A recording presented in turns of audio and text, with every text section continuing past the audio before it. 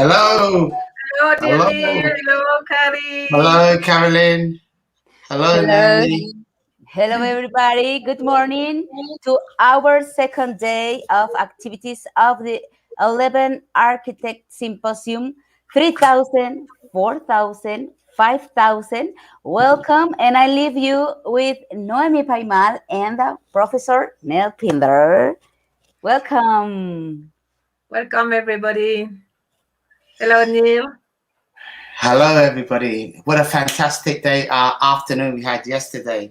It's afternoon here in sunny London. Yes, sunny London. See? Wow. And it's morning where you are. And we're going to have another absolutely amazing day with architects from around the world. And first of all, we're just going to begin with a tribute to one of England's, I would say England's, because she gave so much to everybody, Mary Vaughan Johnson. You got a picture up there of her now? Yeah. Yes, we did. Yeah. Excellent. Right, Mary was head of landscape department, architecture and landscape department at Kingston University, London. And unfortunately, this month she sadly passed away unexpectedly. Mary, she gave her life to engaging with young people and helping them to become architects, landscape designers, and basically bringing out the best in creativity that she could possibly do. She has spawned a whole generation of architects and landscapers and creatives, and sympathy goes out to her family. Mary was described as basically incredibly generous, kind, thoughtful, and never stopped having a sense of curiosity and joy about the world. She was a strong ally and supporter of real action on inclusivity. And it was said we will rarely miss her. She joined Kingston University in 2018 with the Architecture and Landscape School, quickly seeing beneath the collaborations and supportive approaches. The university described how she campaigns inclusions and equality on a campus and introduced regular drop-in sessions called the Open Conversation as a brave space for students and staff to talk openly and share thoughts and ideas with one another. Professor of Architecture Andrew Clancy, one of the Kingston University Art College, of whom Mary made a lasting impression, said Mary was incredibly student focused. Many remember her greetings that she did. "I am strong if you are also." And this is how she taught. She had high expectations of her students and was extremely supportive if anything got in the way of meeting those expectations, whether it was having to commute across London to get to the lecture or challenges of being the first person in their family to go to university. So as you can see, these were some of the attributes of the fantastic, incredible person who I personally worked with on my Glam Goes Global. And we're in the process of cutting a little video of her interaction with students, and you'll see every word that I've said comes out in this video. Mary, we salute you. You're one in a million. Thank you very much. Namaste. Namaste. Namaste. It was very important for us to honor Mary Vaughan Johnson, and I know her heart and her soul is with us in this symposium, and her work and all the beautiful work she does is forever with us. Thank you, Mary. Thank you. Thank you. Thank you. We dedicate this symposium to the great architect Mary. Right, and yes. Moving on today, Naomi, you're going to tell us of the lineup we have, and Carolina? Yeah, we have so much material today, so I apologize because it's going to take the whole afternoon, but we couldn't skip anybody. It was very important to have this series of videos and interviews. And remind you, this symposium is the 11th one, but this time is online, so we can connect more countries. Thanks to Neil. It's organized by Architects 3000 Research Network, which I start with a great friend in Portugal, with a group of architects, and with Neil. And I want to read here. Homegrown Plus, and the phenomenal network with Neil. I have here, with more than 10 international architectural and fashion university departments. But we have much more in your network. Would you want to talk a little bit about your network, and then we start with our first video? Yes, our network is spreads in England and across the world, and it's gaining momentum. Basically, it's to empower young people from creative backgrounds, non-traditional backgrounds, and traditional backgrounds. So we encompass, we engage, we celebrate people of all colours, diversity, religions, ethnicity. The network in England and across the world spreads to about 40 different universities that I'm connected to through students-led connections, not necessarily the lecturers, because the lecturers tend to jump on board after the students have joined. And you'll see that this is a common trait where students really do lead the education, but it's the sort of lecturers who take the glory sometimes. And we're also connected to over 40 different architectural practices in England, and it's growing all the time worldwide through the fantastic work of Naomi and Carolyn, and also of over 20 different architectural bodies in England, Europe, and around the world. We are truly global, we're truly international, we're truly world focused, and we focus on equity. And that is the operative word, equity of mind, of body, and of soul. So that's just a brief insight into the network of Homegrown Plus. Thank you, Naomi. And we're going to go into the first architecture practice. We are going to our first video. We want to remind you to put your comments, and we have our first greeting from Jessica. Hello, Jessica Munoz Mazuela. And please, everybody, put your comment, what you think, where you are from, what you do. We really want to have this new society with equity, as Neil say, with this beautiful vision of one planet and a lot of local actions. So we wanted to start with, hello, Jessica. Hello, Naomi. Thank you.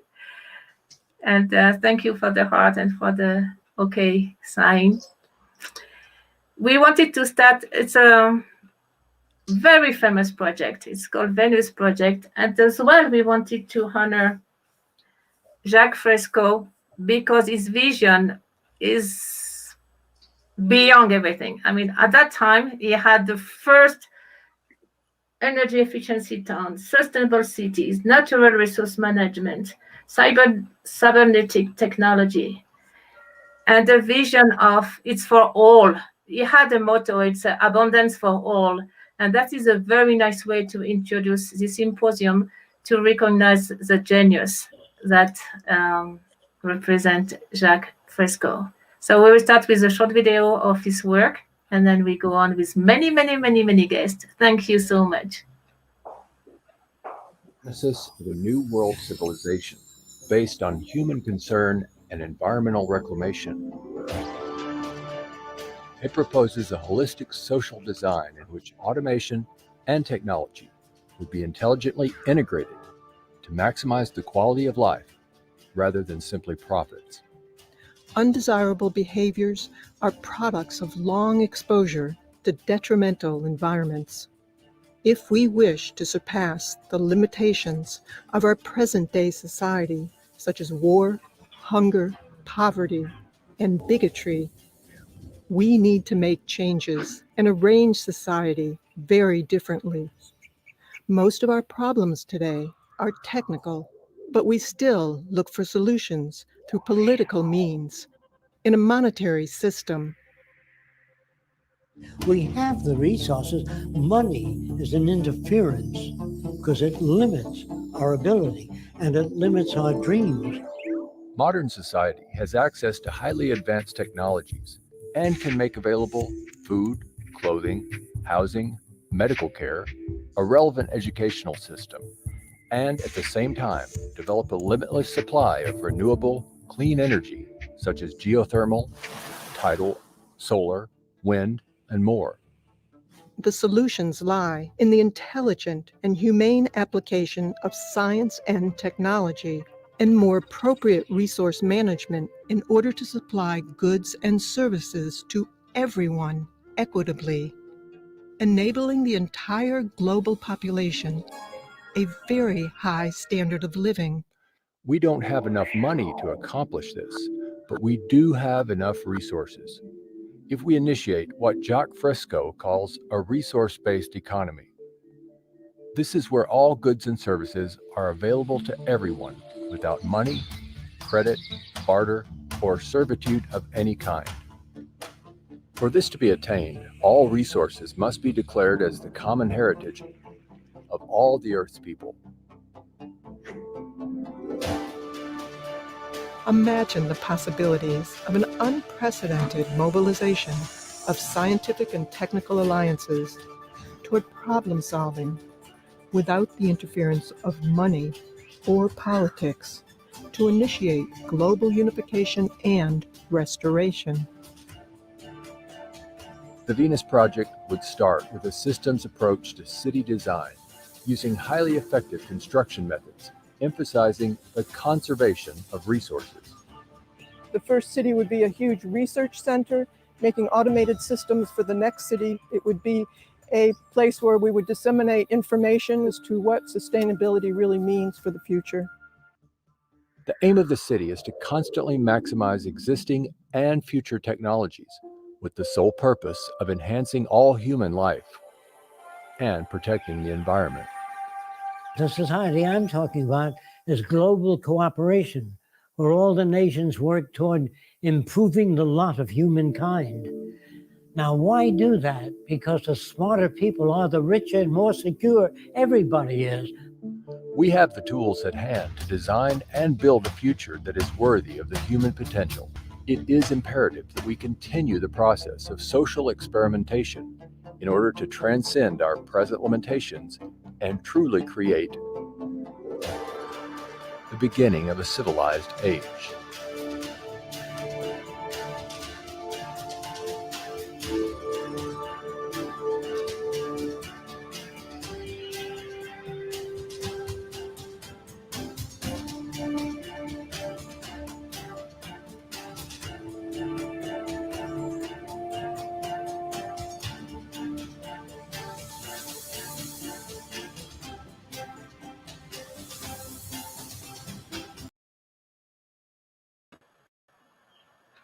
Wow, amazing.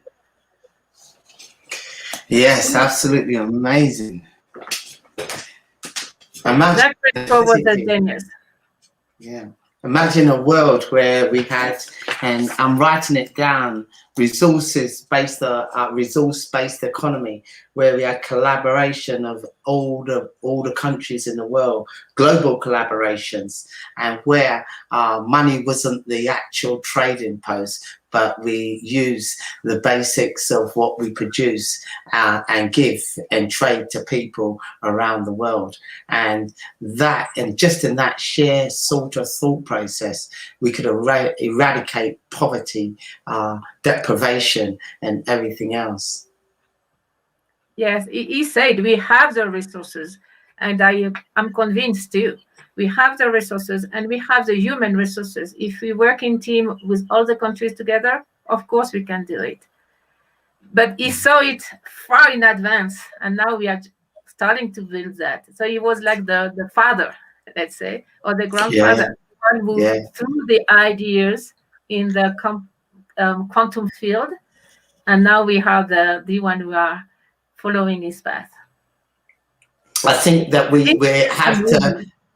I think that we have to start to think along these lines, because the last year has made us actually galvanize and think more as a world community than world individuals. So I think that this process can only gain momentum as we go along.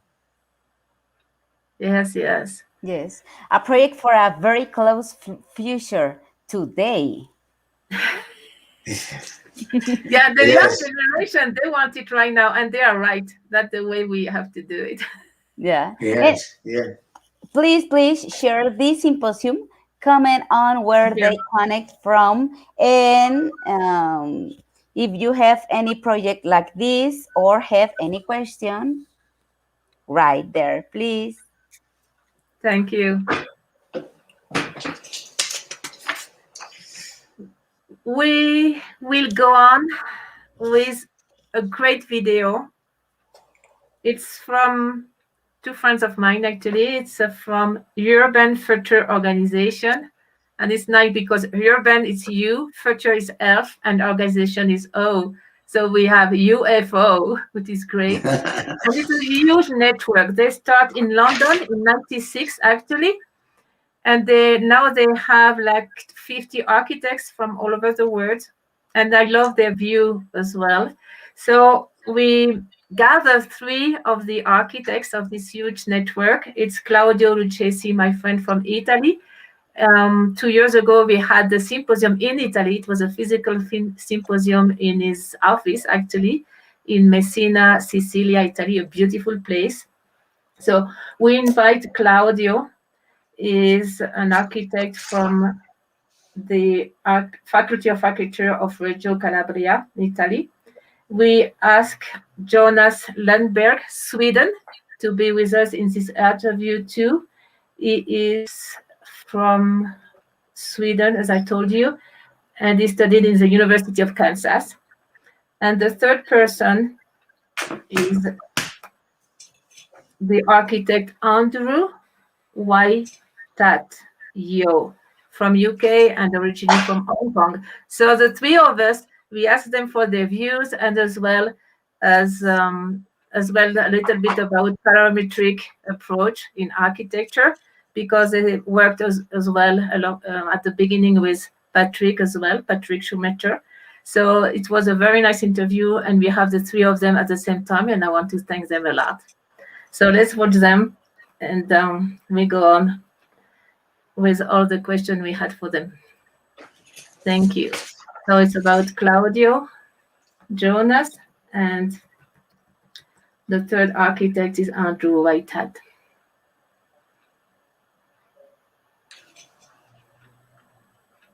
Everybody, and welcome to our 11th Symposium of Architecture, 3,000, 4,000, 5,000, and Education of the Future.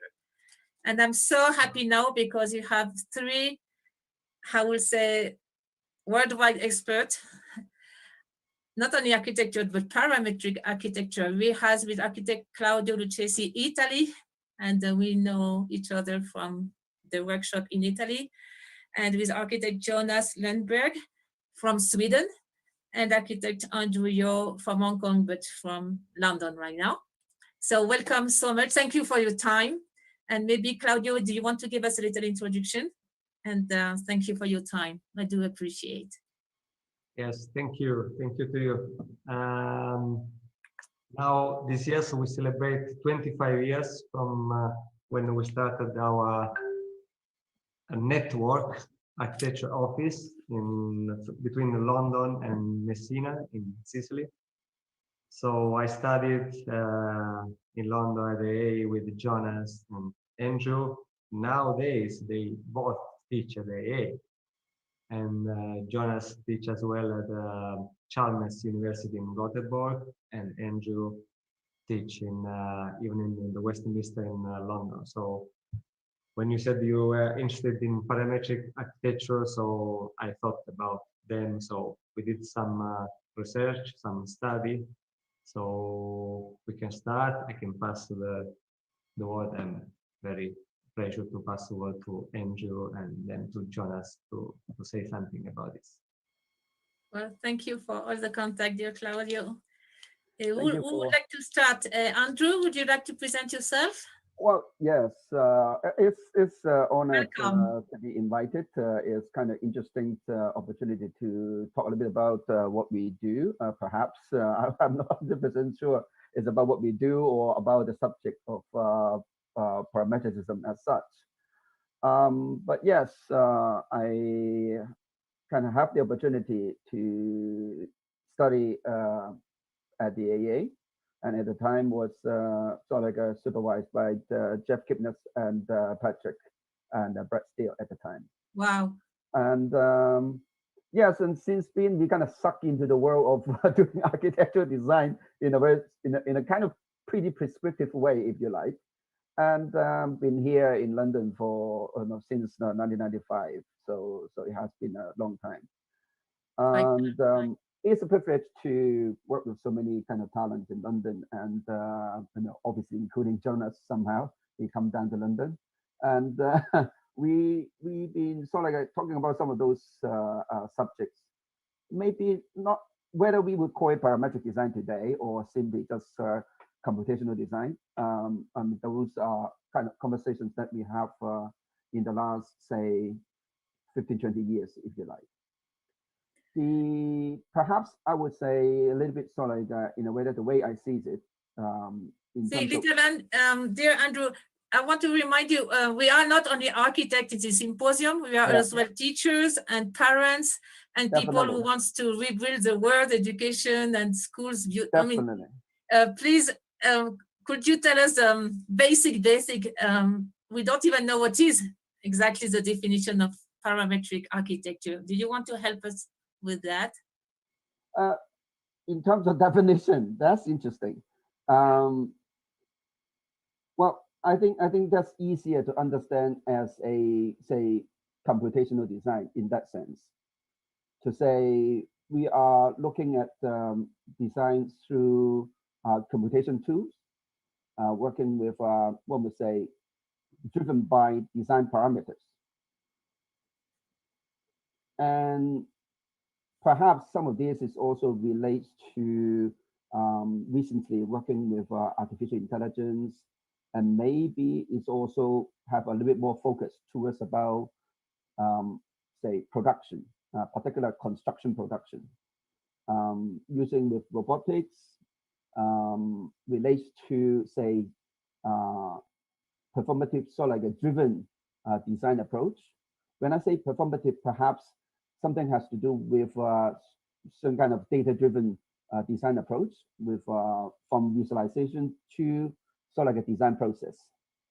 I think those are kind of some of those, say, underlining principles for such a design work. And then perhaps from that kind of point of view, it also going into lately into, one would say, two other directions. One is looking into behavioral science to see how do we start to, from mapping out our behavior, meaning human behavior, how do we work and how do we live, and start to inform our, say, built environment. And the others, it's become more obvious coming from more computational aesthetics to another new kind of aesthetics in the last, say, 3-4 years. You know, that is not only driven by production in terms of the new kind of production that we have from say, the emerging industry of robotics and laboratories that, or even maker movements. All those are the new trends of production aesthetics. But at the same time, I think right now we are also approached to the point that we might able to, one would say, reversively inform how production should be reconsidered. And that is kind of forming a new kind of, say, culture of let's say, of beauty, and how the new generation would be. I think the excitement is very much about exactly on the education side, that this sort of like the whole thing in the last, say, 15 or 18 year of development, become much more, say, popular. When I say popular, it means more accessible, more easy for the new generation to learn. And the resource is, you know, kind of really everywhere. Everybody can tap into that conversation, from YouTube, TikTok, forum, you know, a lot of things that is available to the younger generation. And this kind of almost like changing the way how education works, particularly in architecture, that we are no longer so like relies on, say, a top-down mechanism of teaching. In fact, the students have a lot of work is actually self-learned, and that kind of changed the whole conversation. You know, you mentioned Patrick, and so as Claudio mentioned Patrick. I think you have two massive volume of books. It's called the Autopoiesis.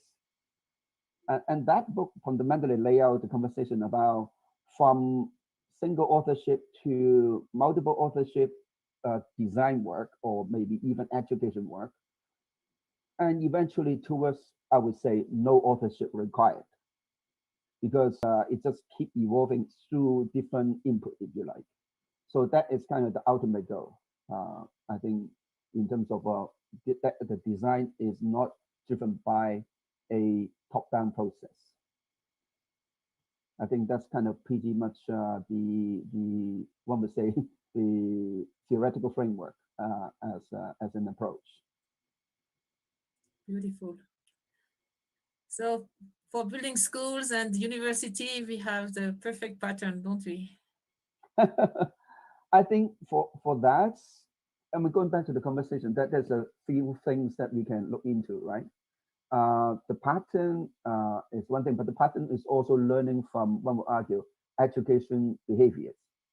How does education operation works, from organization to interaction? Those are behavioral learning that we normally can map it out. Yeah.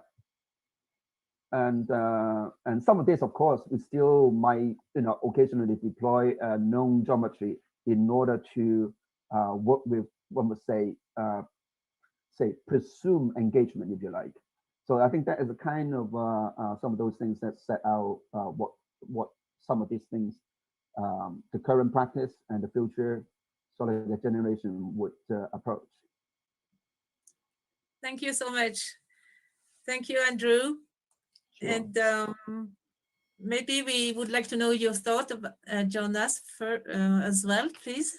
Sure. And if you want to introduce yourself first, of course, welcome. Yes, so my name is Jonas Lundberg. I'm an architect. I'm part of Urban Future Organization. I'm also a teacher. So I've been teaching architecture now for the past 20 years in London and also here in Sweden. And as such, I think it's very important for students to work in an experimental way. So we work with experiments as a way of conducting pedagogy. So students work on wicked problems. They look at experimenting, testing, and so on. And parametric design is something that we've been working on now for maybe around 20 years as a way of trying to define what the underlying parameters are for design. So for us, it is a tool. It is a tool to be used. And today, we as architects tend to draw less by hand, or to sketch or draw by hand, but we compute. And in order for a computer or a digital medium not just to become an electronic pen or pencil, we need to find other ways of dealing with digital information. So as architects, we tend to work with representation of the world. We don't necessarily build, but we make instructions for other people. And there are some amazing examples of this. One of my inspirations is Alexander von Humboldt. He was fantastic because he's one of the last scientists. He was a scientist of everything. and he was trying to record in maps, in observations, the world around him. And in doing that, he experimented on new forms of representation, new ways of drawing the world, looking at the world, and understanding all the parametric relationships that underpin our world. So I think his projects are really, to me, a great inspiration. And I ended up in the wrong place here. I apologize.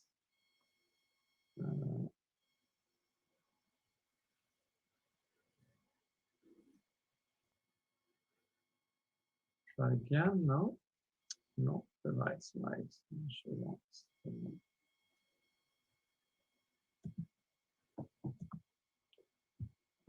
And as such, I think we are very interested in this idea that in order for us to help improving the world and help us work with children and with students to become better architects, we need to be able to improve the way we do our work.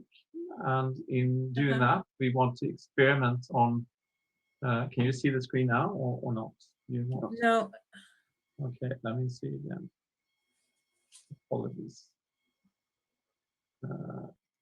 Sometimes you have to get out of the screen and go back again. Yes, yes, now it's working. Thank you. Be my Yes. share, right? That's not the right one. Apologies. Let me try it again. So much for computation, isn't it? Yeah. And I do this every day, you know, when I'm teaching, and still there are problems. Now, so as architects, we tend to build what we can draw, and we build or we draw what we can build. I love this one. And of course, this is quite difficult if you want to evolve the way we live in our universe and the way we build. We need to improve the way we design and the way we represent. At the same time as we move the boundaries forward for how we build and how we conceive of things. So in our education, we work a lot with these two questions about how we can develop ideas, actually in both these areas. And in architecture, it was like this. It was based on drawing training, where we were looking to connect our hand to the way how we were observing the world. But today, our business have changed. This is some of the early experiments of digital design, where basically the computer became a digital pen.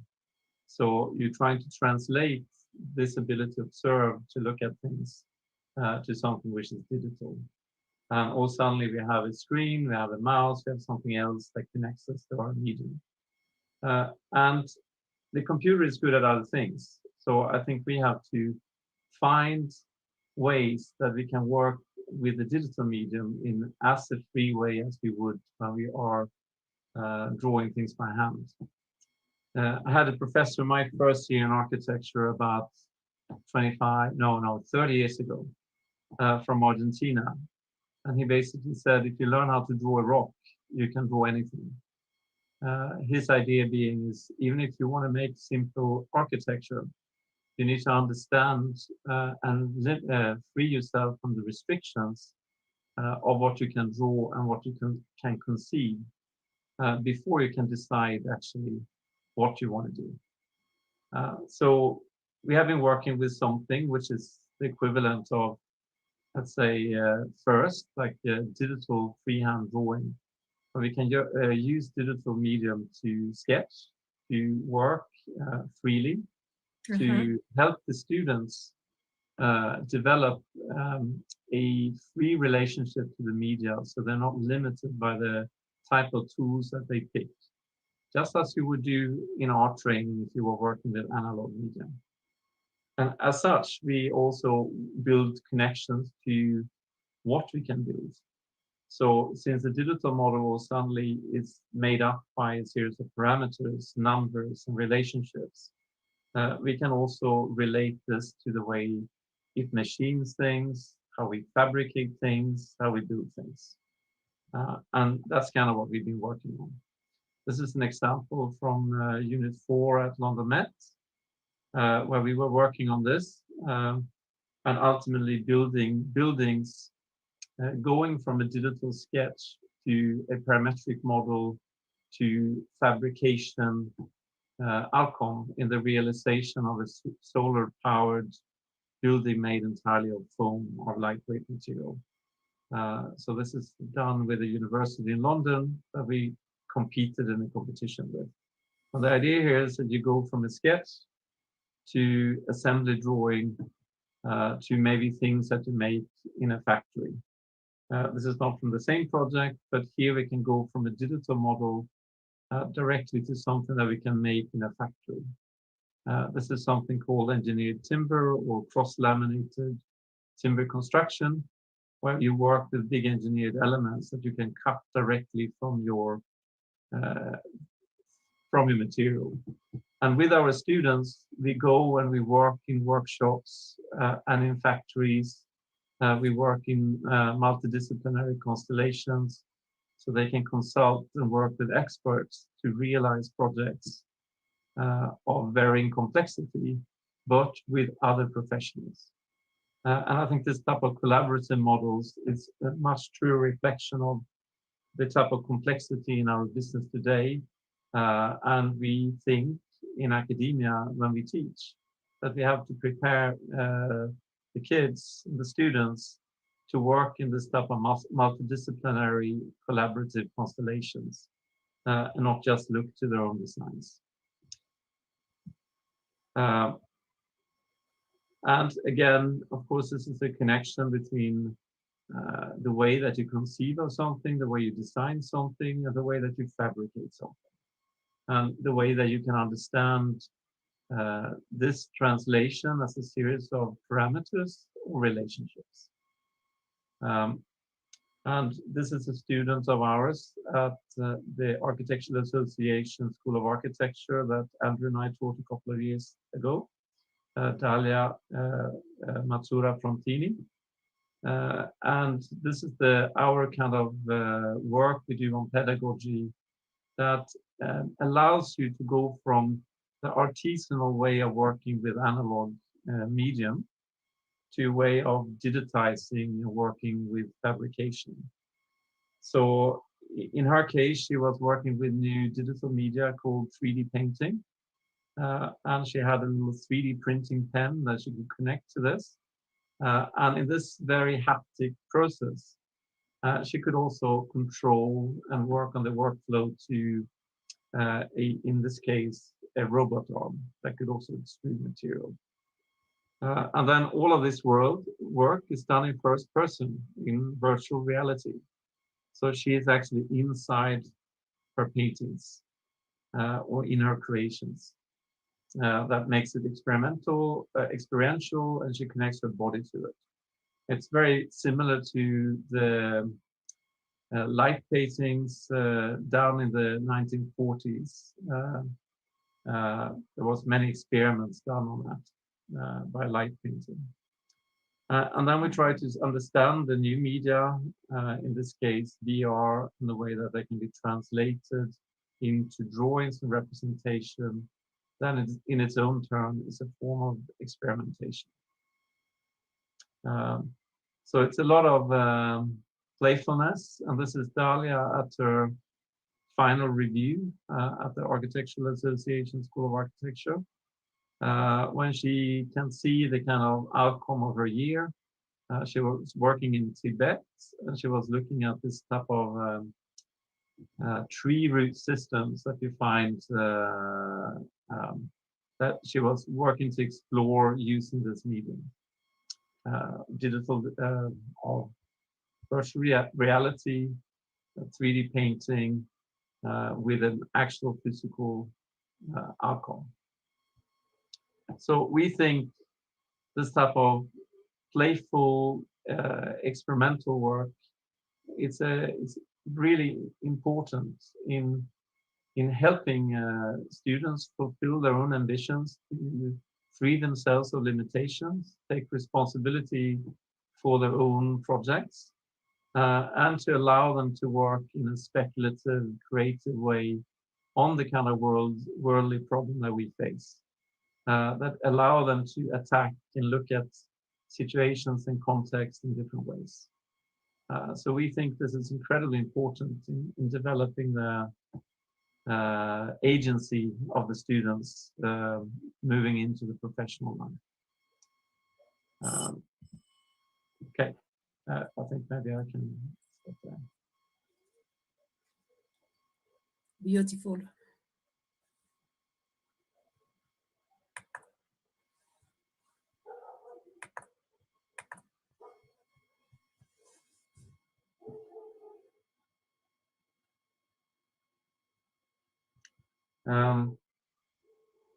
Do you have any questions, or how do you want to go on? I can show more things if you want, but maybe it's also long for your audience, so maybe it's more interesting to have a conversation.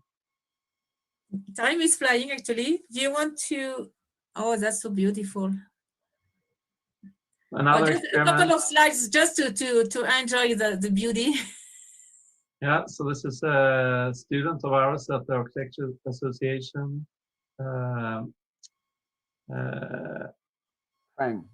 Fang, yeah, sorry. Fang, I'm a bit slow. Also working with models. Now I lost the name again. Elizabeth, working in wax and then finding ways of representing this. So some physical experiments on making models in wax and trying to find ways of representing this in drawings. Right? Wow. So this is her final thesis presentation at the Architectural Association. And then some of the drawings and the models and the work of the students at the end of the year.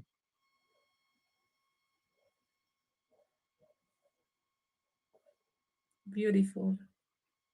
You can enjoy in a workshop like this, Noemi. Beautiful.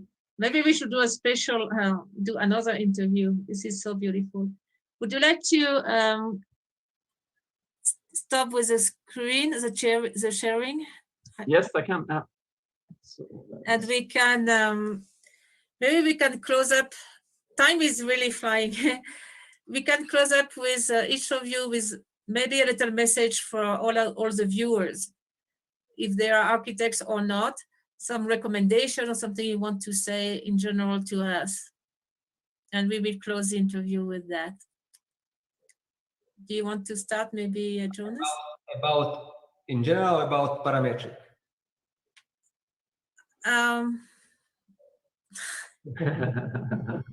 Whatever you want. It's just some recommendation for us. I can sum it up in both ways.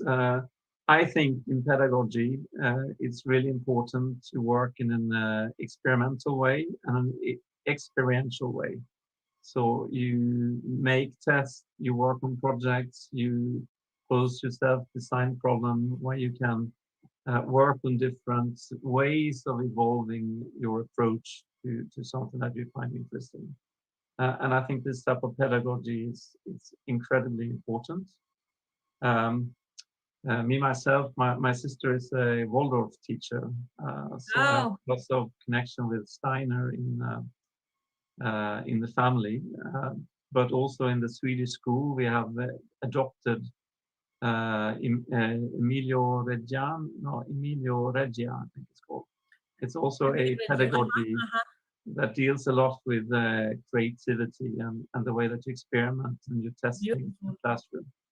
I think that's important. And also when you go further, I think what we try to approach it like it's that I think technology is here to stay, and it's important for us to embrace also new forms of media, social media, VR, AR, parametric design, fabrication, the fifth, or let's say the fourth industrial revolution. So when our machines are talking back to us as opportunities, and we need to find ways of working as creatively with this new technology as we would when we were working with a crayons and paper or clay or any other type of children's game that we experienced when we were kids. Now we have to translate that same attitude towards the new media that we have. And in order to make good professionals that can evolve both representation and the way we build our societies and buildings, we need to find ways of doing that so we can actually evolve the physical environment towards a better future. Thank you. Thank you so much. What about Andrew? What do you like to tell us or recommend to? Well, I guess perhaps for me, just like the advice I would like to give students or even myself, never fear to try. Never fear to try. Because we can only learn by trying. And trying it doesn't work, it doesn't matter. Try it again. Perfect. And, beautiful. You know, for us, it's like we can only really learn from exploration. The more we explore, the more we actually can get something out of it. If you just like a fear failure or fear, one would say the lack of success, it's very difficult because I think every time we do something, there's a very small incremental intelligence we are gaining. And that small incremental intelligence is kind of important. We have done a workshop in Australia about 2 years ago. Students are working in groups with HoloLens, Microsoft HoloLens, is to actually to work between the physical and the digital as a complete, so like a multiple reality environment to make so like installations and models. And, you know, for half of the workshop, we actually couldn't do anything. And in fact, that we can actually learn a lot just by hitting the first, little bit. And then at the end, after the workshop, we have an installation about 3 of them flying inside the workshop, Wow. It was kind of like beautiful to just try. Try. Yeah. Now that's Really? what I would like to encourage people to do all the time, including myself. I'm learning too every day. So never fear the try. Thank you. What about Claudio? Do you want to close up with your own recommendation?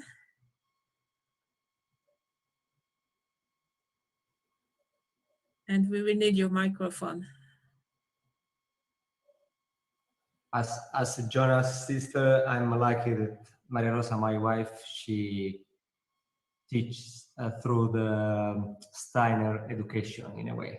So I can see, I've seen many times. I've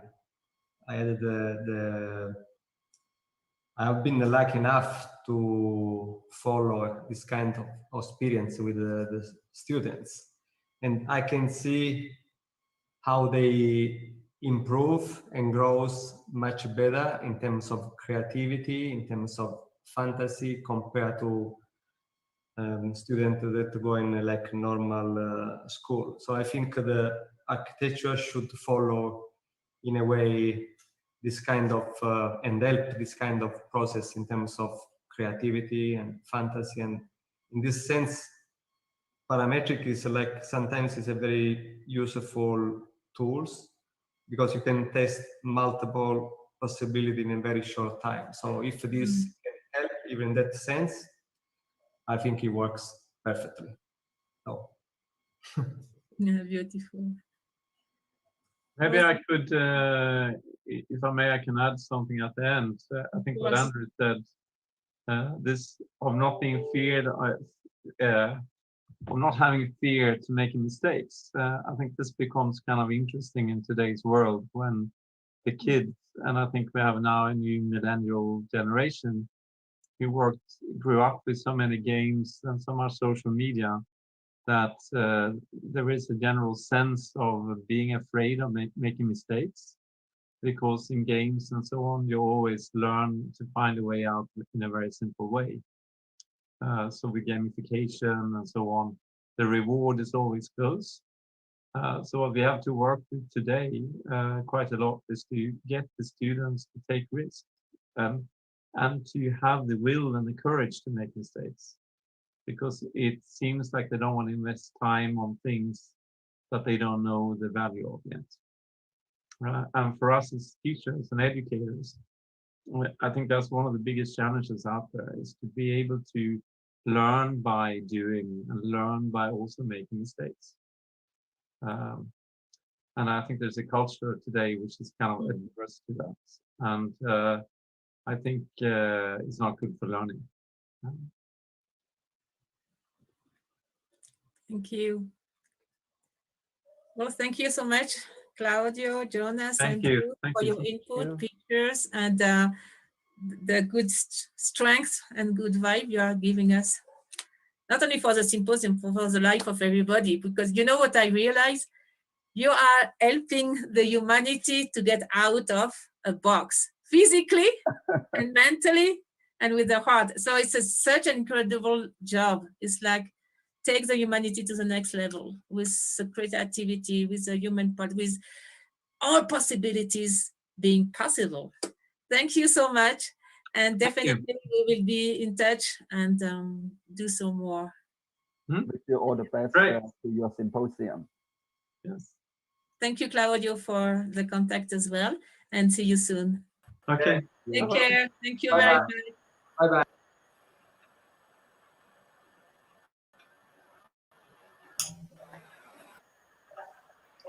Right. That's a lot of fun.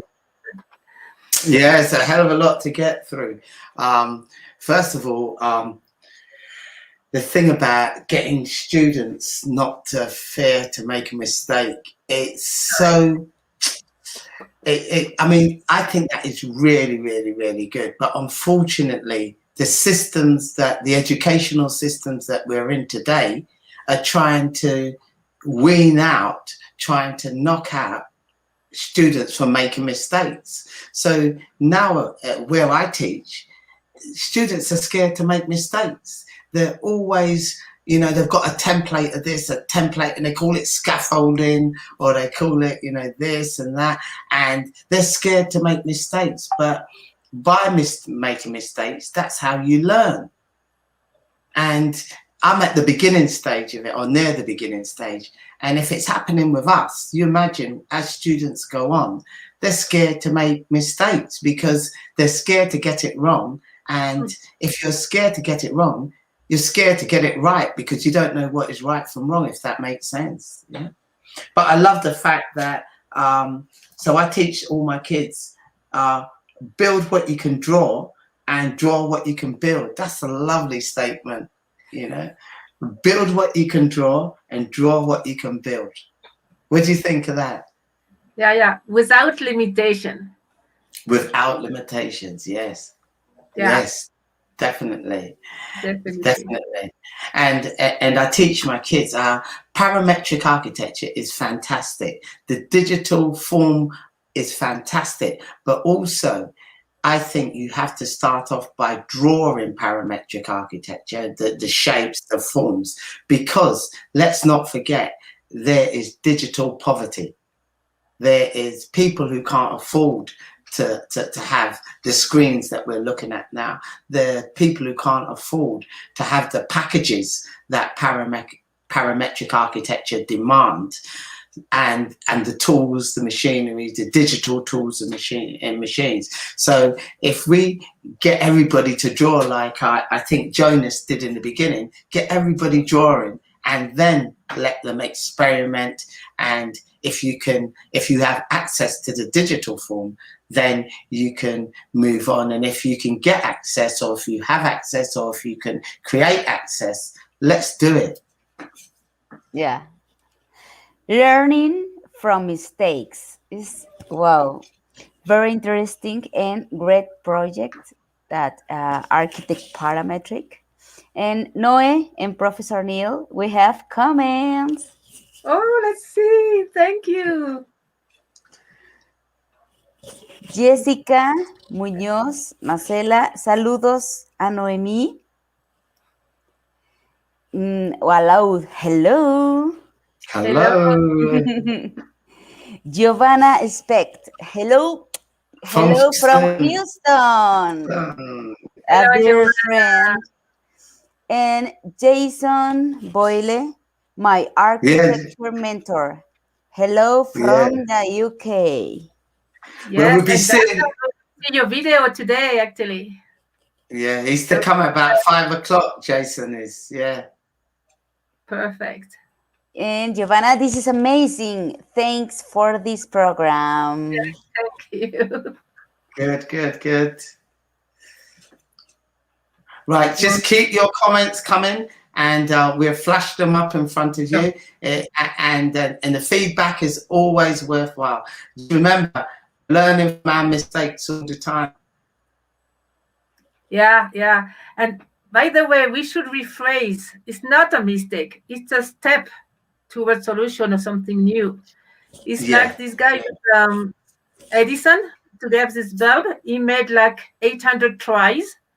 And he didn't say it's a mistake. He said it's a try. So let's see as a step forward, because you don't know what's right or wrong unless you do it. So no problem. We should erase this word mistake for try and thrive and don't give up. Yeah. I love it. Yeah. And yes, go ahead. Don't forget, share this symposium, comment on where they connect from and whether they on any project like this or have any question. Yes, please. And share to your friends. We are going for 4 or 5 more hours, so we have time to have some tea, some coffee, and tell everybody, because this is co-building, co-creating the new world. Architecture is a pretext. You see, it's like education for us. Education is a pretext to open new portals, and it's beautiful. And subscribe. Yeah. We have much more on our way. Now we have more videos because we wanted to dig out or dig in a little bit more into the parametric world, because this is huge. So we decided we select 3 small videos, one on parametrism and Patrick Schumacher. Neil, I don't know how to pronounce the word. Patrick Schumacher. Hopefully I've got it right. He's from Germany, right? And of course, he worked all his life with Zaha Hadid. So we have 2 videos on her because she's a woman I really admire. She's from Iraq and she's a woman, and she really took architecture and all our geometry, design, architectural parameters to the next level. So we wanted to have 2 little videos on her and have a tribute to her too, because she passed away, but she was such an incredible woman that we couldn't have the symposium without at least 1 or 2 videos on her. So let's watch that and enjoy, because we will see the beautiful forms as well. It's really amazing. No more square, no more 90 degrees angle, no more boxes. She blew up the boxes. She did it, not only physically, but in consciousness, in vision. So that's why I was so excited, and I really want to share that. And there's a lot of biomimicry within inside of that, because you look at the shapes, they take on organic shapes, and I simply love them. From geometric shapes to organic shapes, and how they move and how they turn and what they do to make people feel is truly amazing. It's a quantum leap. It's a jump of consciousness through beauty, because beauty will activate the frontal lobe, this part of the brain, and this is a new step for humanity. I will say that as an anthropologist, we are getting to the next Homo. Getting out of the Homo sapiens and go to something incredible. Okay, thank you. Karina is all yours. Karina is a DJ. She's so wonderful. She's a digital DJ. Actually, what is parametricism? Stay with us. We want to talk about parametricism from the look of Patrick Schumacher, company director and senior designer at Zaha Hadid Architects. I'm Patrick Schumacher. Thanks for watching. In the past years, So many projects created under the label of parametric style, but are those really developed in a parametric way? When you see Zaha Hadid Architects projects, you can recognize a kind of signature in all of the projects, from the small one to the big or bigger or the biggest one in all the scales, that maybe you can't see that in other architects' projects. In fact, it's a new style, applies to urbanism, architecture on all scales, interiors, fashion design, furniture or product design, that lies on a rule-based system instead of collaging different elements. Schumacher believes that parametricism is the only epochal style after modernism, and the other styles like postmodernism or deconstructivism were only transitional style, and they were the first reaction to the crisis of modernism. The modernism that Schumacher relates to the era of Fordism, the Ford factory, and endlessly repeating for decades the same standard for living, the same house or the same car. So this was the era of modernism where you had to be efficient. You know what to produce and everybody doing the same thing for decades. Let's take a quick look on Heydar Aliyev project, obviously by Zaha Hadid Architects. As you see, projects look different from each side and each part, and you know that it's one object. One territory keeps changing, keeps looking different. Yet there has a unity and coherency. There is a continuity of material between roof, surface, and plaza. Everything is connected to everything else according to rules. One surface modulating and becoming seat, balcony, or lighting. So what are the essentials of parametric style, and how we can relate Zaha Hadid projects to parametricism? Let's start with negative principles. These are something that we need to reject in parametric architecture. Rigid forms. Patrick says we need to exclude rigid forms and we should no longer work with them because of the lack of complexity.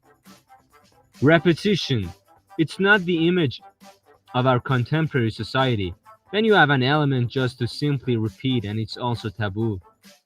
Pure difference. Modernism was all about simple forms, separating and repeating, but parametric style creates a kind of unity. So parametricism, rejecting the principles of architecture of 5,000 years, and also rejecting what has happened spontaneously. But if parametricism rejects all of these things, what it can suggest us for doing? Actually, we find that what is not acceptable in parametric style. But what elements are acceptable? What are the positive principles? According to Schumacher view site about parametric style, these are three positive principles: soft forms, differentiation, and correlation.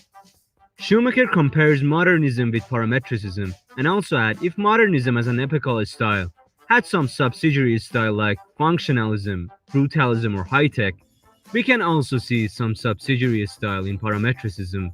The first subsidiary style of parametricism is foldism, which is about create a variety of complexity with one surface, like what we can see in Heydar Aliyev project, which has both coherence and differentiation.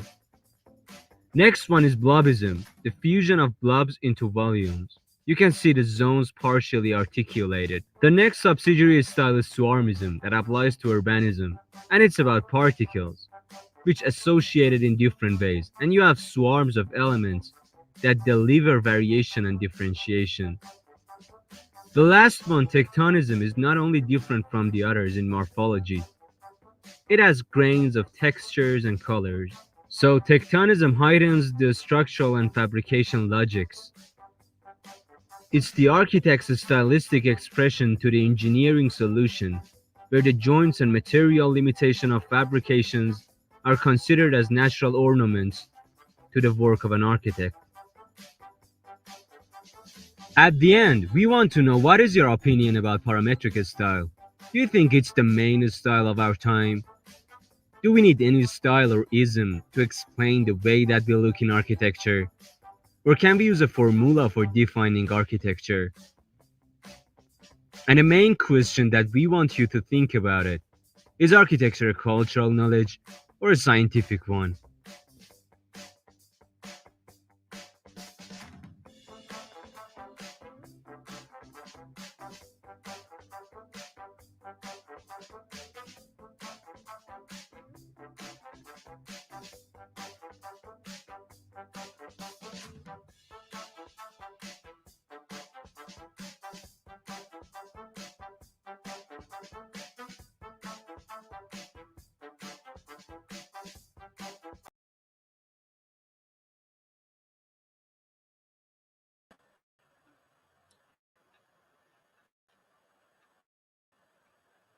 Well, the last picture was Beijing Airport, dancing airport, and that's a major, major, major achievement. I love it. Neil, we need your microphone. Yeah. Sorry, there were so many things in there. Isms. That's what I kept chucked at me. Isms. But what I'd love to ask the audience is parametric architecture. Is it cultural or is it scientific knowledge? We'd love your responses on that. If you can ping them up, what do you think? Do you think it's cultural or scientific? I love the fact that of the curves, the bends, the nice shiny surfaces, the reflections, the organic shapes that have come out with the interlocking geometric shapes that it gives you. And I could see so much of biomimicry involved in creating this, whether the architects are looking at biomimicry or not. I love the actual shapes that come out, and I try and enthuse my young people to look at our parametric architecture as the new form. Me personally, I love brutalism because I love those sharp, square, geometric shapes that are constantly seen, and I love the idea of smooth concrete. But as the new, smarter materials have emerged, they look absolutely outstanding on the different way they reflect the sun, etc. So yeah, I'm fully immersed into parametric architecture. But please answer my question: cultural or scientific, please. So I will put.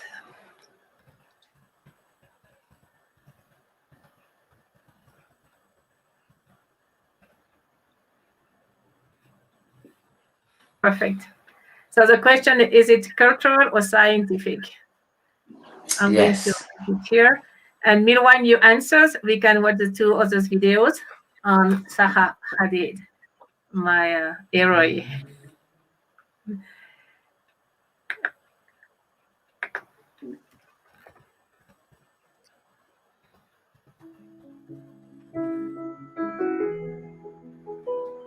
Zaha was a genius. She was doing work that nobody else conceived of, never mind figured out how to build. Zaha was a pioneer, and she was a star in the firmament of ideas and of poetry. And once a star goes out, there is really no one to replace it. She was unique. There are very few people in the world who are known by one name. And, you know, anywhere in the world you can talk about Zaha. Zaha's historical significance, I think, is, if anything, has been underestimated. She's been a monumental innovator, radically expanding the degrees of freedom one has as a composer in space. Who knows what extraordinary creative things might have come out of that imagination if it had another 1 or 2 decades to keep producing things. While I was at the AA, there was this sense that this was somebody who was going to be a great architect. The AA was this just hotbed of radical thinking. And yet she was the one who, I think, most successfully exported those ideas and developed it into a language that could then be kind of understood. I started studying architecture in 1993, and of course, stumbled upon Zaha's paintings. What she managed to do, which is so amazing, is to actually take this entire universe that seemed impossible and unbuildable, and completely sort of changing our understanding of what's fantasy and what's reality. When you're an artist or an architect, you need immense courage, you know, and Zaha had this immense courage and radiating immense courage. And I think that was infectious to many, many young people. She has certainly sculpted out a way through society and architecture, which is unique, which is so great. The words are not sufficient. What you hear about Zaha and what she was actually like are two very different things. She was very tender about the people that mattered to her. She also had a temper sometimes in work, but it came out of an intense will to excellence and a certain degree of insecurity whether what we had at any time was good enough, which kind of fueled this drive to do more. She was so full of energy. She was so full of ideas. How do you sum Zaha up? A great architect and a great person, a very special person. The very essence of Zaha was a real romantic, very sensitive, but a warrior too. And that's how I like to remember her.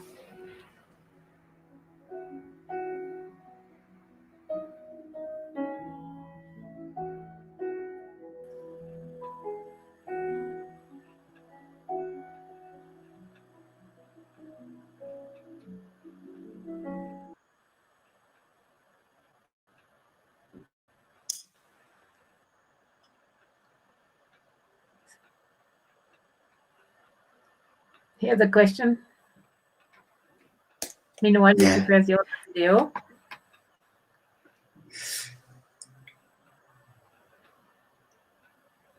It was built from that side of 5 people, and after 25 till more recently, we have 400 people. Well, I mean, obviously I'm the instigator, original instigator of many of the ideas, but with the focus, of course, and this always is on innovation, and it has always been about innovation, about technology, and about materials, but mostly about ideas. And we focused a lot in the last 30 years to develop an idea. I think that all the odds were against me, in the sense that it was very difficult for women to make it in architecture. It was very difficult for that kind of work to make it in architecture. So it's not just being a woman or a foreigner. It was also the work itself was quite, people could not imagine it would ever be happening. So I think that to achieve maybe a fragment of what we would try to achieve was quite a feat, it was quite a something. So I'm very proud that we managed to do that. What drives me, I know from my experience that if I had not pushed, I would not discover many things I discovered. And I still think there's more to be discovered. Well, of course, I never thought of myself as a role model. At the beginning, I always thought of myself, I did not want to be, let's say, pigeonholed as a woman architect. I mean, I think later, I didn't change my mind. I thought it was very critical that I acknowledge the fact that, you can influence other people. So I think it's important to inspire people in maybe a very modest way. To be nominated as the Vertical Businesswoman Award, it's a very nice thing. I mean, something which I don't expect to be nominated for. So I think it's a very humbling, pleasant experience.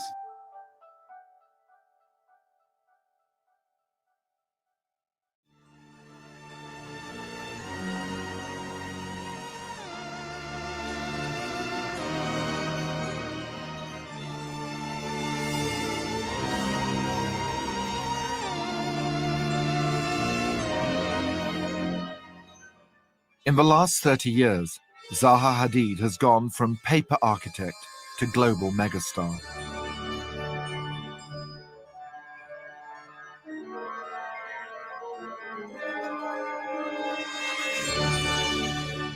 Her extraordinary architecture doesn't just stand. It melts, it slides, it whooshes, it juts, it moves.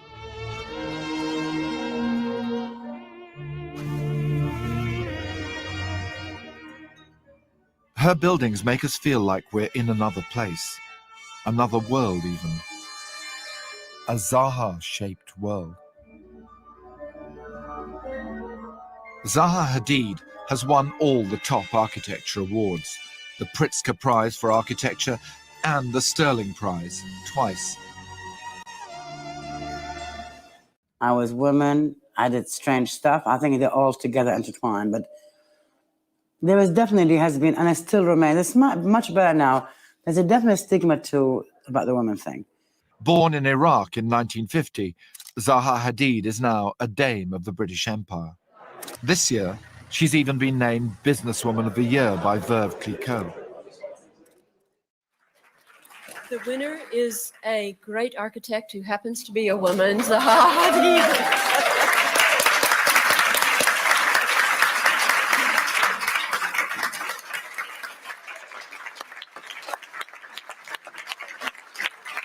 Thank you very much. My old accountant, he used to always tell the tax people that I was a ditzy princess from the Arab world, not knowing that I came from a family who did not believe in the monarchy. But anyway, architecture is no longer a man's world. This idea that women can't think three-dimensionally is ridiculous. And I cannot say I've done it alone. I have great people. I have a great partner, Patrick Schumacher. I have great associates with me in the office who are a mixture of men and women, and they've all really contributed to this work. It's an almost improbable success story. It took years for her career to take off. The practice started life in just one room with 4 people and now employs almost 400.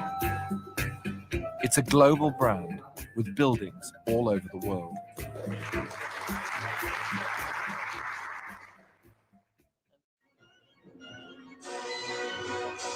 In 1983, when she was 33, Zaha won her first prestigious international competition. It was to design a clubhouse to be located on the mountainside above Hong Kong. Her design was radical, but potentially it was buildable. Despite the brilliance and ambition of the project, Zaha's client lost the site and it was never built. Did you expect it to happen, or what did you feel when it didn't, and how did you Well, I thought it was sad because it was like in our grasp, and it could happen. But it didn't. And yet the peak did put Zaha on the map. Her work was attracting the attention of young architects from all over Europe. Going up here? Patrick Schumacher was one of them. You've got to have an ego, haven't you? And how is Zaha's ego? Huge. It was 10 years after winning the peak that Zaha, now working happily with Patrick, completed her first major built project, the Vitra fire station in Germany. Did it feel like to be in an office where you know you've got this powerful presence and creativity here, and yet you don't win anything? There was always the optimism and hope that the next one will be it. The thing that kept me going is that I really enjoyed the work. It was very tough. Actually, the times I enjoyed the most were the toughest moments. We were left to develop these ideas through competitions. I always thought at the end, we'll win. I had no money. And these people just didn't let go. Patrick used to teach in Germany, but he wouldn't charge me for working in London because he knew I had no money. I couldn't pay him. I think in the 90s, honestly, none of us slept. I mean, for 10 years. I mean, we're maybe 10 people, but we did work for equivalent to 100 people. It was that increased our repertoire. So when we did get work eventually, it wasn't so difficult because we had tested every option. It's only because we worked on every competition, we killed ourselves until we won Cincinnati. In 1 year, we won Rome, Wolfsburg, the ski jump, one after the other. The Science Centre in Wolfsburg marked a step change in her practice. It was a conceptual leap away from the jagged towards the elephantine, the snaking, the snail-like. Made easier by what became known as parametricism, of which Zaha and Patrick were pioneers. Parametric design is fundamentally where you allow the computer, you feed it for various ideas, and then you allow it to invent form that you probably couldn't do in your mind. It's of such complexity that your brain couldn't think of it, and certainly your hand couldn't sketch it. People always misunderstand this whole thing about computing. They think, oh, well, they don't know what they're doing and they're just going to press a button and the computer does it. I mean, it's of course totally idiotic. So the shapes are made possible by parametricism and computers, but there's more to it. Zaha's story is absolutely fabulous. She is the greatest woman architect, not in the world now, and probably ever lived. And she's right here, in London. You can touch her. Oh, well, almost.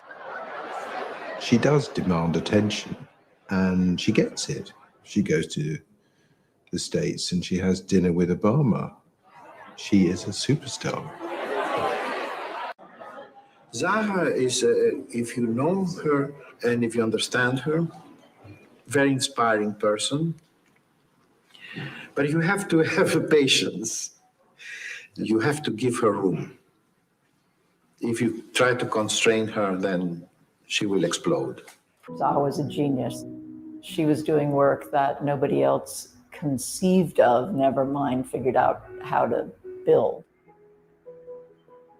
Zaha was a pioneer, and she was a star in the firmament of ideas and of poetry. And once a star goes out, there is really no one to replace it. She was unique. There are very few people in the world who are known by one name. And, anywhere in the world you can talk about Zaha. Who knows what extraordinary creative things might have come out of that imagination if it had another 1 or 2 decades to keep producing things.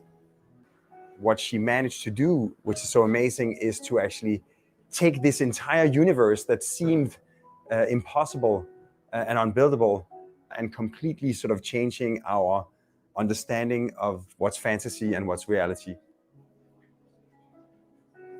When you're an artist or an architect, you need immense courage, and Zaha had this immense courage and radiating immense courage. And I think that was infectious to many, many young people.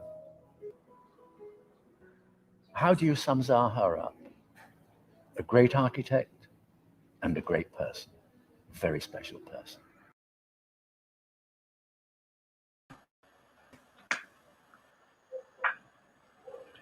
A very special person. Yes, definitely. There were so many things that you have to take from there. She focused on ideas and innovation. That's a very good one. Ideas and innovation. And couple that with the sort of theme that we're going through is giving people self-expression, giving them the freedom to be creative, which seems to be the main thing that we're hitting on now. Well, have we got any answers to this? Is it cultural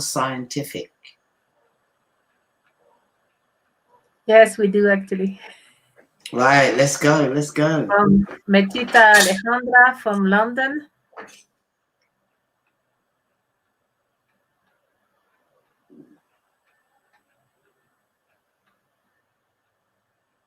And she said, hello, I think it is cultural, and this is our job to create it, to make that word that we dream come true. Thank you, Mercedes. Thank you, Mercedes. Letitia, sorry. Yeah.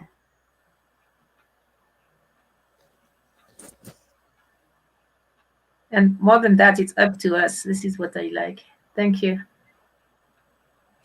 And Neil, do you have the answer? Do I have the answer? I don't think there's... Put the question.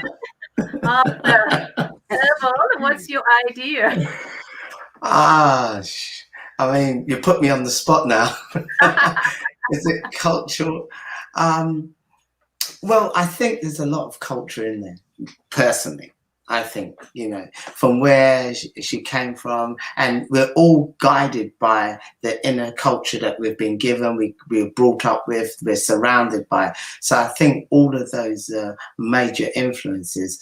And on the other hand, the way that Zaha said that, you know, you can't just put it into the computer and it comes up with a, you know, with the idea, which is totally preposterous. But I do think that we have to feed the computer. Well, they feed the computer the digital information, and don't forget our algorithms are feeding the computer our thoughts, our feelings, our passions, and then it relates to that and it comes off of that. So what I may feel and input into the computer may be different than what you feel and you put into the computer, and then the computer does its magic, and we end up with maybe two different designs, but they're still based off of our culture and the way we are. I mean, is that sitting on the fence?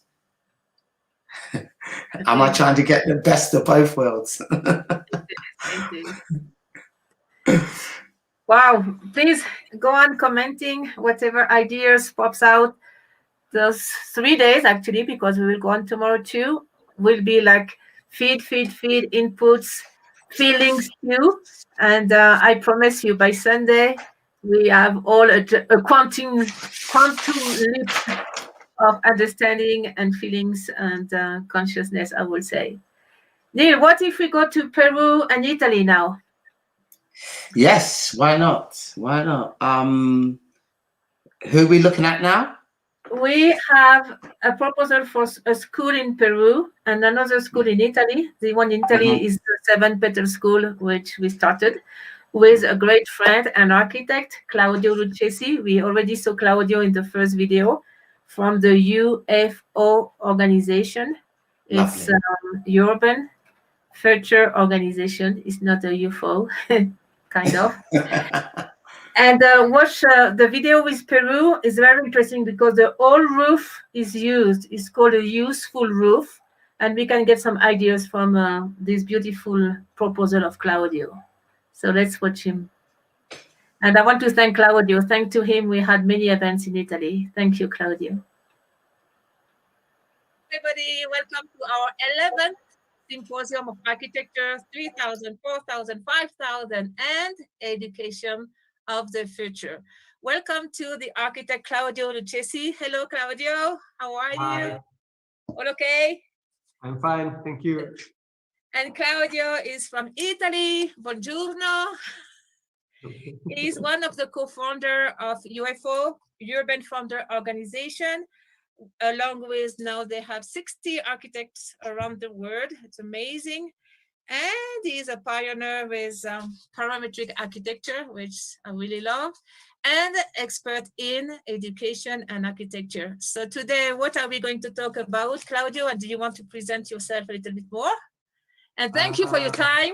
And thank you for being with our team since a long time now. Thank you so much. It's a long time. I'm very happy. So we met each other because of the school, no? I still remember. So, and we knew each other about what you're doing and some experience we had in school architecture. So I'm going to present very quickly 3 projects regarding schools we have done. And of course, one of the school, the last one I'm going to present will be the 7 Petal Schools that you know very well. So this is a presentation we did in a very special place here close where I live and where I met Noemi. So I think it's really a good pleasure even to think about that meeting for me. Would you like to remind her, Claudio, where are you located?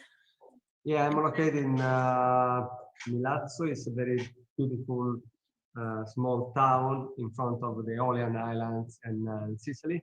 It's northeast of Sicily. So I love this place and I think it's really special. Milazzo is like a peninsula. So in a kind of part of land of 1 kilometer. So you have 2 coasts, so west and east. So I love to swim. So if it is windy one day to the west, I go to the east. So You go to the other side. It's the ideal condition to go and enjoy the swimming. Okay, was like a Greek city, one of the first Greek city in Sicily. The former name was Mile, was like a Greek name. And we have a very special castle there. It's the 2nd largest castle in Europe. So many dominations have been there, Byzantine, Arabs, Norman, so many. So everyone did a little piece, and we have this beautiful place there. So let's go to the presentation. As you said before, I studied in AA, the Architecture Association in London. After that experience there, with some couple of schoolmates, we decided to found the UFO. At the beginning, you know, at the time it was 1996. Only a few people had just some email address, and we started with London and Sicily, the first 2 networks, with very rude instruments. At the time we had like some camera or sound that invented by ourselves. We haven't been so smart at the time to do something, to think something like Zoom or Skype. We were just focused on architecture. So of course, what is happening now about the consequence of the COVID for us is normal, because from that time we have always been in contact and in touch through internet. And let's say physically, we try to meet at least once a year. We try to find some good place to meet. For instance, this picture you see when we were in the Biennale of Architecture in Venice, was 2012. So every year we try to combine our physical meeting with some big event, and we find there all together. So we work as a network group from the first 2 offices. Many people, they joined to our philosophy. So now we are 15. We share the same acronym of the name, that is UFO.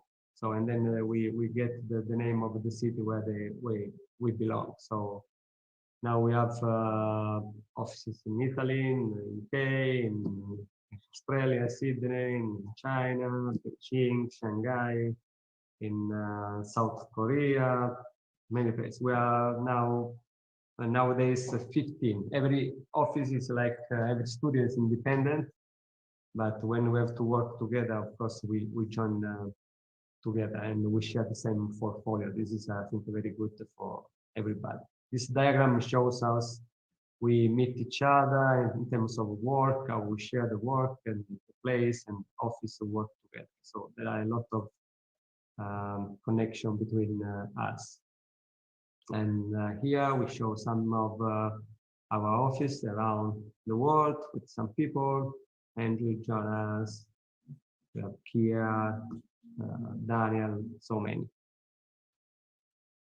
So the first project that is very important for us, because we make a kind of like donation with this project, is the University of Life and Peace in Arequipa in Peru. This is the guy, Mamani is a writer, and he's one, I think, he was, because he passed away a couple of years ago, one of the really true shaman.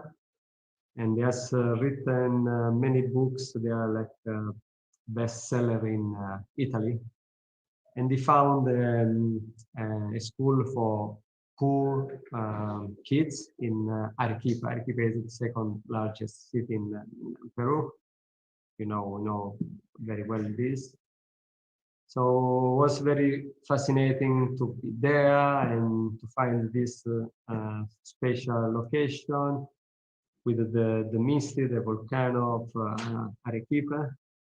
And before we arrived, this is the school that is already active from Mamani. I think at the moment they have like a nursery, they have primary and secondary school. And they teach there following the Steiner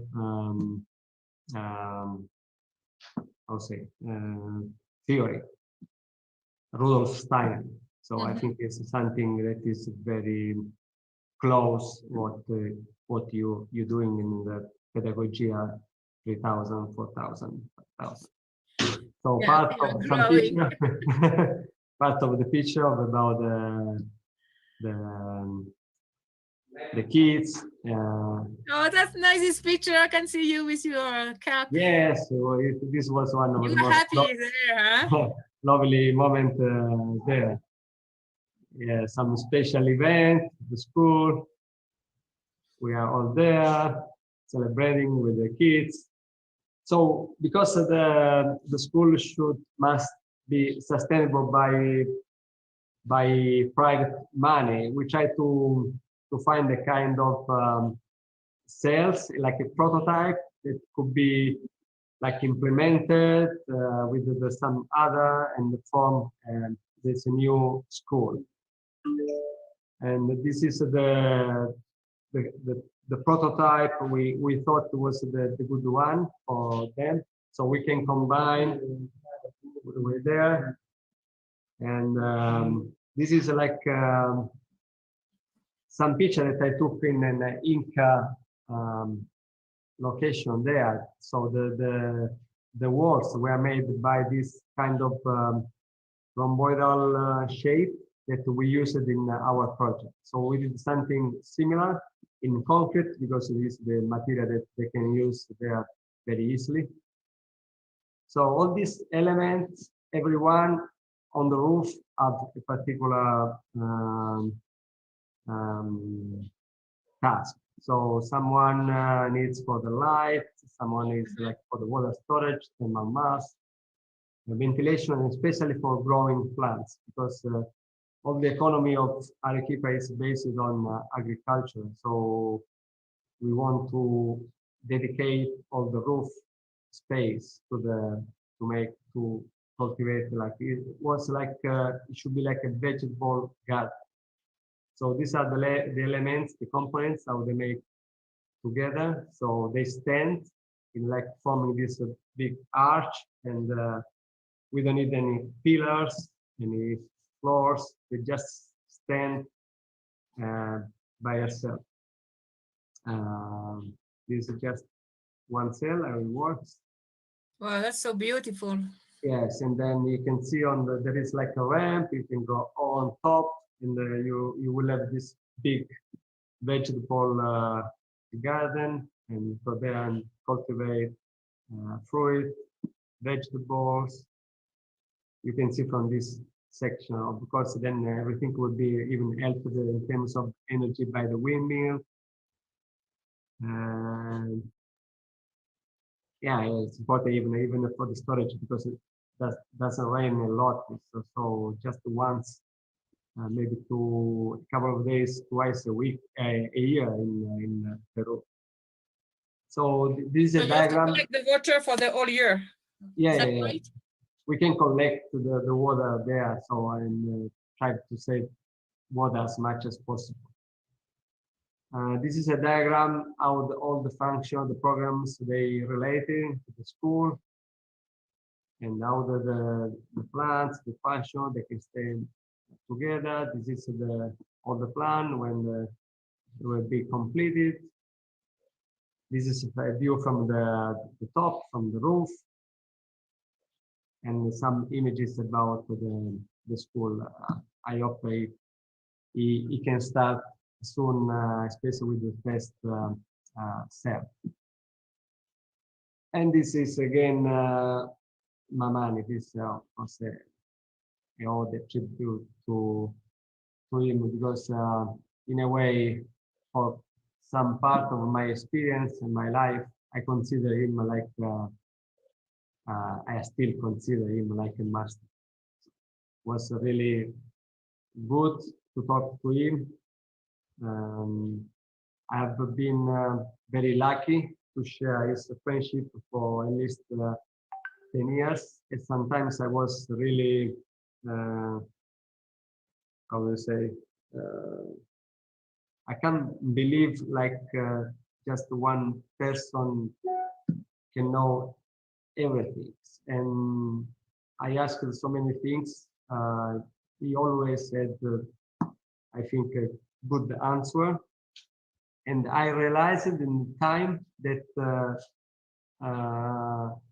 sometimes he answered conscious of what I could understand at that moment, because some question that I did in a different time, he answered me in a different way. So I was sure about this, that he could really understand what I can understand in that moment.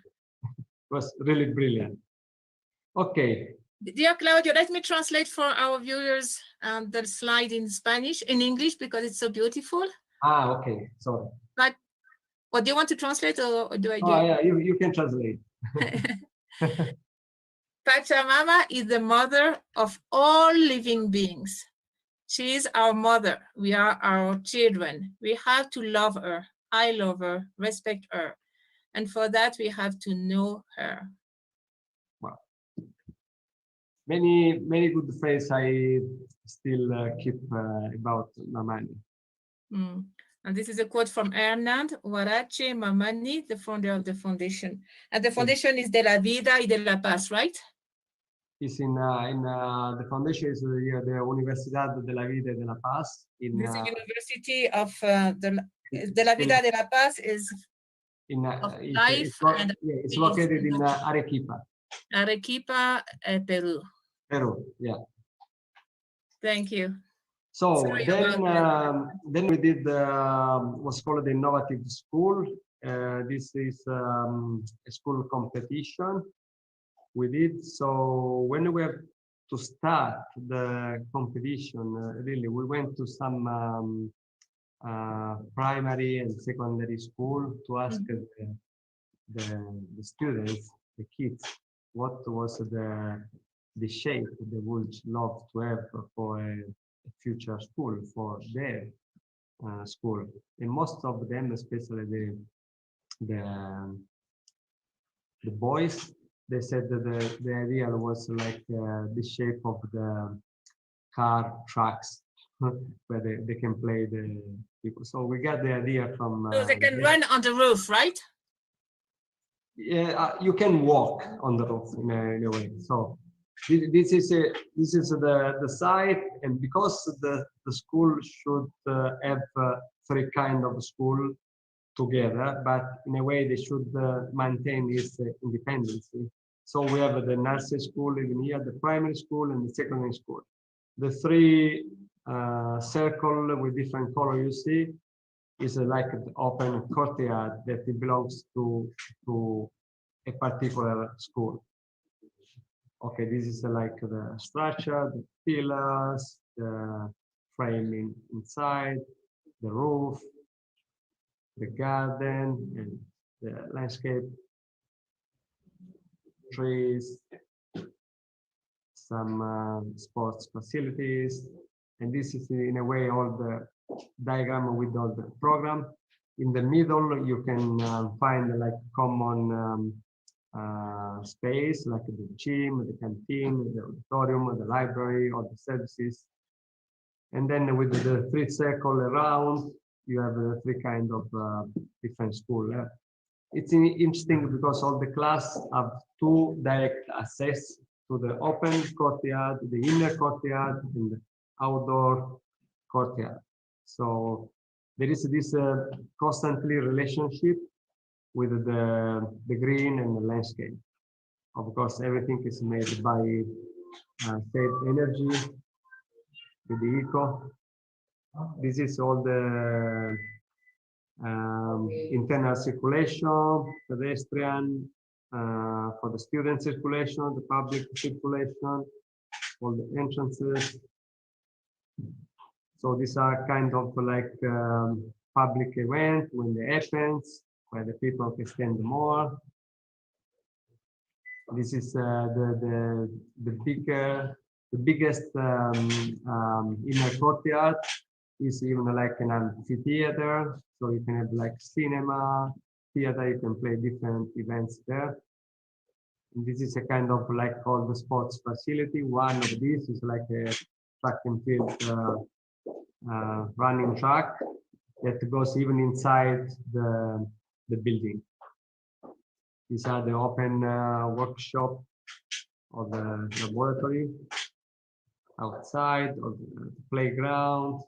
And this is an image is how this looks like, of course, in the context of it's in Syracuse, it's the south of Sicily. This is the biggest inner courtyard. Some other images. This structure where the kids they can play easily with the existing tree. And of course, you left all the trees. Of course. Of course. We have to plant some other because I don't know if I have talked to you, but we collaborate with a special guy that, of course, he in Italy is one of the most the biggest expert. I think one of the most expert in the world is able to measure the energy of the trees. Wow! And it does a kind of therapeutic gardens. So many trees are in relationship. There is a kind of a special vibration with some part of our body. I don't know, chest or stomach or leg. So when, of course, he decide with some, of course, instrument, something that he has, he can measure the energy of the ground, and he knows exactly where to plant exactly what kind of tree. And then, of course, he has to study about the current of the wind, just to locate there like a bench. You sit there like 15 minutes, you create a kind of path in a garden, and you have an amazing benefit from your body. It's called, what it does is called the bioenergetic landscape. Bioenergetic landscape. So even Marco will be a very good one to talk to him and maybe have like a video chat with him, because it's really amazing. I think it's quite unique what it does. Because at the moment there is something similar that is starting to be very well knowing in Japan. That is called the forest bathing. But you know, you go to the forest, but it's something really wild. You just go to the forest and just enjoy the vibration of the forest without nothing is really studied scientifically there. So what Marco does is something very scientific.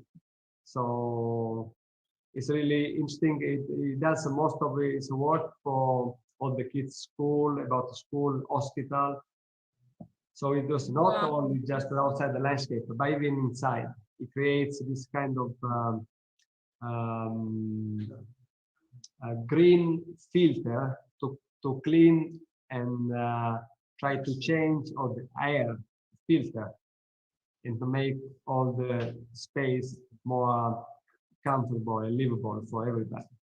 So then I will talk to, I give you the contact with Marco as well. So this is like elevation, some rendering about the new school. All is made by slat of timber. So it depends, they are wider, depends on more open. Okay, when they are exposed to the north, and they are very, very, very close. Of course, when they are exposed to the south for the orientation. Another image from above. And now we are the third and last project, that is the one who you know very well, and is the project that Let Meet Us.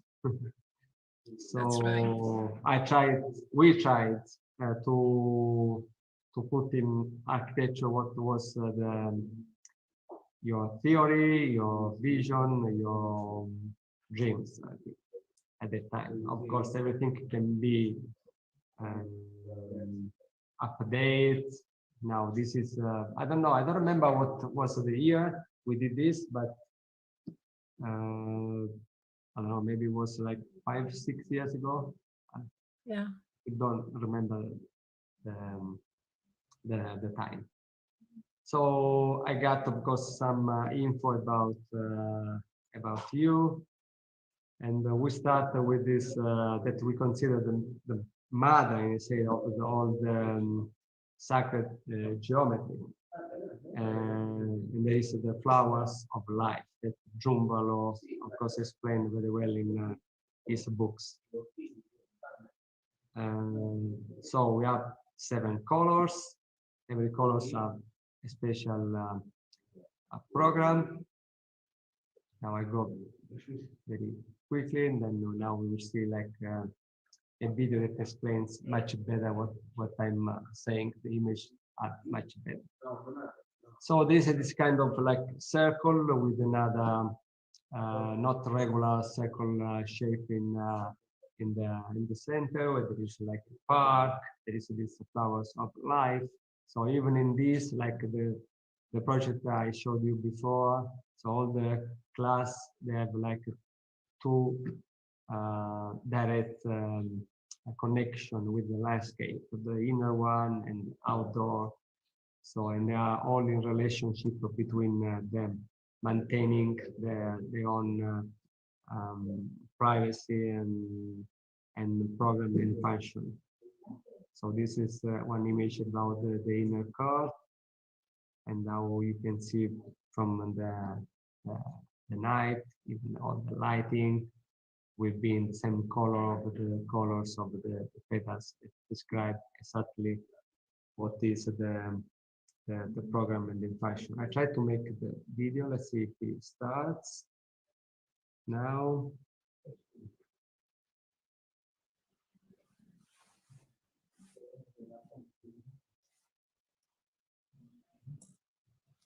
The music should start soon.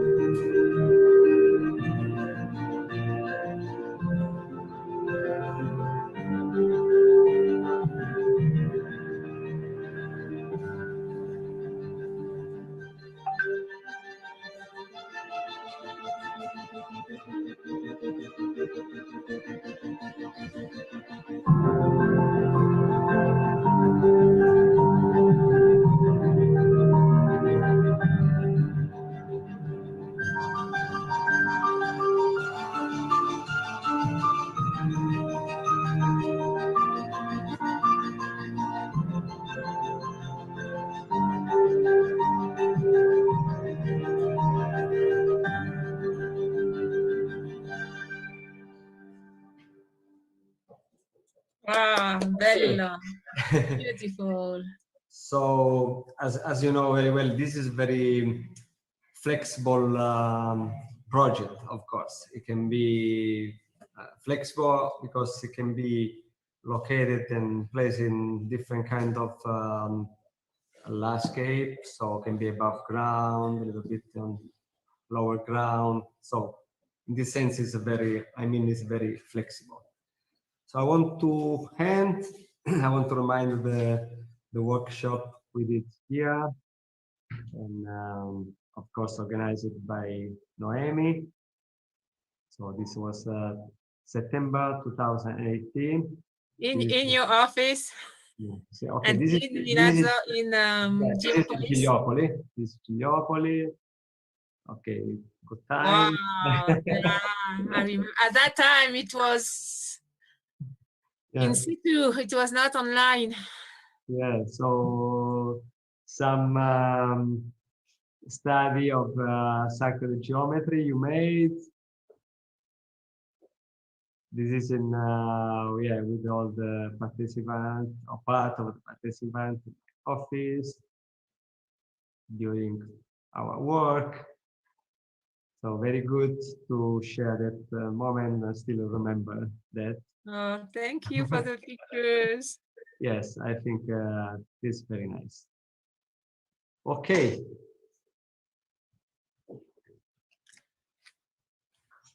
So. Grazie. Thank you for your time. I forgot to translate in English, but I think it's. Do you want to stop sharing the screen, and we will? Yes. Wrap up. Oh. Perfect. Okay. Good. Thank you very much. Any message to the school, to the teachers, to the architects around the world for this symposium? Yes, well, that was very good experience, I think, for everybody. So it's the best thing to have this. This is even a part of our philosophy, the contamination, to share information. And what we are doing, I think is parallel, respect the same philosophy of what we do. So I think it's really important to share this with other people and share experience and share knowledge, share consciousness about us.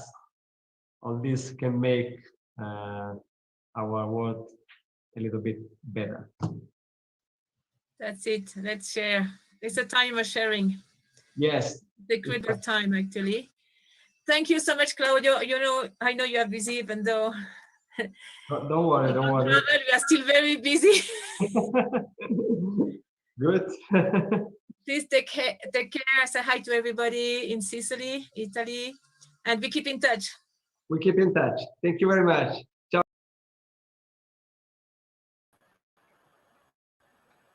Wow. Neil, at that time, those symposiums were physical, were in situ. I miss that. I miss the human part. But we do our best, and thanks to you, and thanks to all our viewers and all the network. We go on anyway, and we make many contacts, and we go on. I mean, that's a good lesson. Yeah, which is lesson of last year and this year. Nothing is going to stop us, right? Exactly. And I think what it is we've got bigger because we're able to spread across the globe and connect like the way we're connecting now. And that La Pacha, is it La Pachamama? My Spanish is terrible. Yeah, Pachamama, very good. Could you repeat what he said? What the words were? He said, I have to honor her, respect her, I love her. And then I don't remember, but something like to her, I raise my consciousness, but it's about love to Pachamama and be connected to her.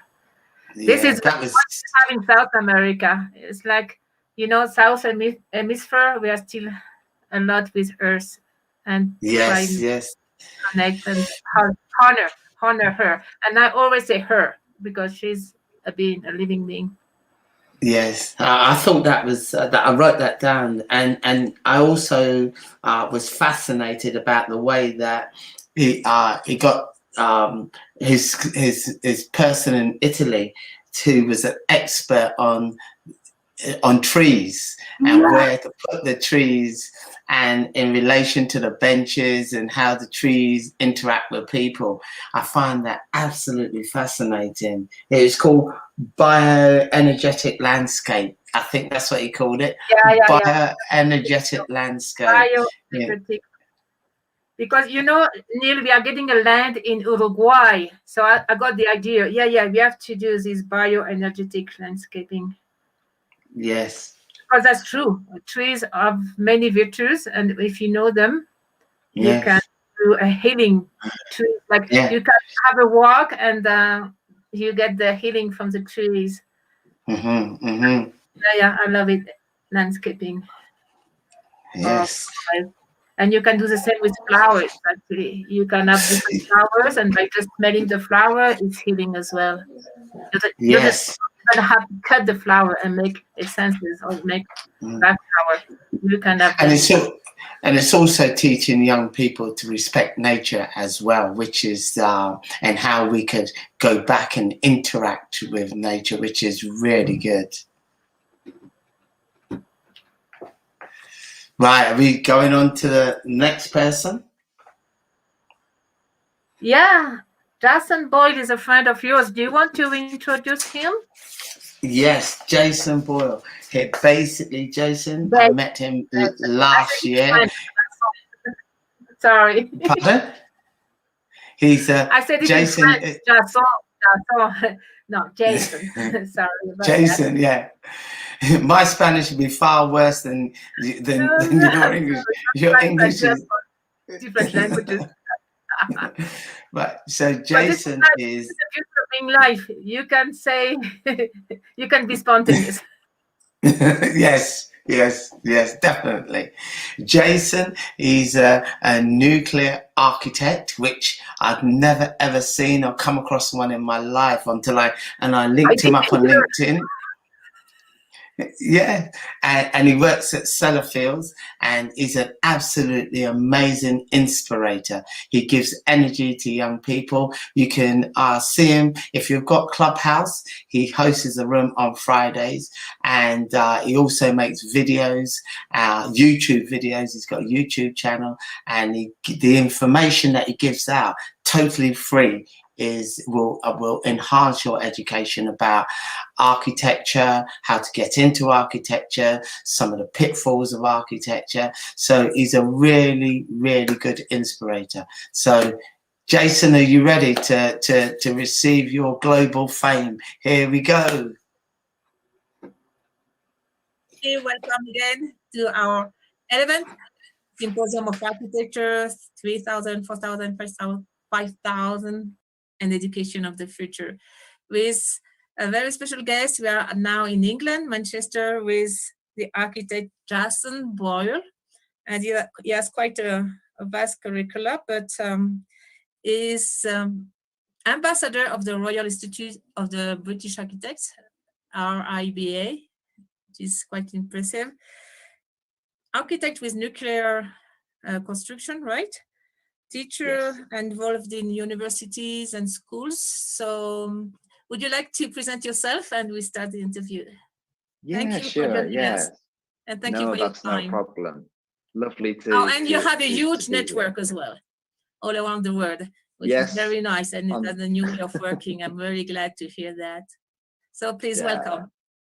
Thank you. Thank you so much. So yeah, I do. So I've been working in the nuclear industry as an architect, which is quite unusual. And that's for 13 years, working on sort of major projects for the government to essentially clean up the waste from the 1950s and 1960s. You know, so we do have that legacy, as a number of other countries in the world have, and there's a real focus on making that material safe and storing it for the long term. So that's kind of that's my kind of role. So we're making the planet safer. That's my job to do that. Yeah. Congratulations. Thank you. Thank you. And what will be your main view about architecture and all this we have many changes right now, especially after 2020. Would you like to give us your ideas on where are we going? Where are we going in the future? Yeah, it's definitely, for me, it seems to be architecture is moving towards building off-site and design for manufacture and assembly. So what I mean by that is construction used to be very much focused on, an architect would design something and then site people would build everything and bring the materials to site. It seems to be moving in the fact that now we can use computers to actually build these buildings so accurately that we can use that digital model and push that out to manufacturing sector. So a lot of these buildings can be designed within a factory to high quality and then can be delivered to site in kits of parts and then assembled on site. So it's more like an IKEA, if you imagine. So I think definitely the future of architecture is moving in that direction, and it already has. But I also think robots as well. I think robots will be on site building and assembling the buildings together. So we might see sites by 2050 with very few people on the construction sites. I don't know what you think about that. It's always double side of the coin. Yeah, it because is. in my country, many people earn their money by building because they are builders or bricklayers. So they won't be happy to hear that. Yeah, but I think on the other hand, it's so dangerous when you are on the top of the building and you have to be in. I mean, I see from my window, actually, they are on the 10th floor with no security, with nothing. So that's scary as well. So yeah, it is, but maybe they'll do different jobs, sort of maybe they'll be more looking at the performance or looking at health and safety, improving health and safety skills, or just different jobs, because I think a lot of the future is now different roles are being created, in the construction and architecture field. So you might think that your job might disappear, but you might do something completely different and it might be more rewarding. And yes, more interesting and something you really wanted to do and you never had the chance. Yes. Yeah. Exactly. And that's why the education is changing as well right now at all levels. Yes, it is. Any relationship? Yeah, I know you have experience with university and schools. What are your views on education and how it should be? Yeah, so I do have an opinion on this. So I mean, my sort of experience generally is at university level, and what I do see, and talking to the lecturers at the universities and talking to, more importantly, the students, because they give you the best feedback, is correct. I think that the university and practice or business have to be closer together. They have to come together. So when you do leave university, you are a lot more employable and a lot more useful in that sort of environment. So I'd like to see universities look at the business side of things, whatever discipline you're studying, whatever subject. So when you do come out, you're aware of the commercial world, you're aware of money and clients and what people need, and you're adaptable. And if universities can think about that and produce students which are more aligned to the work life, I think it's going to be a win-win for everyone, really. Yeah, sometimes I heard some young people, I have my diploma in my hand, but I feel I don't know how to do it. Yes, exactly. 4, 5, 6 years. So yes, we have to adjust, definitely. I agree with you. Yeah, and if it maybe can be done by if you having a mix of blended work, so you actually study at university for so many days and then you go into the office for so many days, and so you have that mixture. I think that's a good way. And I think in architecture in the UK, we're going back to the apprenticeships. So having apprenticeships, I think that's a really positive sign, and we need more of that sort of study and work, I think. And as well, nowadays, it's so important to work with big networks and all interconnected. Would you like to share about your network? Yes. So yeah. So yeah, I've nearly 30,000 followers on LinkedIn from across the world. So it mainly consists of architects, students, but project managers, quantity surveyors, anyone involved in the construction industry. I've been heavily building up a really powerful network on LinkedIn, and now I'm moving that network onto a platform called Clubhouse, because Clubhouse gives you a voice to your interaction in your network. So whereas on most platforms that are available now, people are just typing or sharing some content or pictures. But this Clubhouse, this new platform, which I can see, coming out in every planet, every country in the world. Maybe every planet. Maybe every planet. Why not? Yeah, absolutely. We can. I think so, actually. Yeah, I think speaking and hearing someone's voice, you're more likely to get to know someone quicker and have much more value, valuable conversations that are meaningful. And that's so I've started my my network building on Clubhouse. So I'm slowly transitioning from that platform to Clubhouse, because I see so much growth and sharing of minds and sharing of values and sharing content with each other. It's really powerful. Yes, and this is a new way of working, actually. And the same with young people. Yes. Everything is a network now. Even the Symposium, we are networking all around the world. Now we have the 5 continents, and it's so rich. It is, and I've got this new space where architects from around the world and creatives and designers and construction professionals can share ideas. So I have rooms most evenings where we can debate different subject topics.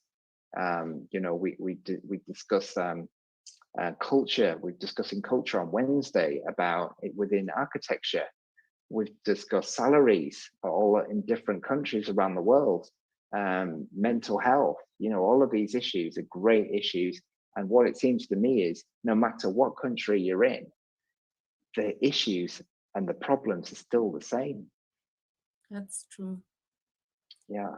So if we find a solution somewhere, it's bang, bang, bang, bang. It's like a domino effect as well. It is. Yeah. And you don't feel alone. You don't feel alone, and I think I really think it's it's a very powerful platform, and I think any platform whereby you can get people who you could be in Australia, you could be in somewhere maybe in Zambia or something in Africa, and you can have that conversation and that debate and get to know people and learn from each other. That's what it's all about. And so it's I'm really enjoying that networking and that sort of creativity with speaking to people and learning from others as well. And this is what's so amazing. We can't travel for 1.5 years now. I can't travel, but we made more contact and more platform than ever. So we have an acceleration of contacting and making the world small, and have the notion we are all together at the end of the story. Absolutely, yeah. That's the beauty of the internet. The internet is bringing people together, and it's developing in such a way that you can have video calls. I think we've all been doing Zoom calls and video calls for a year now. It might seem like a step backwards, but with audio, you can have hundreds of people in a room and speak and go, and I think that's really powerful. And with audio, you don't need the bandwidth that you need with the video. So you can interact with more people. So I really like it. That's a good idea. Yeah. I will have to switch to Clubhouse too, I think. You should. Yeah, you convinced me now. What would you say to our viewers now? We have architects, we have fathers and mothers, teachers, students, designer, young people. What would you recommend us? Or what would be your piece of advice? Yeah, so my piece of advice with networking is not something you do. It's not something you do every now and then. I think networking is something you do every day, and you should devote a small part of your day to network with other people and build a network, because a network is really powerful. It really is today. And social media and the internet allows you to create powerful networks which can enrich your life. And that's what I would suggest. Perfect. So let's network and let's be in touch. Let's keep in touch. Yes. And everybody seeing us, enjoy the networking. If you can't travel, but enjoy connecting all around the world. That's what I put behind all these little connections. And this is definitely, how do you say, like synergy or fractal. It will grow up. Yes. Quite fast. And that's the beauty of it too. So we are not alone. We are in a network, and we can co-create a lot of things together. Absolutely. I agree. Thank you so much. Thank and you. Please take care, and we keep in touch. Thank you. Thank you so much. Thank you for your time. Thank you. Bye-bye. Bye-bye. Hi. So that was Jason Boyle. Hello, we're back again. That was Jason Boyle, the nuclear architect, and he came up with some quite good pointers there. Can I just put the caveat in? Clubhouse is only for people who have got an iPhone at the moment. So if you've got an iPhone, you can log in and jump on Clubhouse. And the other caveat is you have to get invited onto Clubhouse. So there are two basic things that that Clubhouse. One is the iPhone you have to have, and the second one, you got to get invited on it. You can't just download the app and jump in like most things. But once you're in there, the world is your oyster. So as Jason said, it's networking. So I'm on Clubhouse about 3-4 times a week, and even this morning, my morning, I was on Clubhouse listening to architects talk about which is better, or which is better, private sector or the public sector in terms of buildings. So you can get anything you want on there. Education, architecture, education, everything you get on there. Right, and he came out with a couple of really good points. Blended work.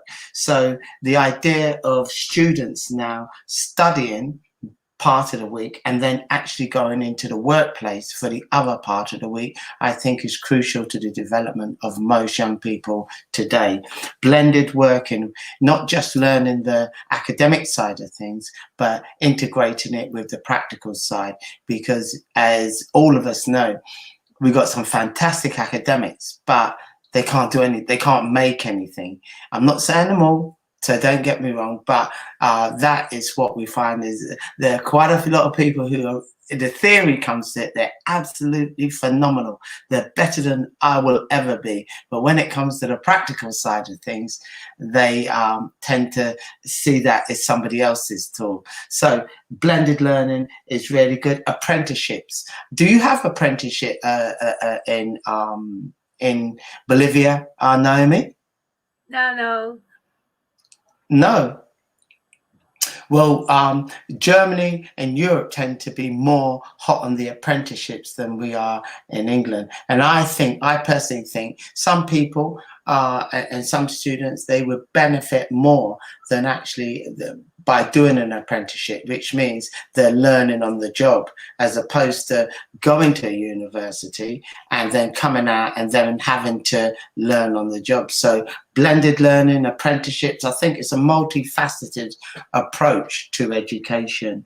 And and we had this debate recently on LinkedIn, on Jason's LinkedIn, where he showed a machine actually bricklaying, and a couple of people agreed with the bricklaying machine, and I agreed with the bricklaying machine because I said it's. But if you've ever done any sort of labor work, it is so hard working 5 days a week, lifting up bricks, laying bricks, etc., etc.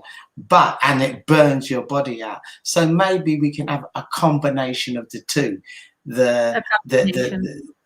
Yeah, I think this would be the best way. So, because bricklaying is such a beautiful art, and it's from stonemason to bricklaying have gone on for generations. So I think it's an absolute beautiful art which needs preserving.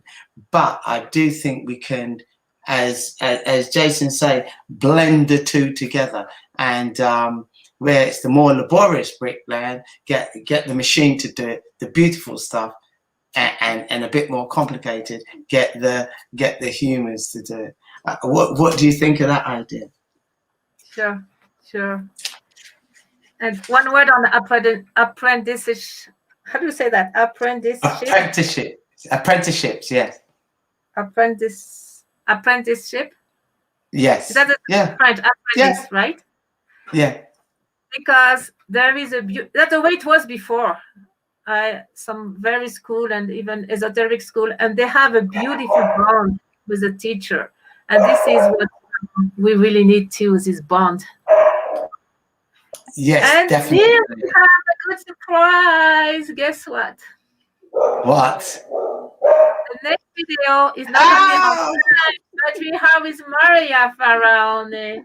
And Maria, you are from UK, Canada, and you are an architect, OAA, and social urbanist, and senior lecturer, and you are as well with the RIBA. Is it correct now?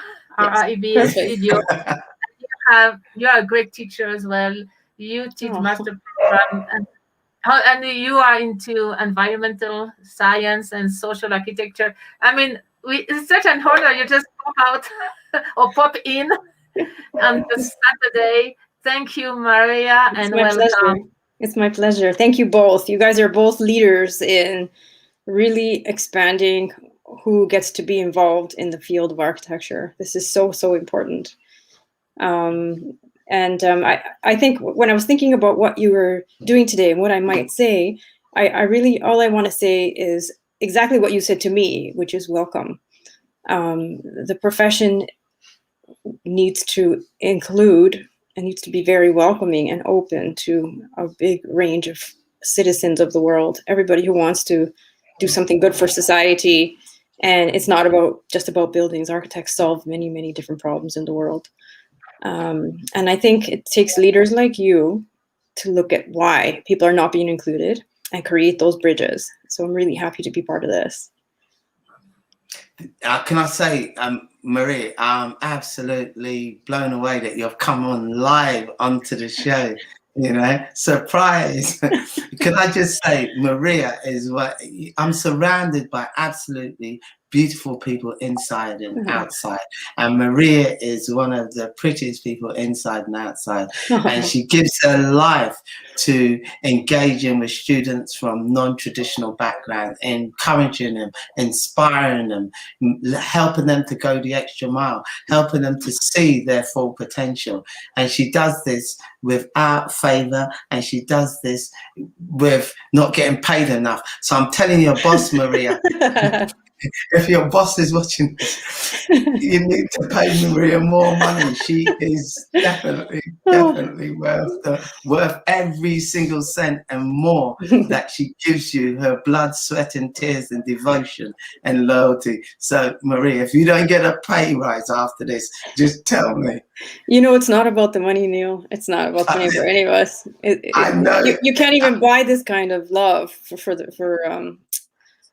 the next generation. You know, it's almost as direct as that. Having this love for equality, and I think a lot of people. Go ahead. You can't buy this love, Marie, but a bit more money wouldn't go amiss, would it? Tell me. That's wonderful. Thank you, Neil. It's interesting because I think a lot of people who play these kinds of roles, they understand what it means to not have all the tools at their disposal or all the belief system around them. And so people who do end up going through and found, wonderful and lucky opportunities, they want to pay it forward. And that's where the energy and that commitment come from. I spent 20 years in practice, and I would say that it's really clear, even in practice, what those imbalances are. And I had the chance to go back into academia to do a mix of practice and academia and pay it forward. And I feel so incredibly and deeply fulfilled. So I think it's, that wonderful saying, if you have something, you give it away and it comes back multifold. And it is love, it's opportunity, it's knowledge, intellect, network, everything. You give it away and it keeps coming back. So you end up becoming a beacon and just sharing, a beacon of sharing. So this is the kind of stage where all this stuff happens. So thank you for creating this stage. Okay. Well, thank you to you. You're welcome. Well, I hope you enjoyed the video. Are there any questions, you think? Or any... Yeah. Well, when the video plays and then you stay on, then we could ask you questions directly, can't we, Naomi? Naomi? Yeah. If you have time, Maria. Sure. I mean, I could stay a little bit for sure. So just remind Naomi. So Maria is coming live from where are you coming from? I'm in Toronto right now. Toronto. It's Toronto, Canada. So you see, we are truly global. Truly global. Yes, absolutely. What we can do, everybody can comment on the website and Facebook, and we can comment here too on the StreamYard. So please put all your questions, and as we move on with the video, we will type. Is it okay? Perfect. Yeah. Hello, Noemi. Hello. Hi. Hello, Maria. Welcome to our 11th Symposium of Architecture, 3,000, 4,000, 5,000, and Education of the Future. And today with a very special guest, I'm so happy you are with us. We are with Maria Faraone, and she's now in Canada. She's from the UK. Maria is the director of the RIBA studio in Oxford, senior lecturer, consultant in social, spatial, people, culture, innovation, impact of design. It's so interesting. Do you want to introduce yourself, and then we will share for the symposium? Thank you and welcome, Maria.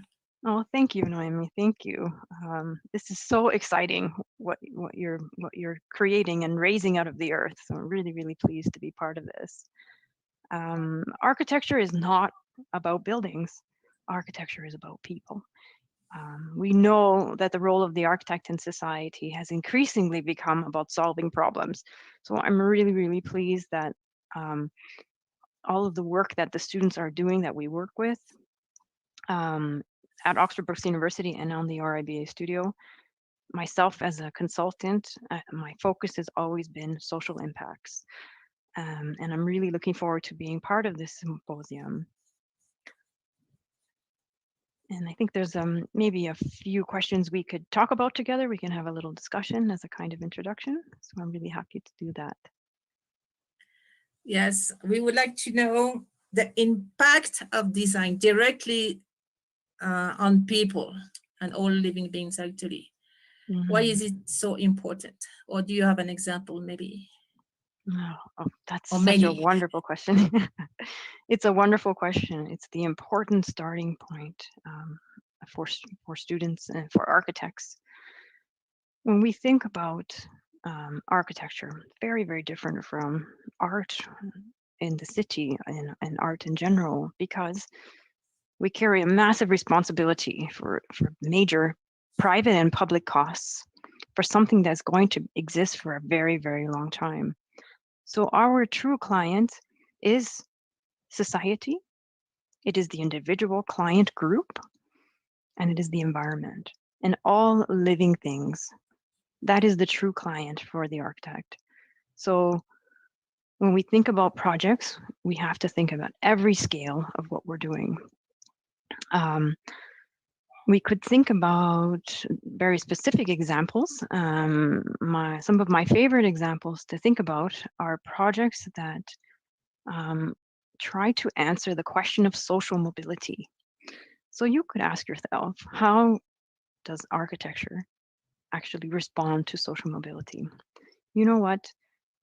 If you look at the faces of all the architects in society, that's where you begin. If the faces don't represent who society is, we don't even need to go to the architecture. Everyone in society who feels they would like to contribute to that field should feel very welcome to join. And our society needs to be represented by everyone in society. So when you are part of a space, in a school, in a university, in a home, in a high-rise building, in a single dwelling house, if it doesn't reflect the way you live, the way you eat, the way you sleep, the way you socialize, then there's something wrong with the way we're designing spaces. And that is a kind of impact that is about inclusion and feeling welcome in society. We can look at that question both on a building level and also on a neighborhood level and also on a citywide level. And that permeates all the way nationally. So the question of feeling included, feeling like your identity is understood and that you can live the life you wish to live is embedded inside of who the architects are and how they think and how they go about their work, either in preserving buildings or building new buildings, designing urban areas, impacting on large spatial decisions on land use. It permeates at all those levels. So that's really why I'm involved here, because of that very special thing we can call the invitation. So, do you have some work right now working toward that you want to share with us? Most of my work right now is with student projects. I've been a practitioner for over 20 years, and I've worked on single-use dwellings, high-rise buildings, and importantly also in resettlement projects. And I think resettlement projects are probably one of the most interesting types of projects where we see the impact. So maybe I can talk a little bit about that. In cases of resettlement, this is when we talk about resettlement, what we mean is that where something is happening, there could be something happening, let's say, because an area has been deemed a flood zone, or something is happening because, let's say, there's a mining project, or there's a transport planning project, or there's an Olympic site. And communities need to be moved. Maybe they don't want to move, but normally the rules of a country will require that they move, even if they don't want to. The trick is that people must be accommodated properly. I don't think that there should be the situation of forced resettlement, but when we think about the limited choice that people have and the possibility to find a higher quality of life, then there's an opportunity for architects to do a very important social job in these instances. So these are some of the projects I've been involved in. Now, what's important is studying the lifestyle of people, how they live their day-to-day life, how they work, how they go to school, how the children prepare for school in the morning, what kind of movement they have, how they get to work, what kind of work they do. So if they're farmers, for example, what kind of land they use, the quality of the soil. And then from there, new land has to be appropriated and new housing has to be designed with them. So with ideas about them, so your client is a huge number of families, and you have to think about what they want, and not only what they want now, but also what they want for the future. You know, how do they want to evolve and grow and change their family structure to live together in these homes and in these communities? So locating the land is very important because it will mean everything from a change in soil type all the way to being able to practice their traditional celebrations in the right way. In the case of one of the groups that I worked with in Ghana, this was some time ago, the important thing was that farmers were being resettled, and they were cocoa farmers.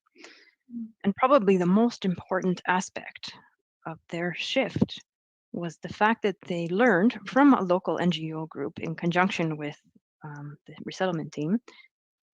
They learned how to increase the yield on their cocoa so that they actually had a better yield. What does this have to do with architecture? Well, as architects, we're helping to find the land. We're helping to facilitate the storage of the grains. We're helping to facilitate the type of family structure they have, which may not be the same family structure that the architect knows personally. And it means long-term that eventually there will be a better quality of life, not just for the current generation, but for future generations. And in situations where you're working in societies that are less wealthy, developing nations or global south countries, global south meaning that most of the countries in the southern hemisphere are developing countries, it's very, very important that these, what seems like small changes, have massive impacts. And the only way to understand them is to be very involved with the families, to understand their day-to-day life, and to integrate those into the design decisions on the design projects, and to work with the local architects as well. So I know that's a kind of international example. There are other kinds of examples that I also work with, which are a little bit closer to home. I give kind of, let's say, advice and all the way up to design drawings for families that have people with some kind of disability at home. And disability could be people born with a disability, and then as the child ages, the home has to be adapted. And so these are really, really incredibly important changes because they're both psychological and social, apart from being physical and material. So the architect is, in a way, a person who has an insight and a deep, deep empathy into humanity in order to be able to tap into what people really need and to use your imagination to offer wonderful opportunities to be able to achieve what it is they're after. So that's kind of the two things I'm involved with at the moment. So we're thinking about at the moment. Oh, Maria, you will be such a good anthropologist. Actually, you are, and you can blend it with architecture. This is amazing. I feel so lucky that I've been able to do these kinds of things. So, and to work with so many different and really, really, really exciting cultures, and to learn from them in all the different ways that they have the same values in a way, but put them into place in everyday life in very, very different ways. May I ask you another question? Of course, please. We all know we are into tremendous transition time. And I'm thinking a lot about the towns, the cities. Where I live is not pretty. I mean, so many cities will need so much remodeling. So we can live at least more relaxed inside the city. What if you had a plan? Let's say you are the mayor of an entire city and you have unlimited fund. What you would do? What would be the steps? What would you start with to transform these cities? That's amazing. That's a wonderful question. I think, my answer is going to come from the same nature of the things I was talking about. When you look at cities and you look at neighborhoods, and you snoop around, you start to see that people are by themselves very organically doing things and trying to make things better, trying to create cohesion, trying to create more usable green spaces, trying to lessen traffic, trying to make places safer, trying to ensure that there is support, particularly during COVID, support with older people or people who need help with getting basics like food, and a little bit of friendliness. And what's interesting is when you look carefully at what people are doing, that's where all the answers are. That's like a resource, like you can mine that activity that people are already undertaking and take that to the next level. So as an architect, the most important thing is to observe and to listen.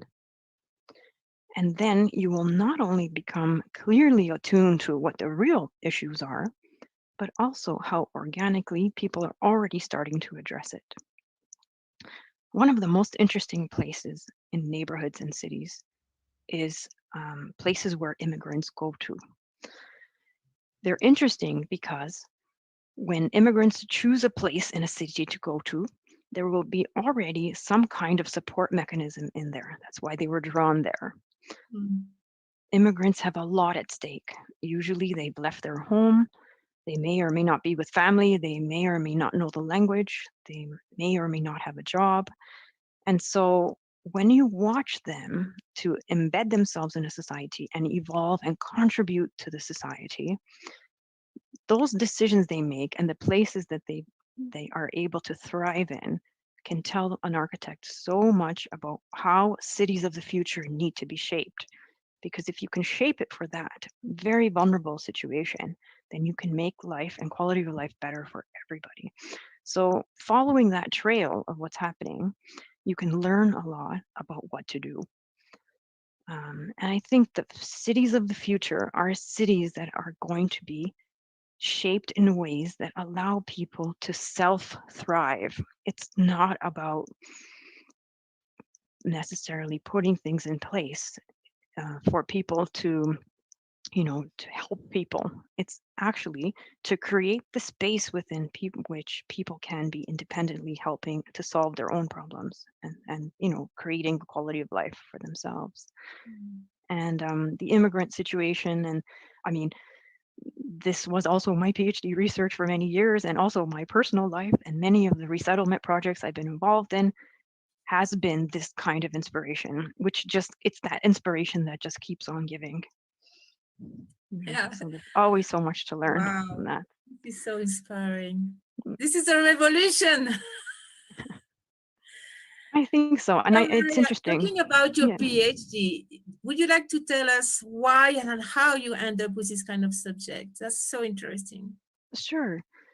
Well, my PhD was about how we as designers in the city, architects, urban designers and planners, we can create cities and neighborhoods where people can self-determine. That's essentially in a nutshell.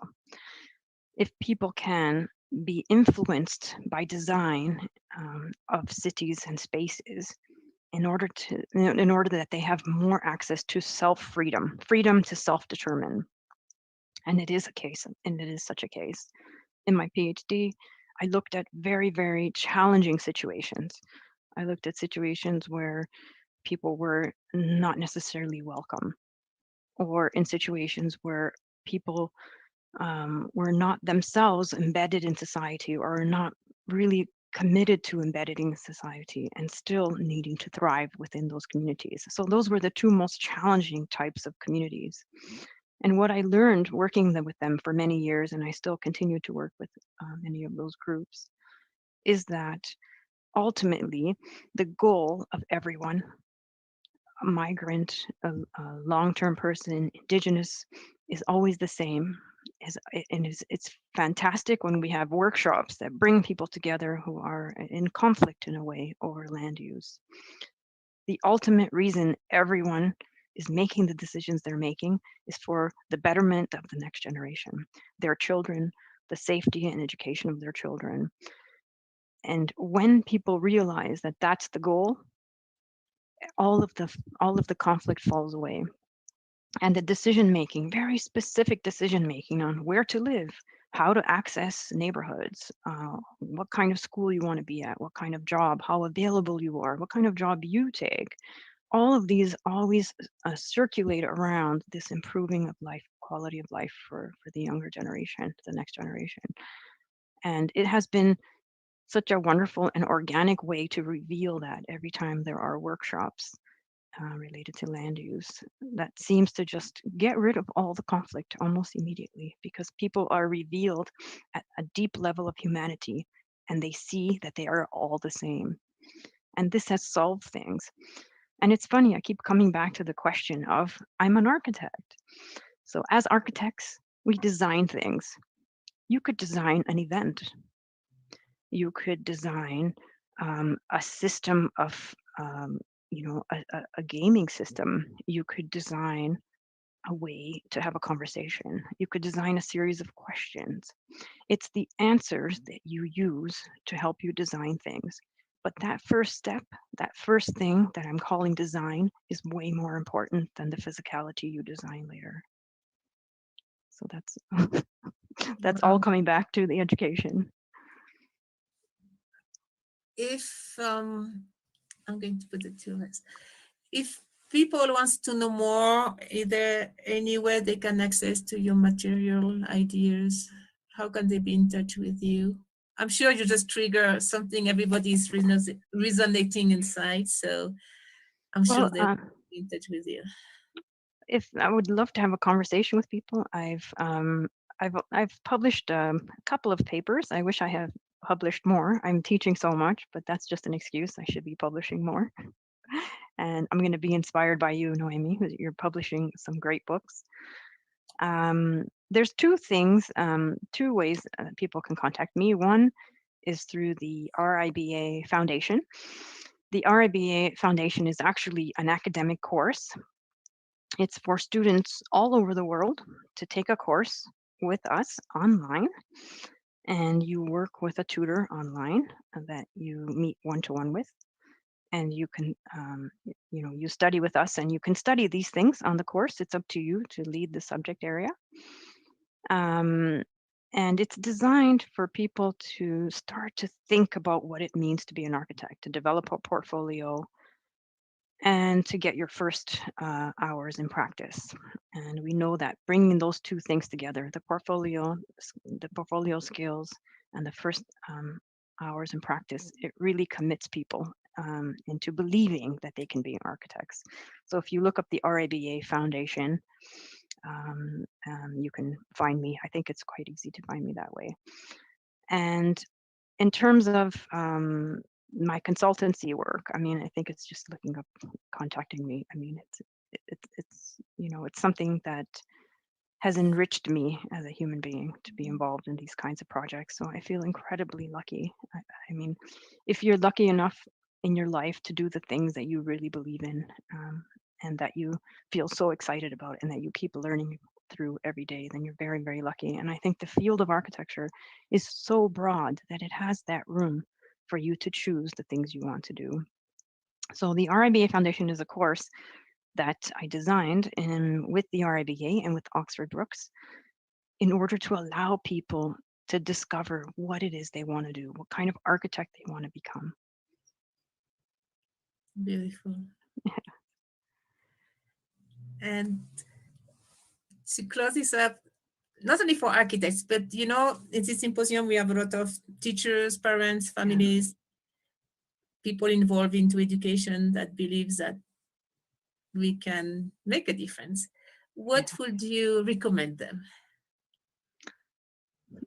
I think that, I think that it's not just the field of architecture. I think the element within the field of profession of architecture, the humanity and the empathy of the person behind the profession, is the most important thing. If you are within a creative field, and I think anthropology is just as creative, because to understand people, you have to be open to creative thinking. Mathematicians are creative thinkers. I think that our world is changing at such an incredible pace.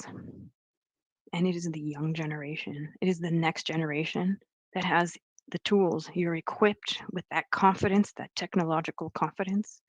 You're equipped with the dream and the desire for what you can do. And unfortunately, you're also given a lot of really big issues that no other generation has ever faced. So I feel my role as an architect and as an educator, and I think also all those parents and teachers are here to support you as you grow up in the profession to do the wonderful things that you're ready to do. You're going to be ready to do, and all the things you're going to face. We're here to support you in becoming the kind of people who can do that. Thank you. Thank you, Noémie. Wow, what an interview. There is one sentence I remember. I mean, I just have it engraved inside of me we were with Dr. Maria Faraone, and it was, remember, architecture is not about buildings. It is about people.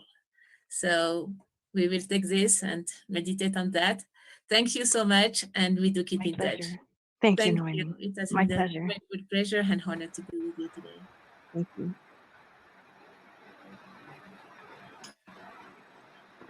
Wow. Whoa, Maria. I've had so many people just texting me and saying that you should be the voice of the architectural world, because it was so soothing to listen to you. And it was absolutely phenomenal what you were saying and the things you were saying and the way you were putting it. And as Noémie left it with, architecture is about people. And so, you know, I'm going to invite you live on the stream here on Tuesday at 5 o'clock UK time. I'm launching a trust with Victoria Thornton. It's called the Thornton Educational Trust, and it's inspiring the next generation, which you do naturally. And it's a 5 o'clock, and Noémie has got the link, so we'll send the link out, or we'll keep posting the link. And you're going to be there, because I think that you need to be there, because you inspire more than generations. You actually inspire people, individuals like myself, and to go that extra mile. As I said, every point that you was making, social mobility, working as an architect with local architects, not going into communities thinking that you're the big architect who's going to change their world and change their community. You work with architects, you work with indigenous populations. And in order to do that, you have to learn about what indigenous populations actually, what is at the heart of their zen, their life, their being, how they, what they want, their needs, their wants, their values, not as a exterior educator saying, I am going to impose my needs, my wants and values, and you're going to accept them when we're building. But yeah, tell us a bit more about the communities that you work with, because I'm just loving this. I don't know me. Do you want to add to me? Because I know I'm talking a lot, but please add to me. Let me give you a clap first of all. Yeah, I've got to do that first of all. That's so kind. That's very, very kind, Neil, considering the work you guys are doing. So that's really, really kind of you. You want to know more about the different communities I worked with? And yeah. And what is there a single process, or do you have to take them as they come, adapt your sort of processes once you have touched base with them and find out what makes them sort of tick? Yeah, absolutely. That's the word, is adaptation, because you know, you can never presume to know so much about another culture that you can be the one that makes the difference. All that architects are meant to do is really facilitate through an element of design what they can do for others.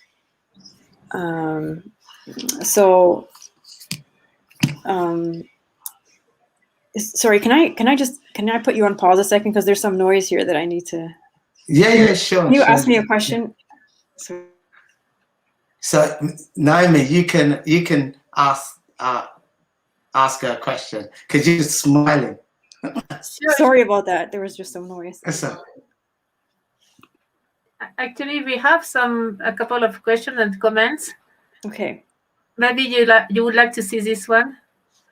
Amazing, Maria, such empathy and clear vision. Thank you so much, from Luna Serra from Uruguay. Thank you, Luna. Thank you for sharing. And we have a small one here. Thank you. And the other one is how architecture can change people's life. You have been talking about that for 1 hour, but if there is a key word, what will it be? I think it's presence. Presence. And it's on a lot of people's sides, the presence. You as a person, when you're in a space that responds to who you are, you feel a presence. You feel all of you is present and all of you is responded to. When you're an architect and you're present to listen to other people, then you can have the right tools to make what has to happen next, to facilitate what has to happen next. And even the cities and neighborhoods and buildings that we work with, they have a presence and they reflect back an identity and of who the society that they're housing is. And that presence needs to be very inclusive. So I think that's a kind of word that covers a few different perspectives. One word. One word. I think, dear Maria, you opened a new trend. Maybe you will be known in the future for being the architect who opened the empathy architecture or empathic architecture. We will give you this new title now. That's a great gift, and maybe I will be a signpost for that, and then people can write about that with me. Maria, look at this one. They say you talk about inclusive architecture. Yes. Who can join architects to better the world? Who are you inviting to join? Everyone. If you are an environmentalist, if you love animals, if you are in medicine, if you are a social scientist, if you are a farmer, if you are a child, if you are somebody with a very specific kind of disability, if you are someone who has mental health issues and you know that some spaces help you better, if you are an engineer, if you are, it's a whole host of people and ranges of circumstances and cultures and abilities and professions. Architecture is not this profession by itself. Architecture is a platform that a lot of people come together to do important things on. That's why it's not about buildings. If we do that, then ultimately the buildings we do design are going to be really, really appropriate and have that presence we want them to have. Maria, you read our mind, because the next question was, how can we include green architecture in a urban environment? Because we want to include all the plants and the flora, fauna. Yeah. It's huge. Your inclusion is huge. Yes. Well, I think the question of green architecture can be defined in many ways. I mean, in the most basic way, it's about creating green energy. In a more broadened way, it's making sure that we have the circumstance, the situation, the context, so that biodiversity can thrive. And that's not in our hands, to specifically know about every insect and every animal as an architect. But we can work with landscape architects, and we work with biologists, and we work with nature, people involved very specifically in nature and chemistry, so that we make those important decisions that support biodiversity, from the sacred bumblebee all the way to the land animals. And also to us, we are part of that biodiversity. Our health, what we eat, what we drink, what we breathe, is all part of that system. So a greener world means we are healthier too, all the way into our atmosphere and beyond. So. And beyond.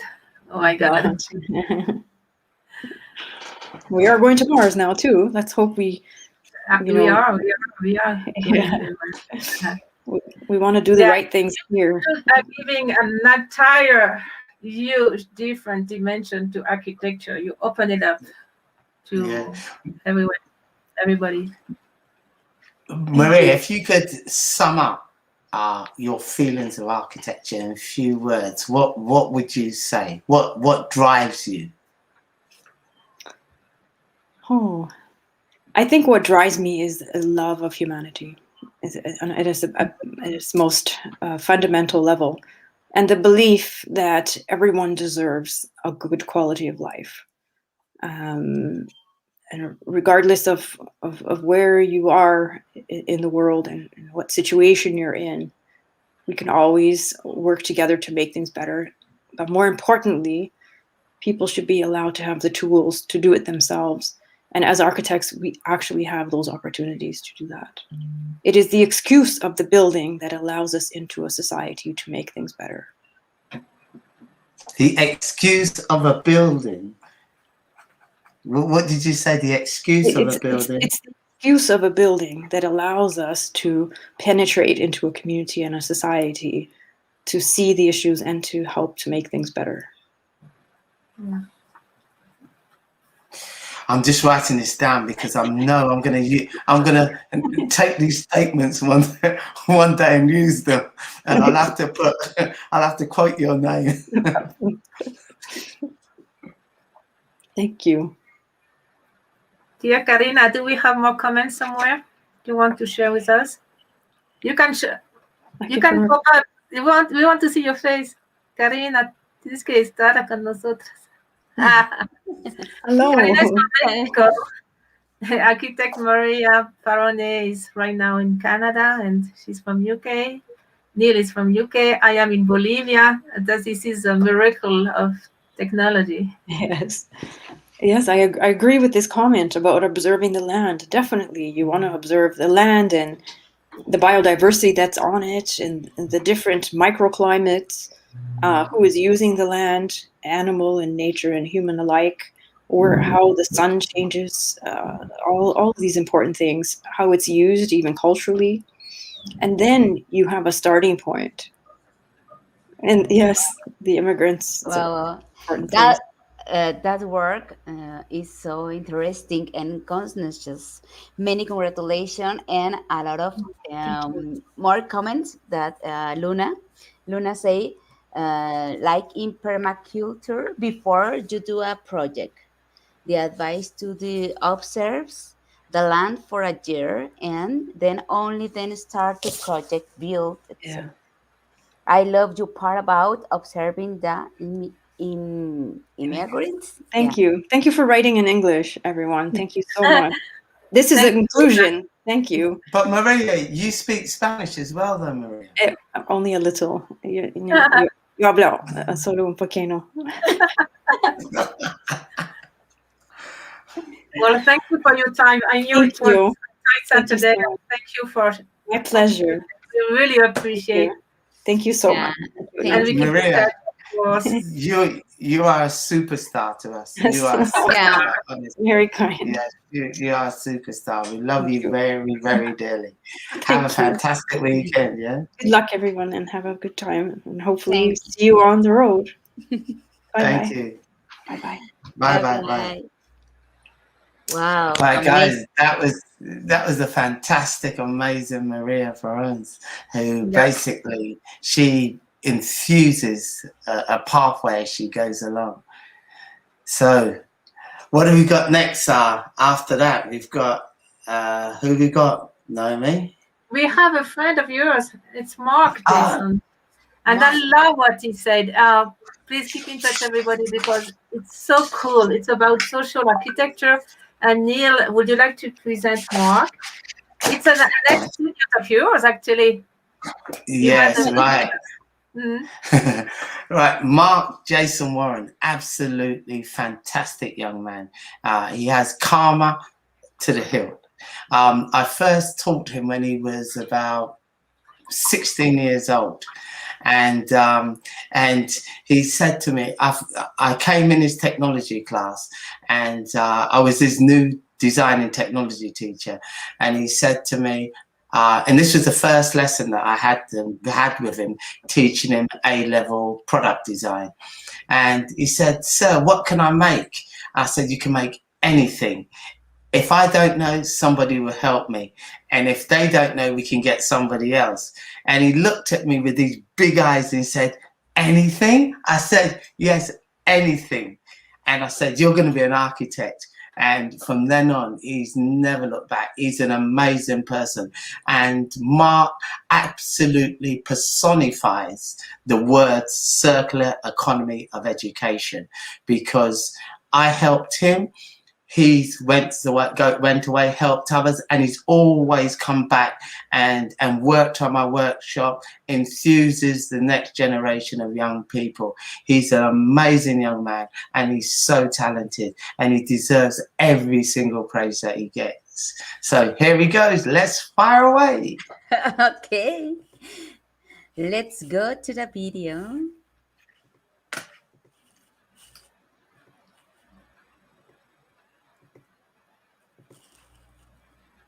Everybody, welcome to our 11th Symposium of Architecture, 3,000, 4,000, 5,000. Yes, we are growing and growing. And Education of the Future with a wonderful guest. We are with the architect Mark Warren from London, UK. Hello, Mark. How are you? Hello. Good, thank you. And Mark is a designer who worked, open designer who is working actually right now in local government in London. Correct, yeah. And mind you, street artist in your free time, which really surprised me. Dear Mark, do you want to introduce yourself a little bit more, and we start with your presentation? And thank you for your time and welcome. No, not at all, not at all. Thank you for having me. Yes, so as Naomi said, I'm an urban designer who works at local government, and in my free time, I'm a street artist. And actually, what I'll be talking about today is how my practice outside of the institutions which we work in and study in is what I use to educate people. And so I'll start my presentation now. I've got a short presentation, hopefully. Would you like to share about Neil? Neil was your teacher? Yes, yeah. So what happened? He convinced you to be an architect. He did. I'll go on to that in the presentation. But some of you will know Neil Pinder, and he was my high school teacher, secondary school teacher in technology, and he's actually the person who inspired me to go into education. So it's just, I guess I owe a lot to him for even doing that, because architecture wasn't even on my radar. So I owe a lot to him. Really? Yeah, 100%. So I'll go on to it now, actually, Naomi. So can you see my slides all right? Yes, all right. Perfect. So yes, project of a good teacher. Exactly. So so as this slide says, I'm a product of a good teacher, and as you can see, the arrows pointing to Neil Pinder.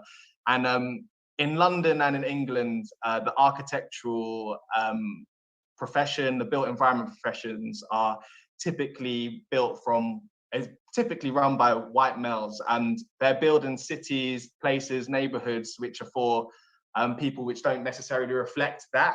And so what Neil Pinder's doing is he started this thing called Homegrown Plus, which is really trying to drive up the diversity in architecture and the built environment professions through better equality through gender, through race, and through social class. And he does that all from his classroom in South London, which I was a part of. So he has single-handedly inspired lots of young people from South London to go into architecture, engineering, local government.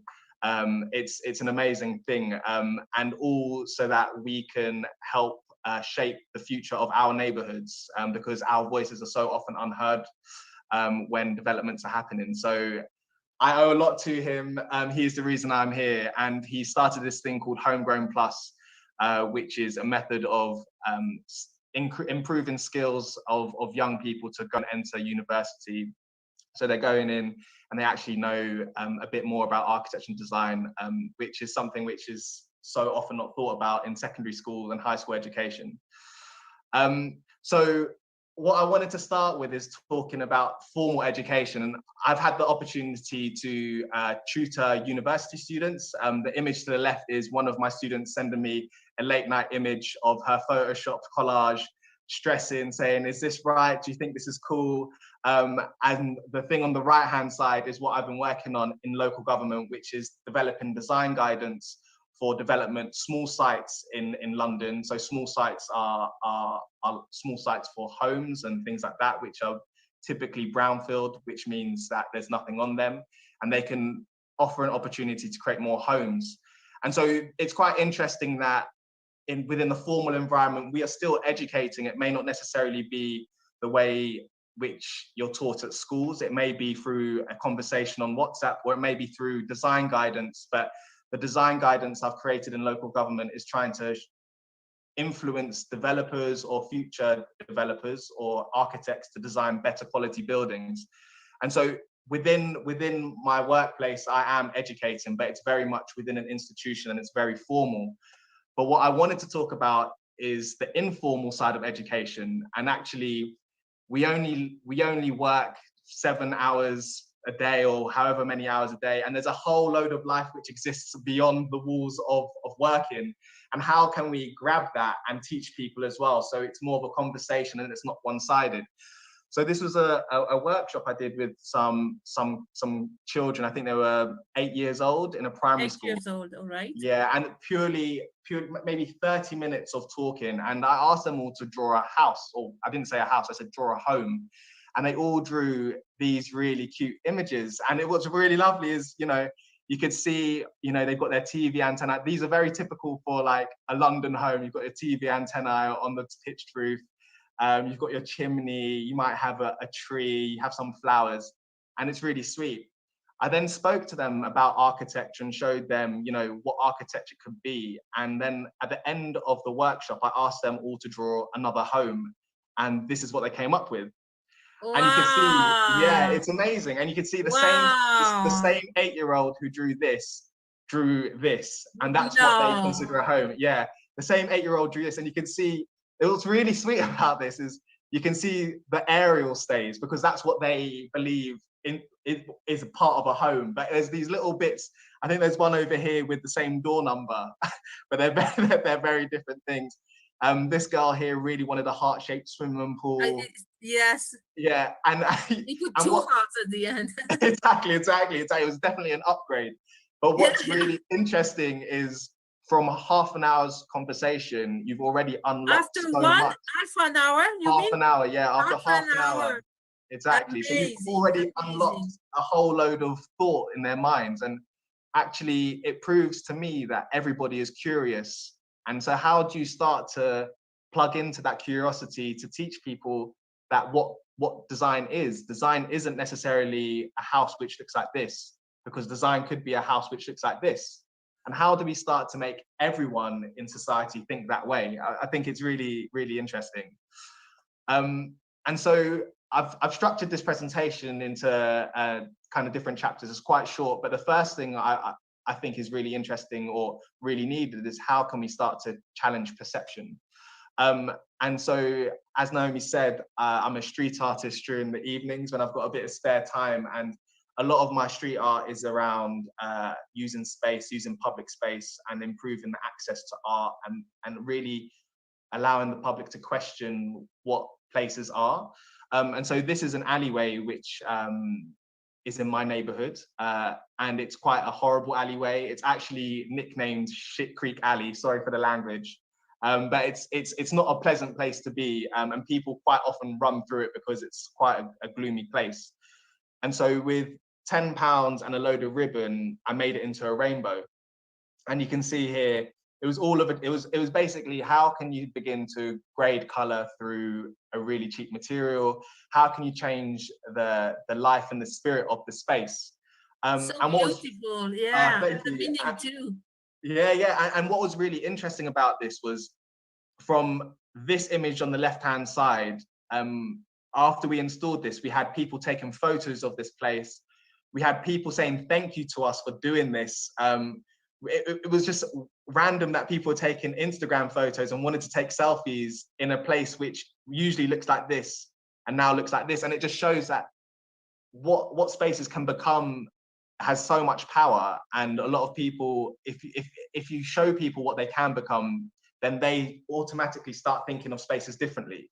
And I think it's really important that we do that. And this all falls within the everyday. So as I'm walking to my grandma's house, I may go through this alleyway and it's completely changed. And that itself would click and make a person think differently about that space.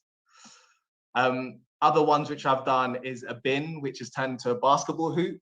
It's just like really, really cute things, but really quick, really cheap, but completely changes the idea of what a bin can become. And this one here is a swing which I put up on a bus stop. And what was great about this one was I went there the next day and there was someone waiting for the bus, completely loving life, like swinging back and forward, really loving it, waiting for the bus. His bus came, he jumped off and he went onto the bus. But it's quite this playful approach, but it does make people think differently about what these things we take for granted, or maybe things which are simply mundane to people, how they can change and be something different. Another thing I think is really important when it comes to educating is how we can start creating platforms. And this was a project I did in a place called Thornton Heath in Croydon, which is in South London. And it was a community gallery. And all it was a bucket of paint and a load of messages to local artists. And what was really great about this was that you're creating this platform for local artists to put up their work, show their work. And a lot of the people from the area didn't even know these artists existed, didn't even know that this poet wrote an amazing poem about being in a barbershop. You know, it's all of these things which we don't know, but we can start to unveil and start to show people and educate people that this talent exists in all corners of London. This talent exists, but we just need to unlock it and show people that it exists. And that's really what Neil Pinder does through Homegrown Plus. And that's what these projects try to do through public space and through intervention and street art. And what was great about this was the local newspaper even said, you know, even gave us a shout out, and it was really lovely. And yeah, it was really great. And again, like I said, it's just a bucket of paint and a load of people who wanted to do something together. The final thing I wanted to talk about is how we can start to bridge gaps. And obviously the last year has been absolutely crazy for everyone in the world. And so it's been even more difficult to bridge gaps. And so this project is for a council estate in Camberwell. And they've got an old basketball court, which they want to get redesigned. And I was approached as an artist to look at it. And I said, actually, we should design it with the kids from the estate themselves. But obviously we can't actually connect with them because we're in lockdown. So we developed a thing called the Playbook, which is an exercise book, which has things like, can you draw symbols of your estate? Can you tell us a story through drawing? And it starts to make the children, the young people on the estate, think differently about how they see things, where a fence they may walk past every day actually becomes something which they represent through a symbol, or the roofs of the buildings is something which they relate to, and they start drawing that down. And so this is very much a live project, and we're getting entries back like this, which is great, which is, you know, pow, bang, and he's using words to really display what he thinks happens on this basketball court. And the idea is that through this, even though we're very distant because of the situation we're in, because of COVID, we still are able to reach out to young people and teach them about how they can draw stories, how they can think differently about spaces. And we're going to collect all of these different designs together and collage them to create the final design. So it really feels like the young people of the estate actually designed the new basketball court, and it's going to be painted this summer. Hopefully, we'll see. Wow. And then they share on Instagram or any social where? How does it work? So the plan is that we use Instagram as a method of reaching out as well. But this is very much like a young project. So it's gaining traction now. I'll keep you updated on it. Hopefully in summer you'll see a new basketball court painted. We'll see. And so this was talking about how you, and so this is talking about how we can bridge gaps locally, because this is very much, you know, a basketball court within an estate with the children who play on that basketball court directing what's happening. But also we can talk about how we can start to bridge gaps internationally. And I think Homegrown Plus, which is what Neil Pinder has developed, has began doing that with this thing called GLAM, which is these live workshops across the world, getting people to think about fashion and architecture. And that's all been done through, you know, Zoom and through these internet connections, which have managed to reach out and talk to different people, which we can learn from. And just like I'm talking to you today, Naomi, and I've learned a load from, you know, your ambitions and what you stand for. I mean, that's an amazing thing. And in a weird way, this is the silver lining of COVID, that it's actually forced us to go beyond the local and really reach out internationally and learn even more from different places. And so that's it. That's what I wanted to talk about. It's about informal education.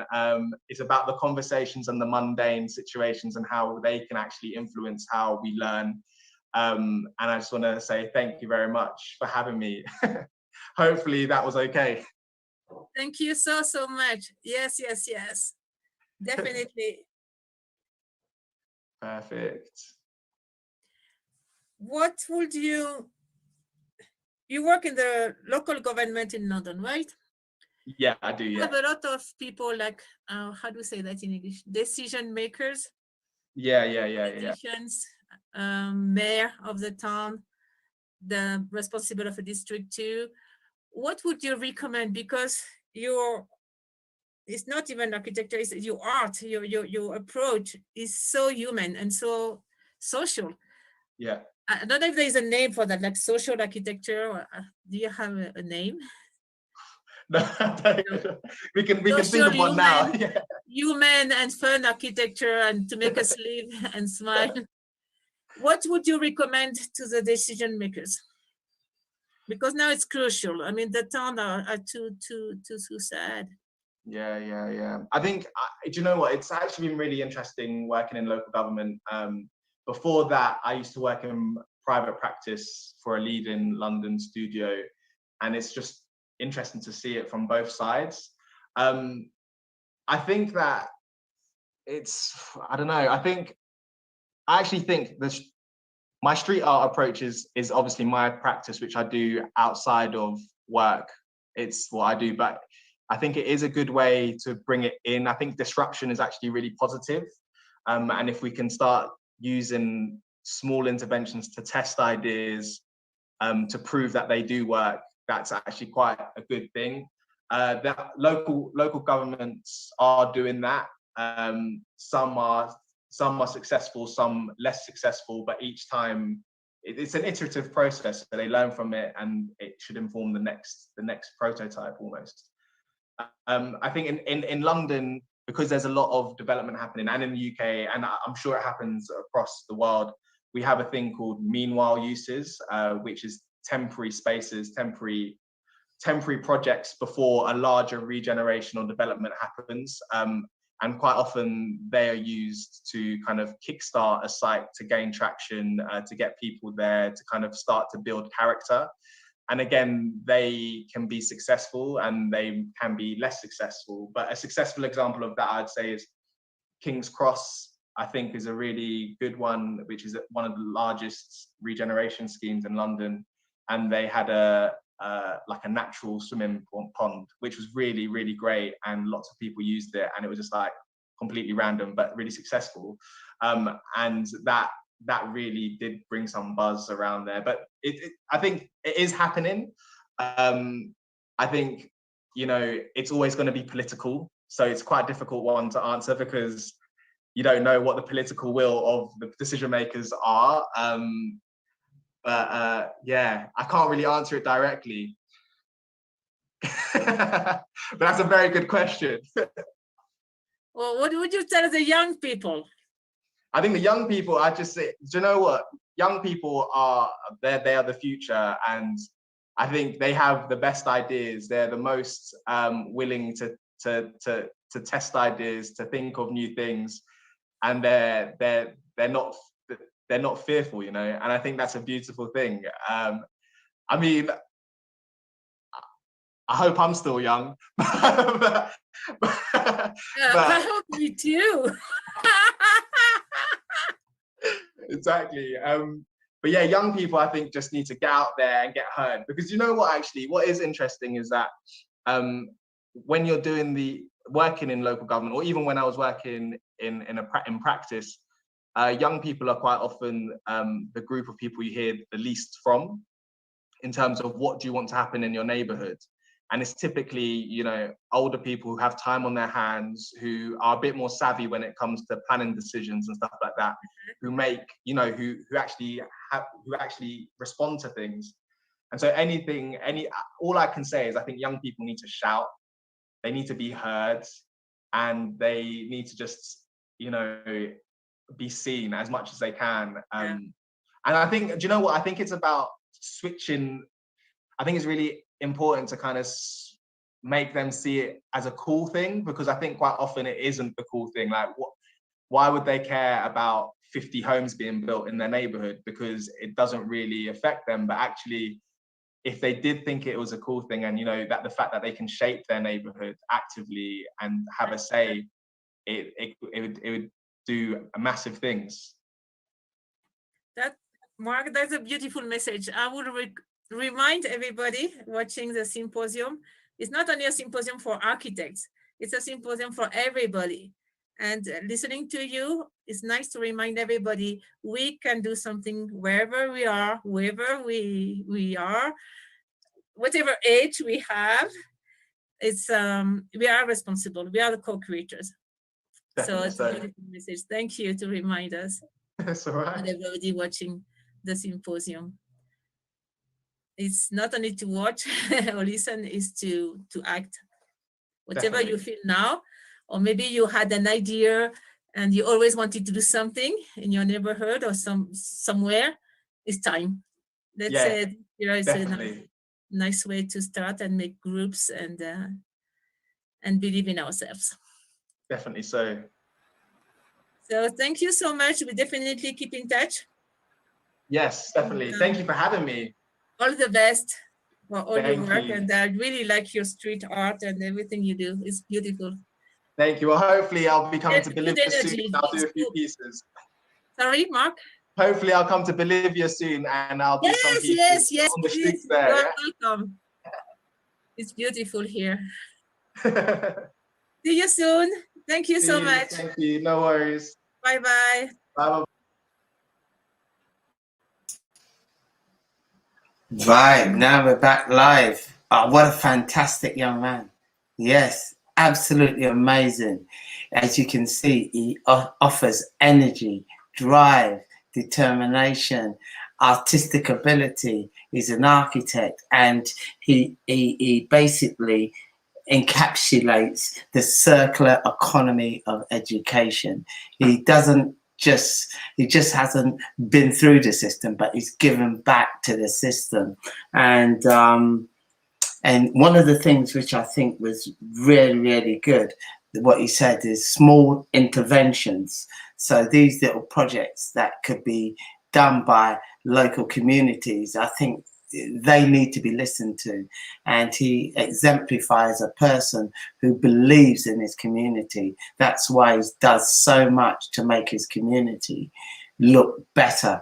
And I am so proud of him. From the first time, as I said, I taught him to where he is now. I absolutely love the fact of what he's doing.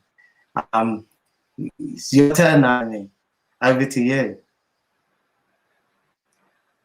And how does it feel to know it was your student and now he's doing all that? How do you feel, Neil? I feel absolutely over the moon. Over the moon.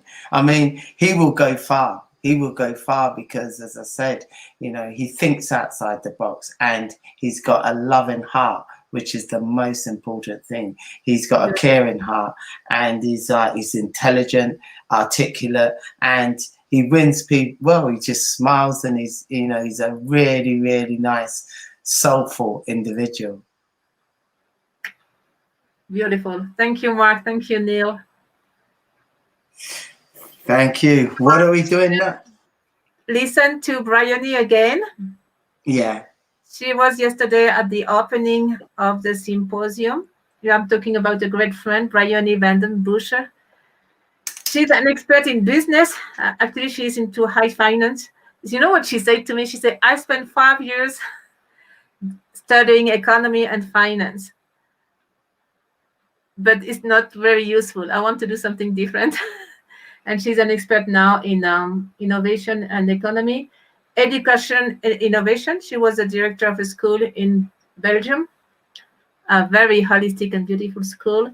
She trains entrepreneur in business expansion and quantum physics and quantum thinking. So we want to see your views on what's next with the Eco-Edu-Smart Cities and their quantum vision. Very interesting. Thank you, Brian. Hello. For 11th Symposium of Architecture, 3,000, 4,000, 5,000, and education of the future. Yes, we have to co-build this beautiful education all around the world. And we have the chance and honor to be with a great friend, Bryony Vandenbuscher. She's from Belgium. Now you can see she's in a beautiful place, Tobago, with beach and wind and sea. She's a coach, quantum coach, educator, what was it? School? The School of Elves, yeah. And a lot of more. Do you want to present yourself? And we go on with a special subject, Eco-Edu-Smart Cities, which is a beautiful concept, and I really wanted this to be inside the symposium. Thank you for your time, Bryony. Thank you, Noemi, for inviting me, and I'm so happy always to contribute to your beautiful initiatives. I think it's so important that new ideas pop up in this world, because it's now a world of redesigning. We have to redesign our dreams, redesign our society, redesign our life, because all structures are dying, and it's really now, yeah, you could say we have to learn to surf on the waves of the new frequencies, the waves of the quantum fields, and that's full of potential. And the beauty is we don't know, and the challenge is we don't know yet. But of course, it's good to then reflect and see what is really important if you build a new society. And I think a city is really something, a community is really something about living together, because often we have tried to do it on a very rational way, like we have some buildings, we put them there, and people have to live and need food, and yeah, it's all like quite cognitive thinking. But of course, living together is about sharing, about relating, and I want to share with you a story about Finland, because we know Finland very well from all the from what they did, and their quite advanced way how to look at education. And when I went there, what I noticed was that there's something special in their history. Their society, they were always conquered by other countries. And what then happened is that a certain educational philosopher has created an educational philosophy. And because they were looking for an identity, they don't really have their own cultural identity. And what that happened was that everything was built around this educational philosophy, which was very holistic too, and very emphasizing on arts and on a very holistic view how to look at educating people. And he created educational centers, and this had led to actually then to redesign and rebuild the living communities, the cities around it. And I think that's so important for the future, that we first start from the heart. And that means that the heart for me of a community, that is the education center. That's where we communicate, that's where we relate, and that's where we redesign the dreams. Because what we actually do with education is educating dreams, because everything starts from a dream and then it becomes real in society. Now, if we want to recreate new dreams, we have to give the opportunity to redesign this dream process and give the children and educators all possibilities to explore this infinite possibility of dreaming, and then redesign from that part. And it will not work to have a controlled way of one vision and then one procedure everybody has to follow. No, we are a living organism, and whatever we want to control in nature, we always notice that it doesn't work. It works maybe temporarily, but we're also only temporarily here on this world, and then we fade again, and then we are again this infinite potential. And so it's so important that we redesign it in we give this exploring capacity for dreaming again. So how I see the redesigning of societies for the future is to create Eco-Smart Cities. You hear a lot about smart cities and everybody wants to put the newest technology in it. Well, that's great, of course. It's good that we use this newer technology, but it doesn't have a heart. So where is the heart? It's with the people. So, and where is the mindset of the people created? That's an education. Where is the potential created and the open ideas? That's an education. So that should be always the heart of the cities which are created, where you then of course do it in an eco-sustainable way, because we know that a win-lose scenario is not a long-term solution. You can try it. We tried it for so many times already in history, and it's always, it doesn't bring us what we really want in life. So it will have to be built on a win-win. So this has to be also a win-win with the planet, with our ecological environment, with everybody. So, and that's this education environment is not only for children, it's also for people, because everybody is in himself an entrepreneur. He has dreams, or he or she has dreams and wants to create these dreams into reality. If you now have a job, if you now have a business, if you're now a mother, everybody has these dreams in life. And so it's so important that on every age you have this supportive learning environment to whatever dream you have the ability to create this in society. And I feel that's real freedom, because freedom, I know a lot of people are now fighting for their freedom, but that freedom was never there. It was an illusion. And I always told that to people, and now people are very like, oh, we're so controlled and we don't have freedom anymore, especially in Europe. It's very tough. But the point is, you were already in the box. It's just now that you see the box, and now the box is so obvious that you become angry of it. But thankful that we see now the box, because we were already educated so long in that box, and on a kind of sleeping way, just doing what we were brought that society was important to. And it's time for redesigning this on every level. So that's a bit, I think, the summary of what the core of what an Eco-Society, Eco-Smart City could look like. This means that it will not be one procedure for one. Of course, it's co-created with the people around it, but it's built on this living creative entrepreneurship and this intuitive ideas of the people in a community. And then you can really co-create a really sustainable society. And of course, you need local supply, you need local food, local farms, knowledge of the herbs and medicines all around you, because it's in every country accessible. And it's just that, and it's there. The information is available for if you are open for it and explore it. For example, I live now since October in Trinidad Tobago. I had a lot of allergies because of the humidity. Mm-hmm.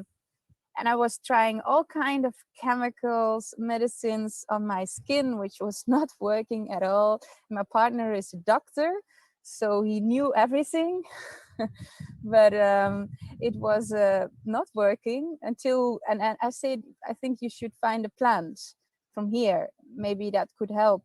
So we find this plant noni and we use it for the skin, and everything resolved. So yeah, it's sometimes much more, the treasures are all around us. It's up to us to see the abundance we already have. Brian, I want to see those Eco-Smart cities as soon as possible. In your mind and vision, what are the steps? How we get there? How do we get there? What steps? What I'm working very hard on is to realize the budgets to creators. Of course, there's plenty of space and people enough all around the world. That's mostly not a problem. Right? But you need at the same time also, it is in the first phase, it is co-creating the minds.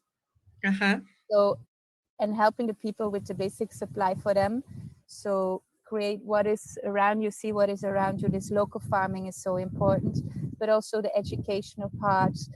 Naomi, I don't have to teach you how to open your mind, because that's already one open channel. But of course, that's the basic, because whatever we will create is limited by our mind. And it's a field of people who co-create together, a society and a city. So you need the field of the people which get like opened up again, and they will then come with all kind of new ideas to co-create society. And of course, it's all there. You have Gunther Pauli is a beautiful example about the most innovative ways how to work from waste to energy, and how create an economy of happiness. He's written a book about it. And but there's many experts worldwide who have very good ideas. And it's of course so important. What we do is the education part, and at the same time I'm working on the financial part. As you know, Noemi, I'm very involved in high-level financing, so we're exploring several paths to make it happen, and to make it happen on an independent way, because I think governments have it difficult enough at the moment, and they're under a lot of pressure, and it's very difficult for them to have a really idea, or like to have an idea which is not compliant to what all the rest thinks. So it's a tough time to be a politician. I wouldn't want to be it at the moment, but it's the time for the people to stand up and to co-create a new society. And it's all there. Anyway, in the quantum field, it's all already finished. Everything is already like in potential. Everything is in potential already there. And it's up to us to connect all these brilliant minds and all these people who wants to create a new dream and make it happen, even in whatever. Because sometimes we think, oh, we can only do a small thing, but you have the butterfly effect. That means that one stroke of a butterfly, the wing of a butterfly, can create a hurricane on another continent. So every seed is important. There's no, sometimes we think it should be huge and big, but every little sparkle can create a huge wave. And you don't know what the impact you have, again, with your sparkles. So working on that. So what I do is educating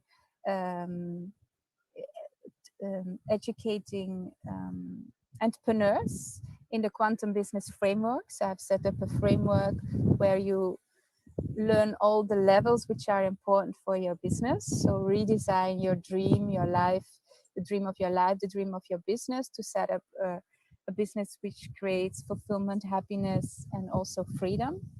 So also create a scalable business, so you can always have the freedom to scale up. And at the same time, an online training for teachers, where you also do that, Noemi, where you create this unlimited potential, awaken this unlimited potential in people, in teachers, so they see the unlimited potential in the children. Because it's always there, it's just up to us to see it and be aware of it. And and that will define where you then go towards to. And there's now, for example, a student of mine, and she just went to Costa Rica, and she wants she's now working there to set up a kind of business community together, and co-creating with a lot of people there to really build a new Eco-Smart Edu community. So not only we know the community feeling of people who are very like in the ecosphere or in the spiritual sphere, but it can also combine with high technology, all kind of architectural integrations. So I think it's the win-win-win for all. Yes, beautiful.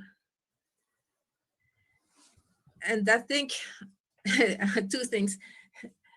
I will invite people to listen again this video, because you mentioned very, very important subject topics, and you went to the essence of it.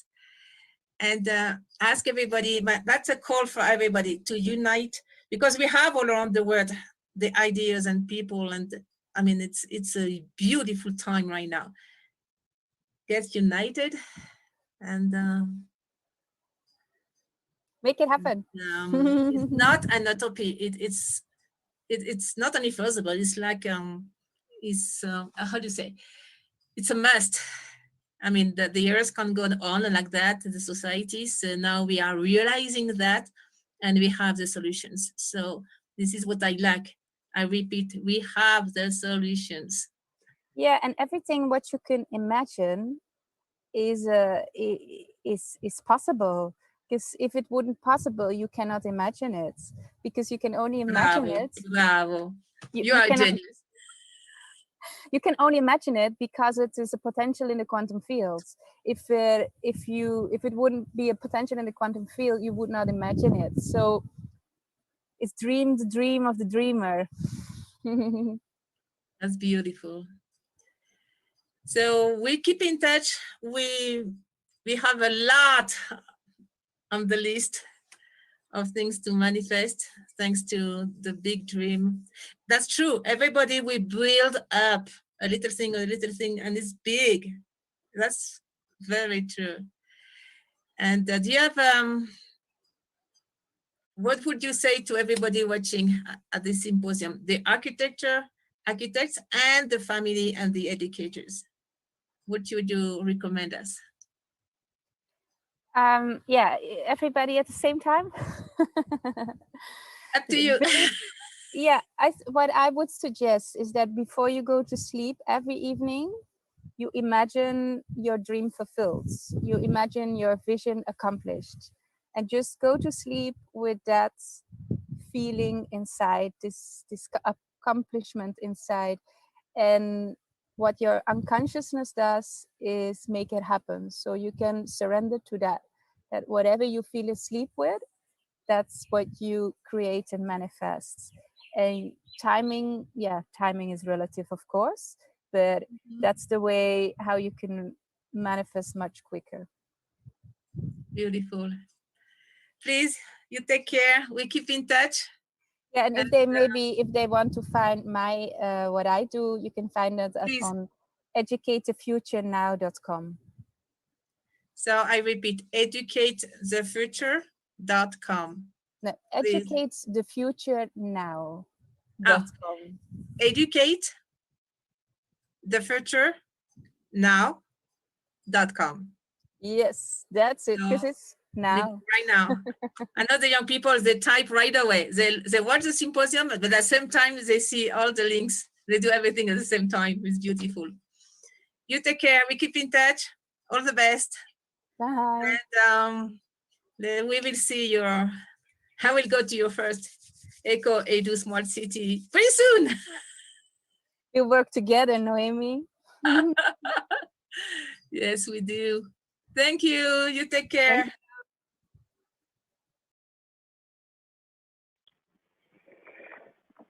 Wow, smart cities. I love the part where she says, if it's not possible, we could not imagine it. So everything's possible.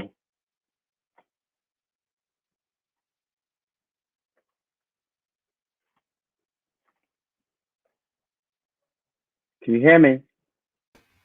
Noe, your microphone is off. Yeah. No, it's okay now. Do we have some comments here, Carrie? Yeah, we have. It's amazing because I dream my Eco-Edu-Smart City. Me too. And yeah, and it's amazing. And we have comment. Luna Serra say, Bryony is an angel. She sure has sparkles to spread. Naomi, where do you fish such amazing people, masters? Wow. Well, Thank you, Luna. Well, Luna, you are one of these masters.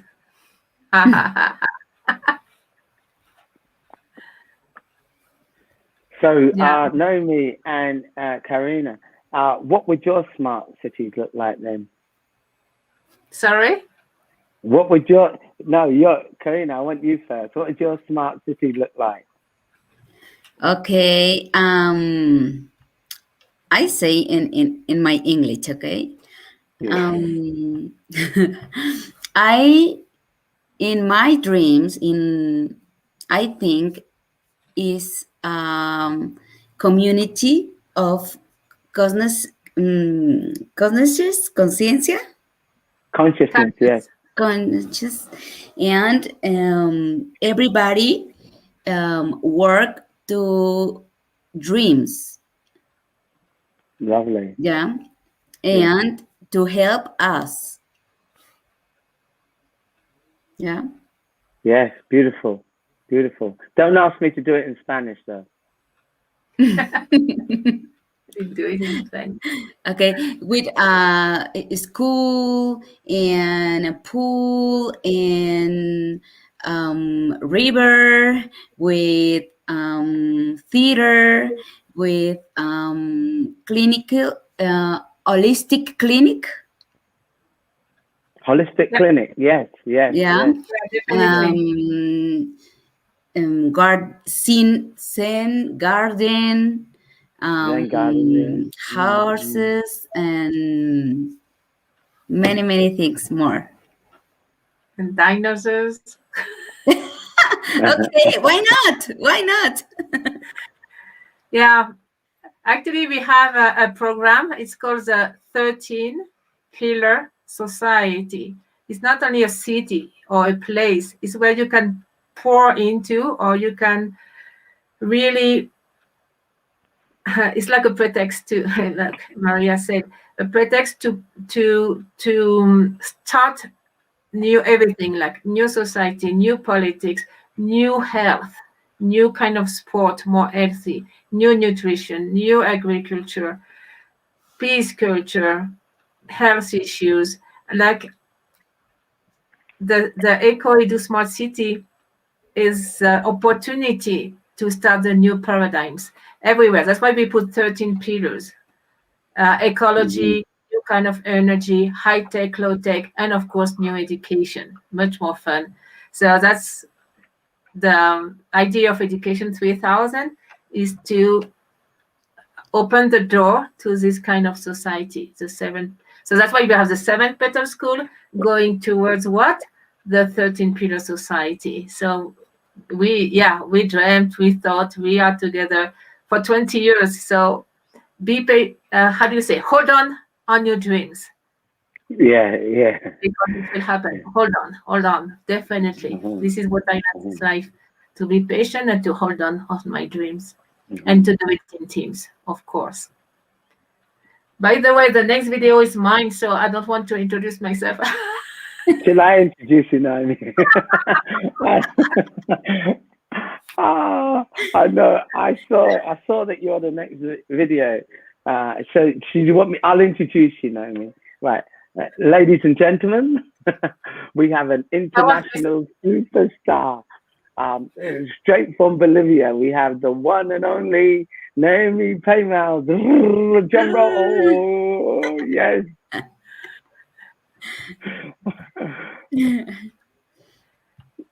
it By the away. way, this video, I'm not an architect, so I put together what I was thinking is cool and I really like. So I did it from an anthropology point of view, and because I like it. I apologize if I didn't put everybody, all the school, all the architects, but I tried my best to have a little tour of the world and to check it out what's happening right now. So I had a lot of fun to do it, and I want to thank all the collaborators. It was a trip for me. It blew my mind to see all those beautiful things around the world. Okay, I'll not talk anymore. Okay, let's start it. What I really like, I am an anthropologist, I'm not an architect. So I wanted to go around the world and put together the proposal I like best, basically, and try to blend with what is my formation, which is anthropology and schools. As Education 3000, we want radical change in education. We want a completely different kind of education around the world, with peace culture, with solidarity, with fun, and with the blossoming of the human being. So let's go to, I invite you to a little tour around the world. Of course, there are many, many more proposals and beautiful architectural proposal and beautiful project around the world. So I apologize if I don't mention everybody. Of course, I just choose the one that resonates with me, and that the one where I can see we can build a new society with this kind of proposal. And we will see a couple of schools as well. So first we will see the universal laws, sacred geometry as a base very quickly, as it's a base of everything, the base of creation. Some architectural trend I really like. Some words about people. Some school I really like around the world. I went to most of them, so I can tell you it's amazing. One slide of the 7 Petal School, because I have another video just on that, which is the 7 Petal Schools of Education 3000, our proposal. And something I really like about resonant architecture. Exploring that thanks to very good friends, very nice architects. And I wanted to share that with you today. The universal law, it's always the same since Platon, the 5 Platonic solids, the Archimedean solids too, the meaning, universal law, how you can decompose a Platonic solid into Archimedean solid. And then you have the domes or geodesic forms, or zones, which are with a point like that. This is some, on the left is a school in Mexico. I will show you more on that. Here's the dodecahedron in Qatar. I really like it.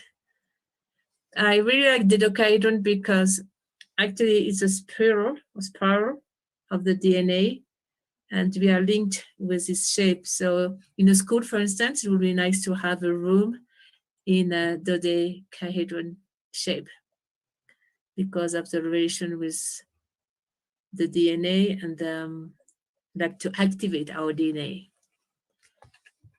Exactly, I put it here. The DNA is a dodecahedral rotation of the double helix. So it's 10 steps. You go ting, ting, ting, ting, ting, ting, ting, and you have our DNA. And the Fibonacci should be everywhere, actually, with the golden ratio.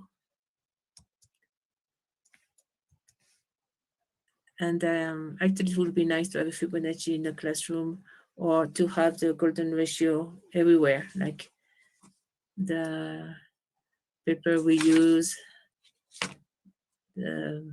everything we do should be in the right proportion, which is 1 to 1.6. And use some good tips from Feng Shui and Vastu Sastra to have more comfortable and energetically more balanced spaces to live in. Here is, it's called the triad. or the triad of neuroaesthetic. So this is very important because actually the brain have three ways to capture an information or to fill a space in our case. So we have the emotion circuit, we have the knowledge, and we have the sensory motor. So we have the body, we have the mind, and we have the emotion. So if you work with, for instance, neuroaesthetic, or all place should be around this concept actually. You have this interaction with emotion, the knowledge, and the body. And this is the core.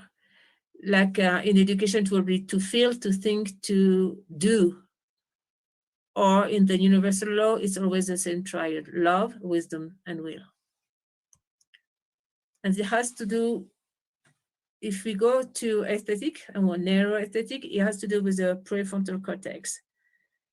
The prefrontal cortex is a conscious aesthetic experience, meaning it can recognize what's beautiful, not beautiful, or decide what's beautiful, not beautiful, and take it to a level of well-being and a leap of consciousness. So I recommend the work of Zeki and Kawabata, that this part of the brain, they discover that this part of the brain, that the frontal lobe actually and prefrontal lobe, are involved in the judgment of beauty. And with that, it's linked to an expansion of consciousness. So that's so important. So where we live, and it's beautiful, it will help to raise consciousness. This is what we want. And actually, as an anthropologist, this is what we are looking at. We want the information, the knowledge, experiment, the experiences to go from the reptilian brain to emotional brain to the neocortex, but to the front lobe. And that's why they say going from the Homo sapiens, we go to the next Homo by developing the lobal front or front lobe. So this is important for education or for creating spaces to take in account the development of the brain and this part of the brain, front lobe. Interesting, huh? So more beautiful the space and more pleasant the space, the more we develop this part and the more we have some evolution. This is linked. Evolution, consciousness, architecture, spaces, and beauty. And this is all proved by now neuroaesthetic. So some pictures of architecture I really like. Of course, I want to mention and honor Jacques Fresco, the Venus Project, because his vision was and still is, absolutely flabbergasting. It's amazing. The way he wanted to use the resources for everybody and to have sustainability everywhere. That's really beautiful. And I want to honor the life of this amazing, amazing hero. Then all the trends now from biotopographic, it will be like actually it was known from the ancient China, the geomans, I don't know in English, Romancia, bioclimatic biomorphisms, studying the living forms. You can have the shape and the best shape and the strongest shape, like the Nautilus, for instance, and it's all based on sacred geometry, by the way. Bionic, like the structure and material of living beings, for instance, lullaby wing or water lily leaf. Biomimetism, that's the entire ecosystem, smart building and Eco-Edu-Smart Cities, where it's not only a green city with zero CO2, but a city for and by the human being. That's why it's called Eco-Edu-Smart Cities. I want to mention Vincent Cayebo. There is so much pictures of him, but it's all beautiful and very practical. Like this one is floating cities, lily pad. Talking about the water lily, this is a structure. An entire town. This is a picture. It's amazing. This is another project of Vincent Cayebo. This is dragonfly. It's vertical farming. This can feed a city, like at least 150,000 people. This is inside the farm. It's absolutely gorgeous. This is another project. It's called the algae farm. So this is to clean the ocean. This is completely visionary aspect of architecture. Who wants to deal with, which want to deal with ecology, contamination, social issues, food, agriculture, reduce transportation as little as possible. It's called dense city. This is a farm as well. This is Asian crane corns.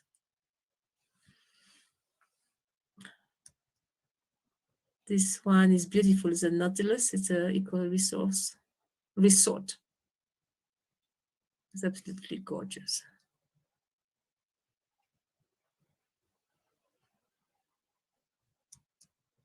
When I made this PowerPoint, I couldn't sleep at night. I was watching a bunch of pictures in my head. This is a beautiful Toyota group shopping center for China. It's called a Wooden Orchid or Arcades. Another green building. It's all by Vincent Cayebo. He's from Belgium and lives in Paris. That's why I knew him. It's because I was in China and I was looking for project in China, and I found this Kunming project south of China, and it's called Flavor Orchard. And it's an all resort. It's huge, and it's all based on sacred geometry, and as well green, and as well zero pollution, contamination. This is a Nautilus shell. Then I want to mention, of course, Parametric Architecture, Patrick Schumacher and Zaha Hadid. And I think they changed forever architecture. And I have a great admiration for the architect Zaha Hadid. As a woman, born in Iraq, the top of it, and because she completely switched the way we used to see a cube or a square, a room with 90 degrees everywhere. She blew up, she destroyed all that, and she changed forever the forms and the shapes and the concept. This is in Azerbaijan. This is China. This is absolutely incredible. China, this is a foyer. This is China. This is the airport, Beijing airport. Amazing. Daqing airport. Daqing airport. This one is Australia. It's a library. This one is Qatar, Moscow, Colombia.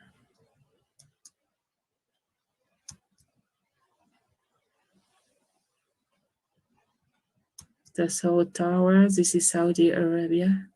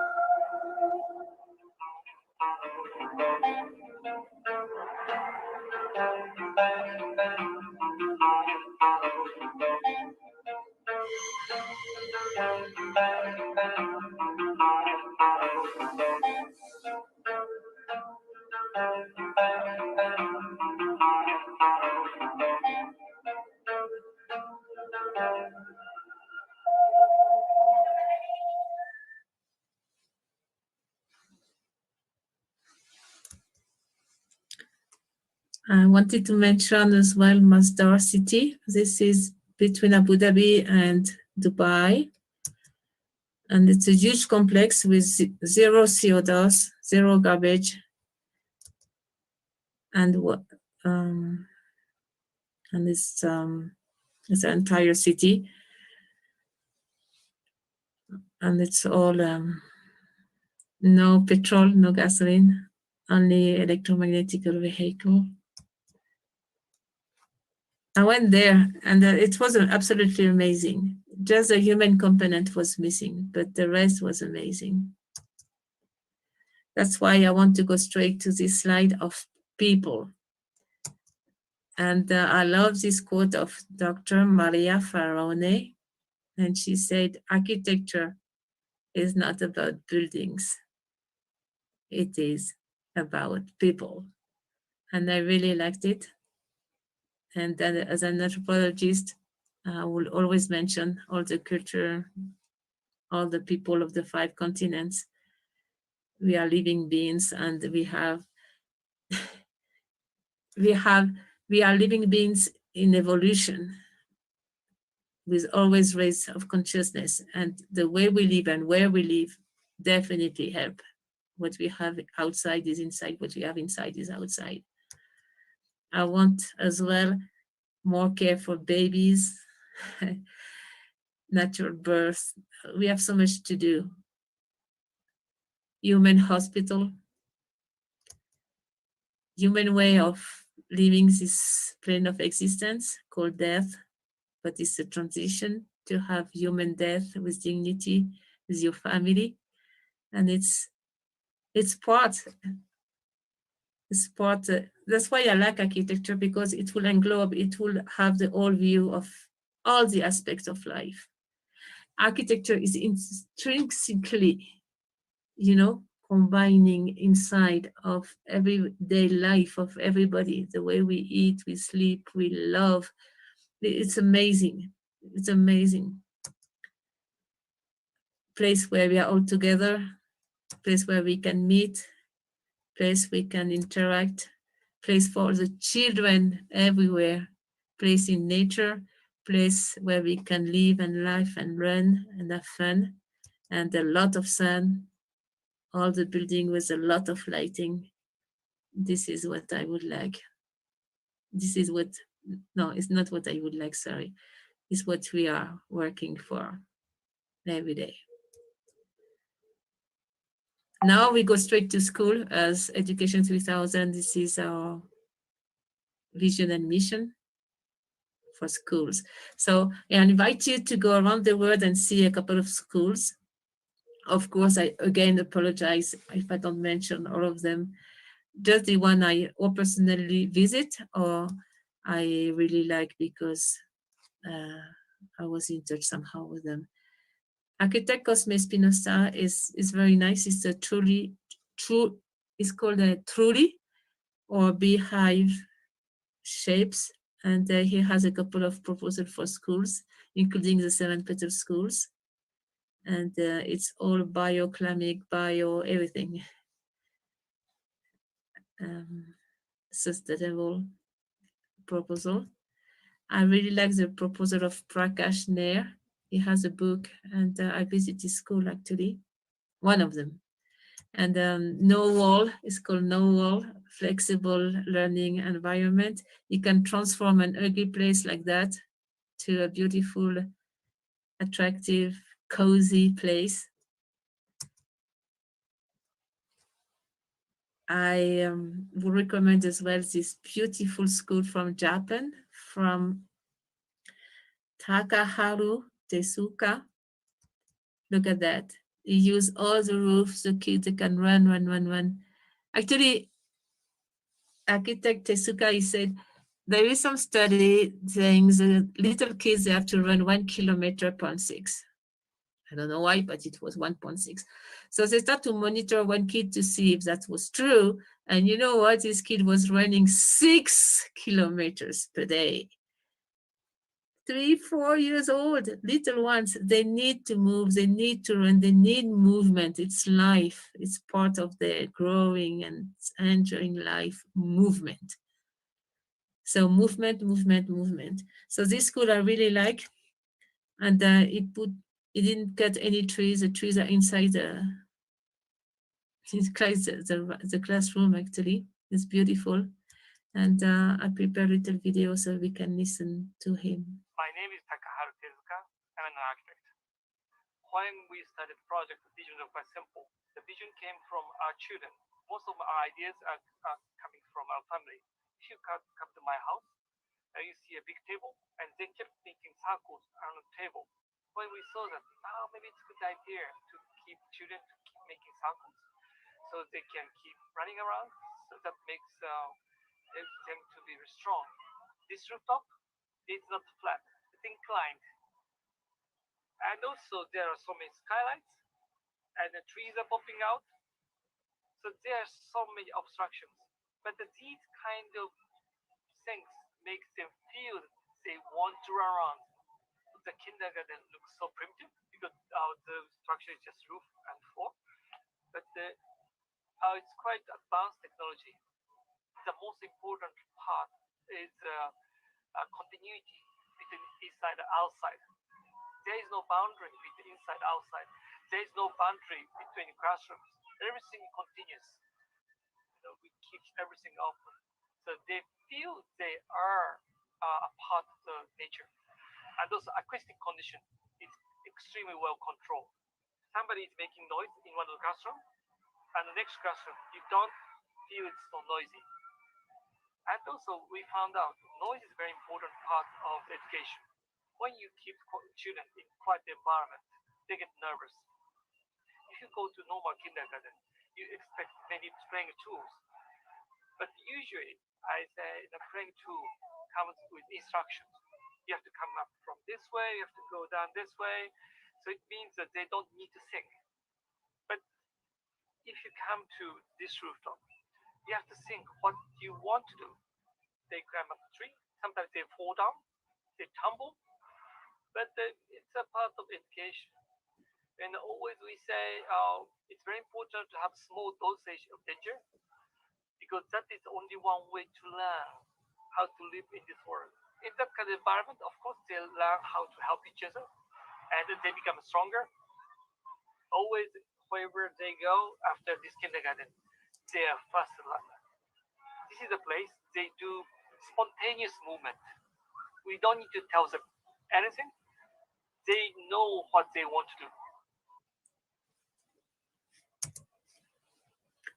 It's beautiful. I love this school.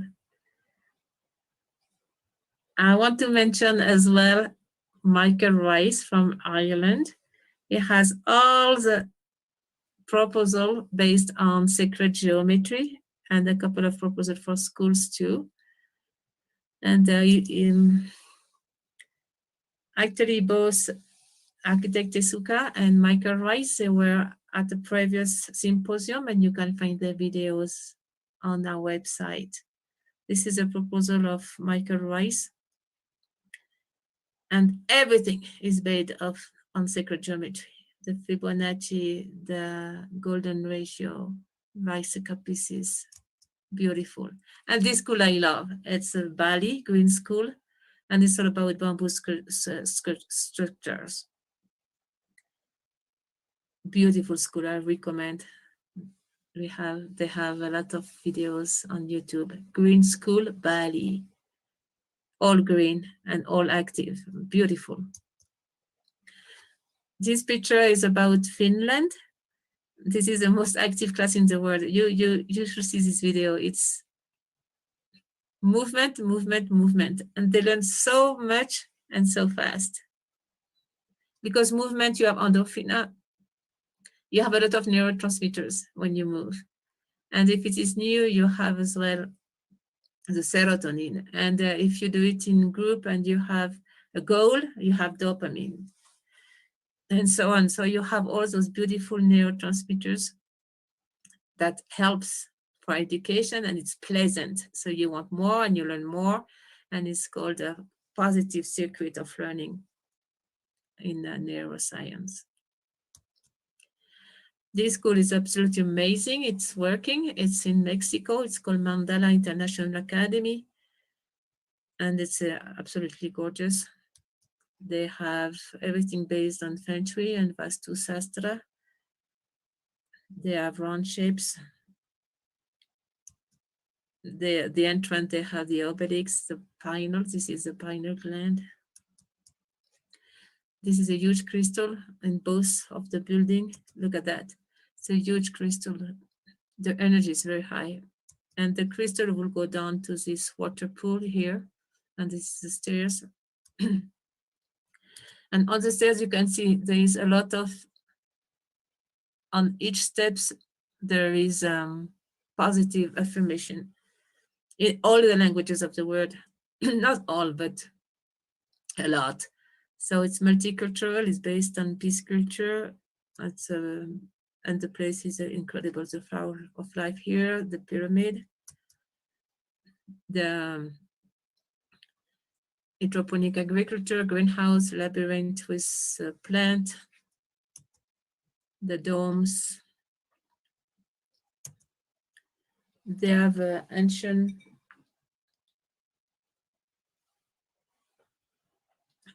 culture with building like Fort Temascal, building like this one is an astronomic observatory to observe the stars and the sun based on traditional culture of Mexico.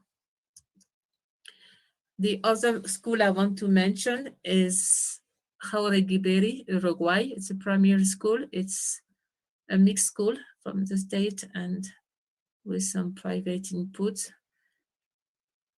And it's built with bioconstruction by architect Michael Reynolds. So I think it's the first school, at least in South America, with bioconstruction and completely sustainable and self-running. Here is Michael Reynolds in the same school. This is some other buildings of this architect. It's known, the website is earthship.com, and amazing, completely self-sustainable, completely.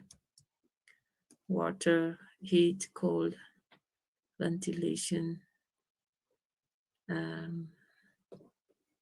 all the garbage is taken care of.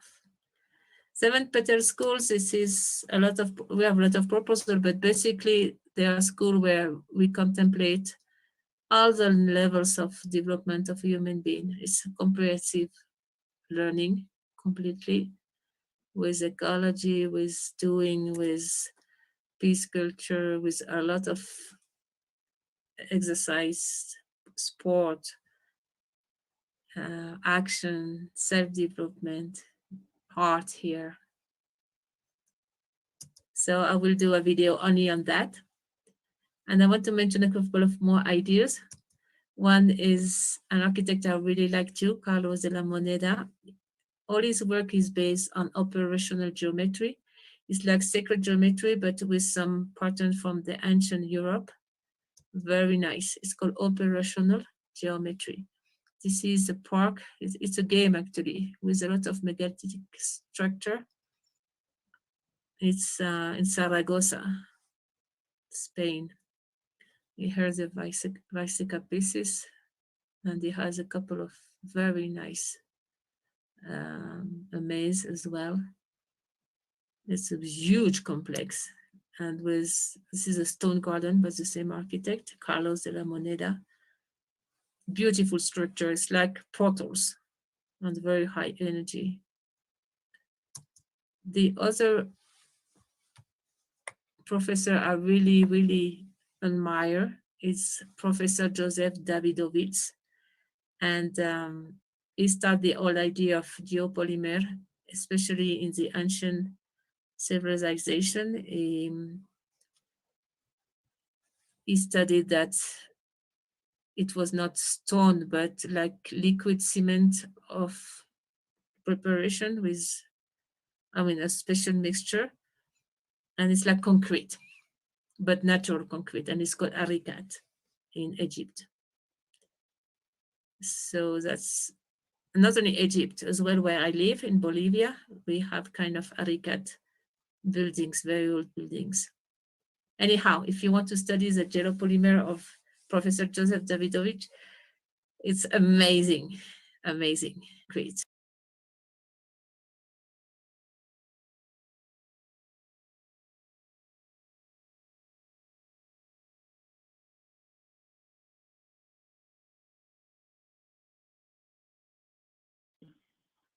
Can you hear me?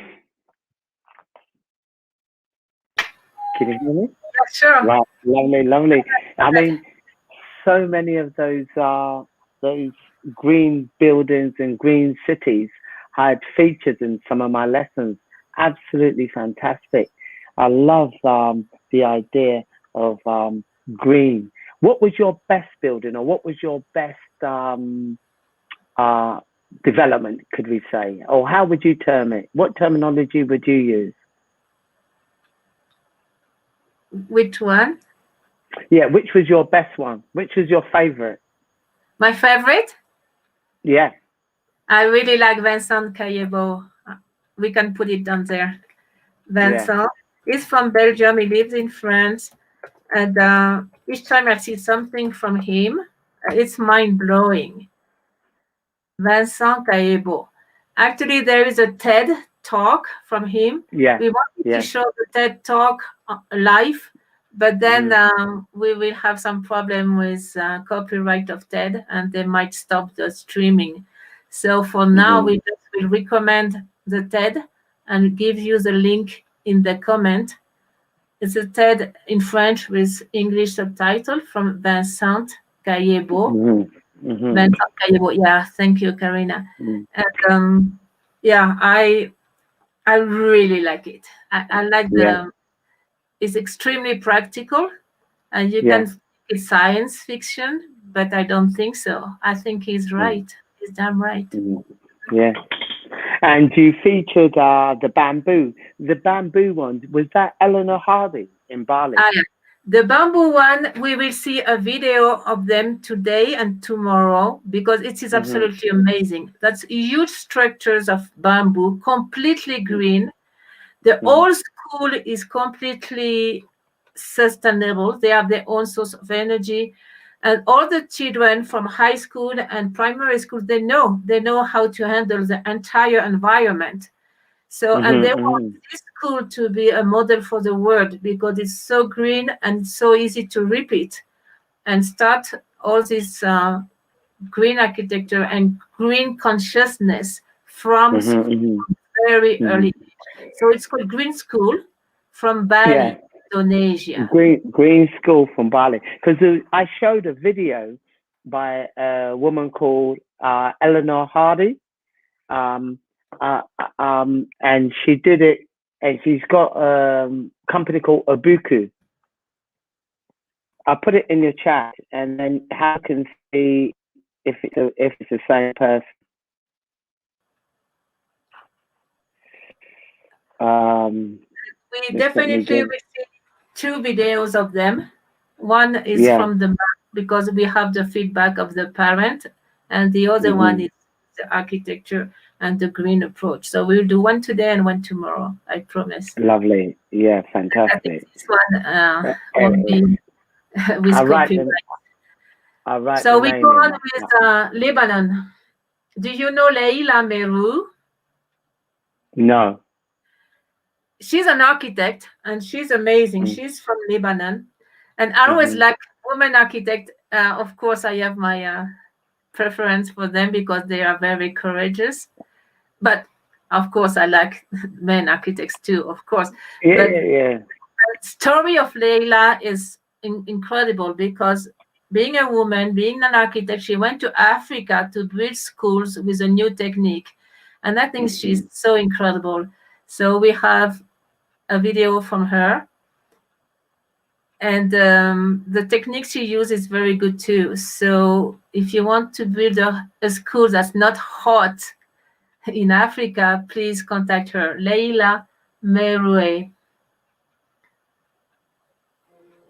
We have one video on Arabic and one in English. I don't know. من الإسمنت إلا مدارس بنتها بنت لبنانية بإفريقيا من طين. You can مين هالسبية وشو أخذها على أفريقيا وليش المدارس اللي عم بتعمرها مختلفة؟ هالخبر عن نجاح ليلى مروة كيف عمرت مدارس على أرض السنغال باستخدام تقنية طوب القمر وهي طريقة ابتكرت لبناء ملاجئ على سطح القمر. So I decided that I could use this technique to build my schools.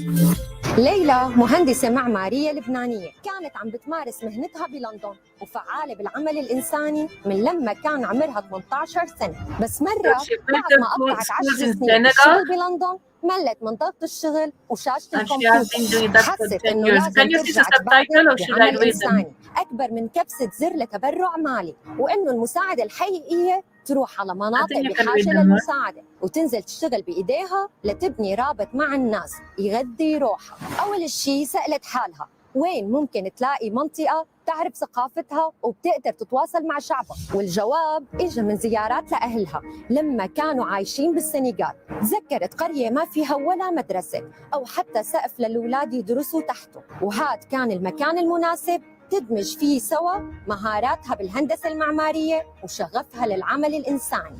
التحدي إنها تستخدم طريقة سهلة وما فيها تكلفة مواد بناء.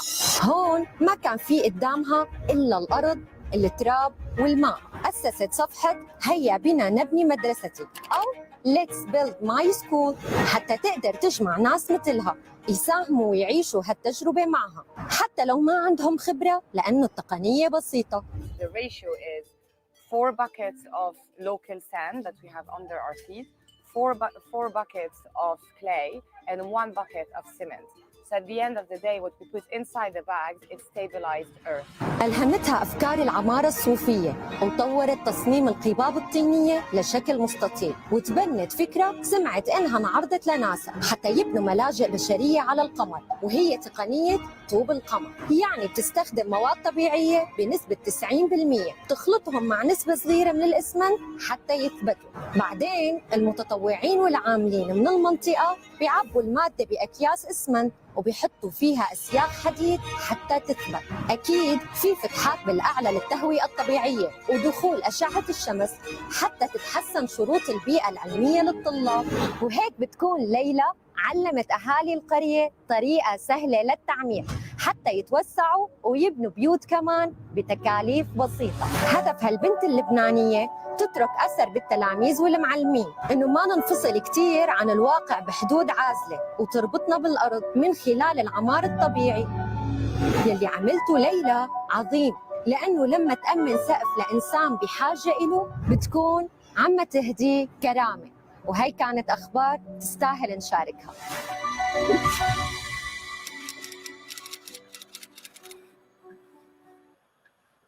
Actually, we have another video in English. We can see that because schools in Africa is really an issue. First of all, 50% of the population doesn't have access to school, and the current school are so hot and so ugly. It's not nice for the children at all.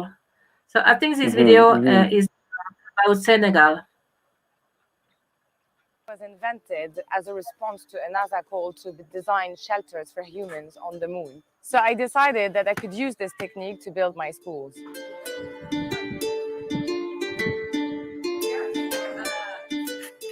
So basically, when we arrive on site, we see first what is the properties of the materials that we have, the local materials that we have. So we test the sand that we have, we understand its composition, and then we will modify it with other elements so it becomes a long-lasting material of construction.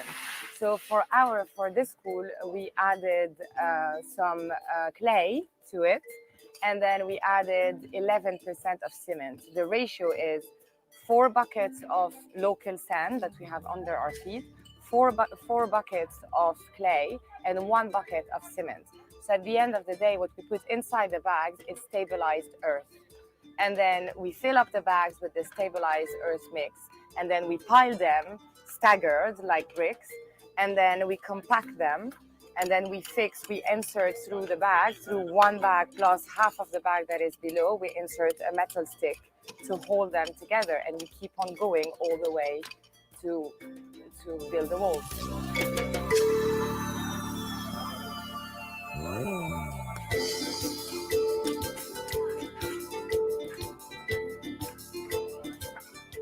Here in Senegal, they build with cement blocks, which makes very hot environment inside. With earth architecture, we have a cool temperature inside the classrooms, which increase the capacities of the children to focus in the school. We also leave spaces above for natural ventilation so the hot air can escape.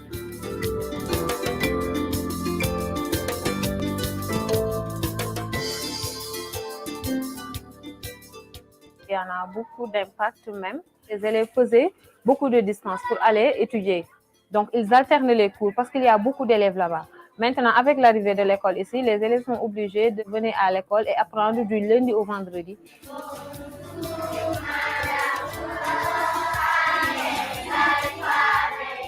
J'ai fait un peu partout les régions du Sénégal. Il faut beaucoup plus d'écoles au Sénégal. Parce qu'il y a des villages qui n'ont jamais été à l'école. The next project will be in Casamance, and then we hope to build as many schools as possible in Senegal and hopefully export the same prototype to build anywhere in the world where they need more schools, and possibly inspire communities to build their own houses and expand their village with the same construction technique.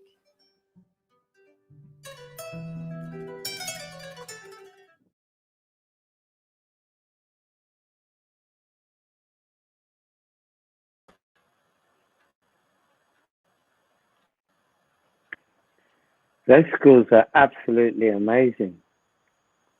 I love those schools. And she's very inspirational, Layla. What's her second name? Because I'm trying to connect to her via LinkedIn. We can see Bali now, if you want, Neil. Yes, please. So we can see the structure and the way they teach. Mm-hmm.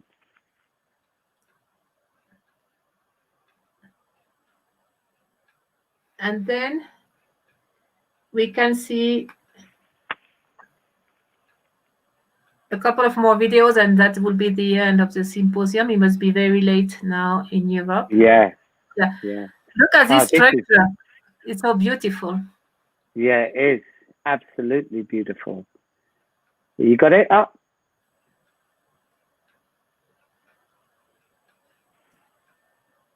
And not only the structure, the education, the way they teach, the way they live together, the community participating, the parents, and it's all over the world. They had kids from, of course, Bali, Indonesia, but around the world. So it's very what we need for the future, I would say.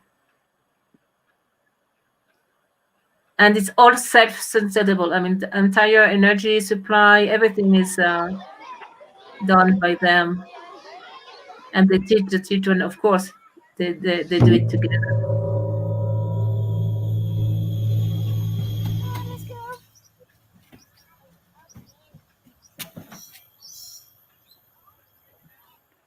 It's a school that's really green. teaching us how to live sustainably, how we could preserve our world. First time I heard about the school, I feel so jealous.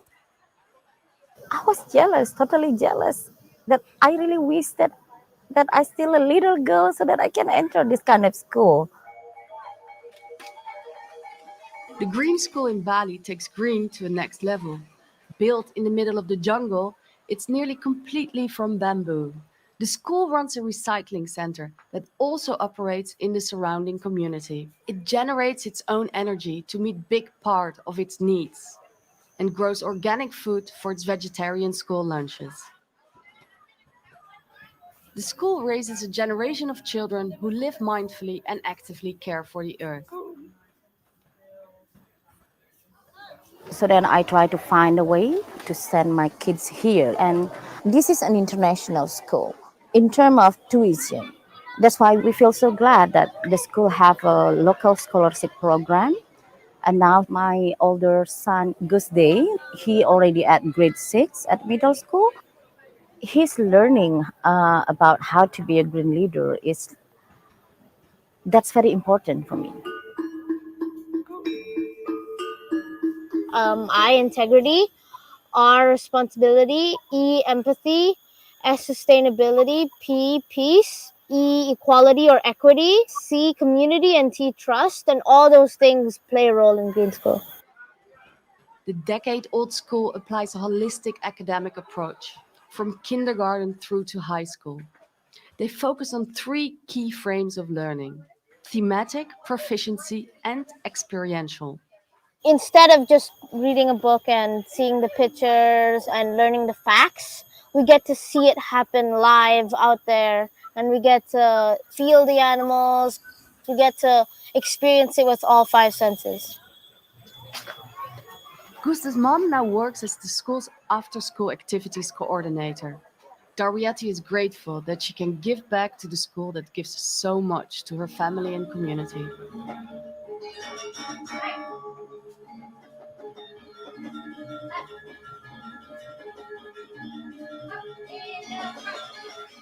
The school also has a strong international appeal, with parents from around the world moving to Bali to give their children this progressive educational experience.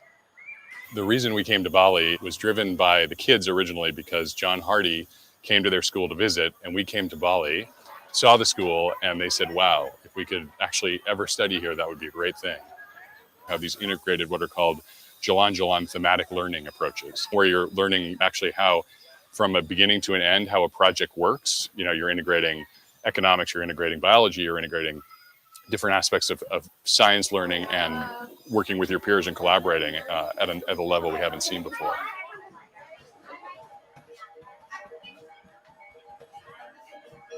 There's still plenty work in progress at the school, but Darwiati truly hopes that green schools will be replicated in other parts of the globe. Every kid deserves to have this kind of education around the world, so that we can have more green leaders that we dream of.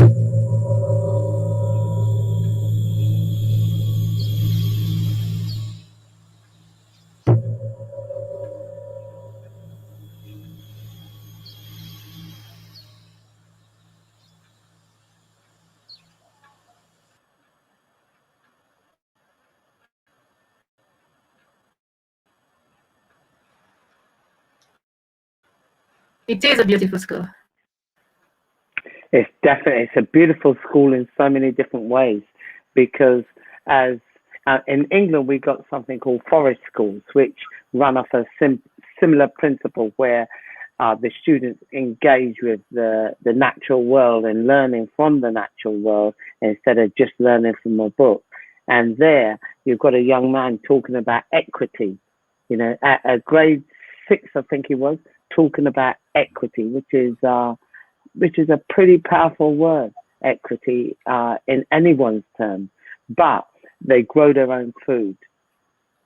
Bamboo grows really quickly. As long as it's treated, it will last a long time, and it's sustainable.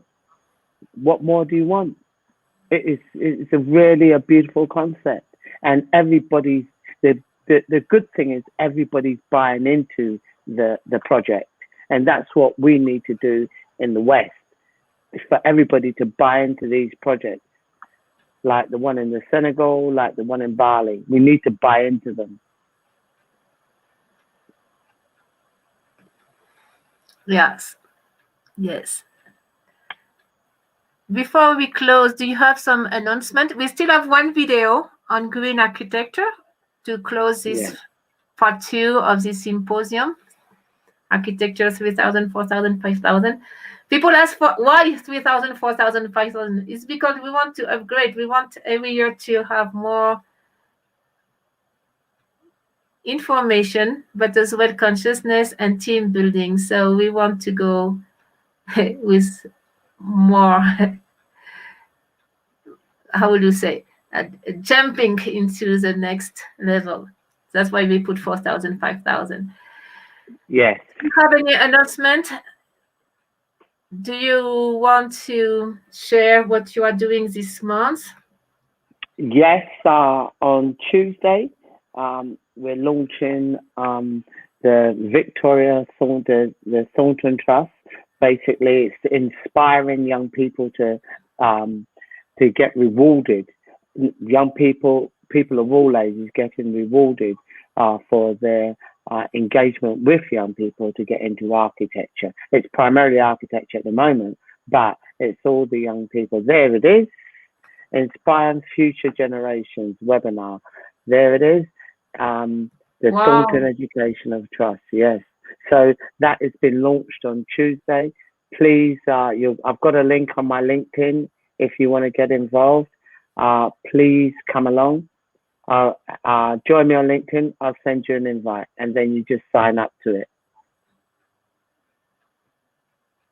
Yeah, 30th of March. That's this Tuesday at 5 p.m. UK time. That is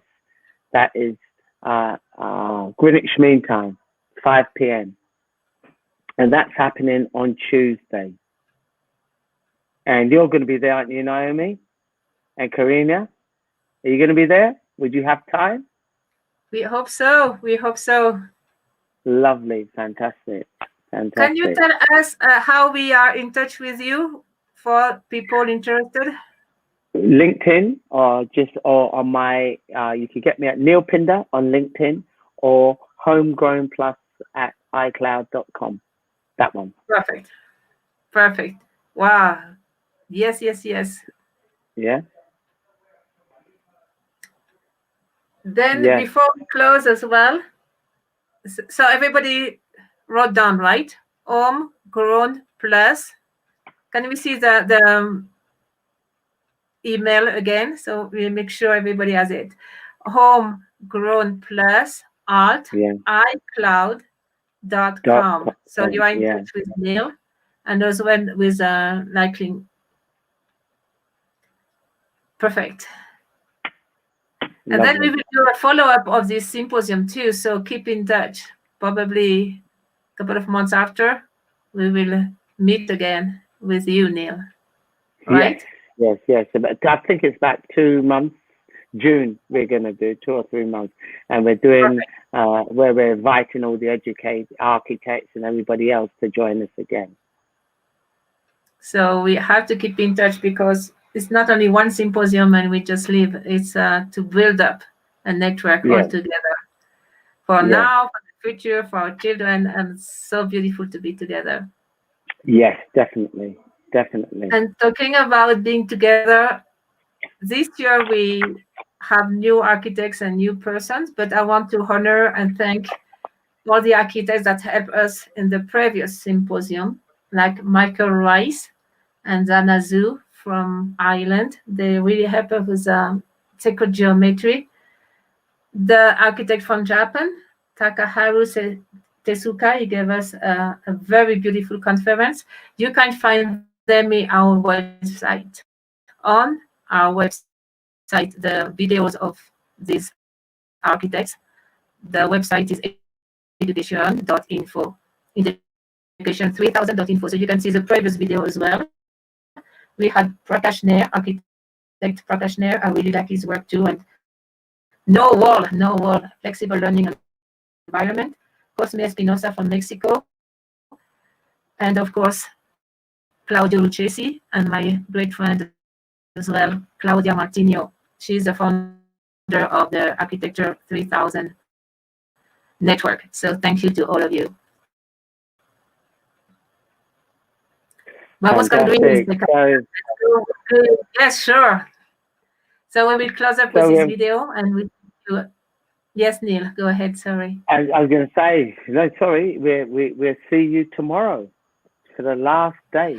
And tomorrow, same time, 3 o'clock UK time, right? Yes, yeah, we have a lot of material for tomorrow too, and we will share with you. Tell your friends it's Sunday, relax and have some cup of tea and watch the videos and all the interviews. We have great material for tomorrow as well. Lovely. Bye, everybody. Famous talk in the world's greenest buildings, and in this video I'll show you exactly how these amazing architectural designs are able to save our planet.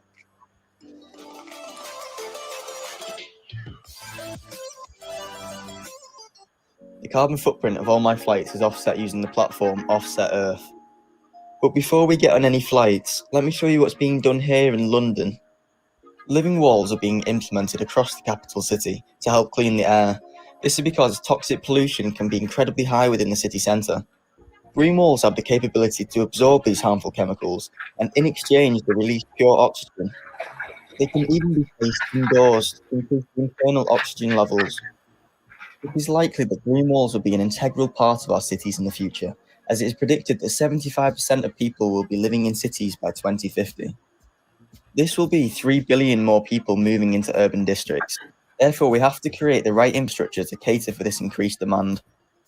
Over in China, 400,000 people are dying every year prematurely due to the high pollution levels. These levels can exceed 50 times what the World Health Organization deemed to be safe. The source of the pollution is what should be sorted out first. However, green architecture can play an important role in providing clean air to the Asian cities. They are planning to develop entire forest cities in the Louise-Howe region, which can absorb 10,000 tons of CO2 annually and produce 900 tons of oxygen.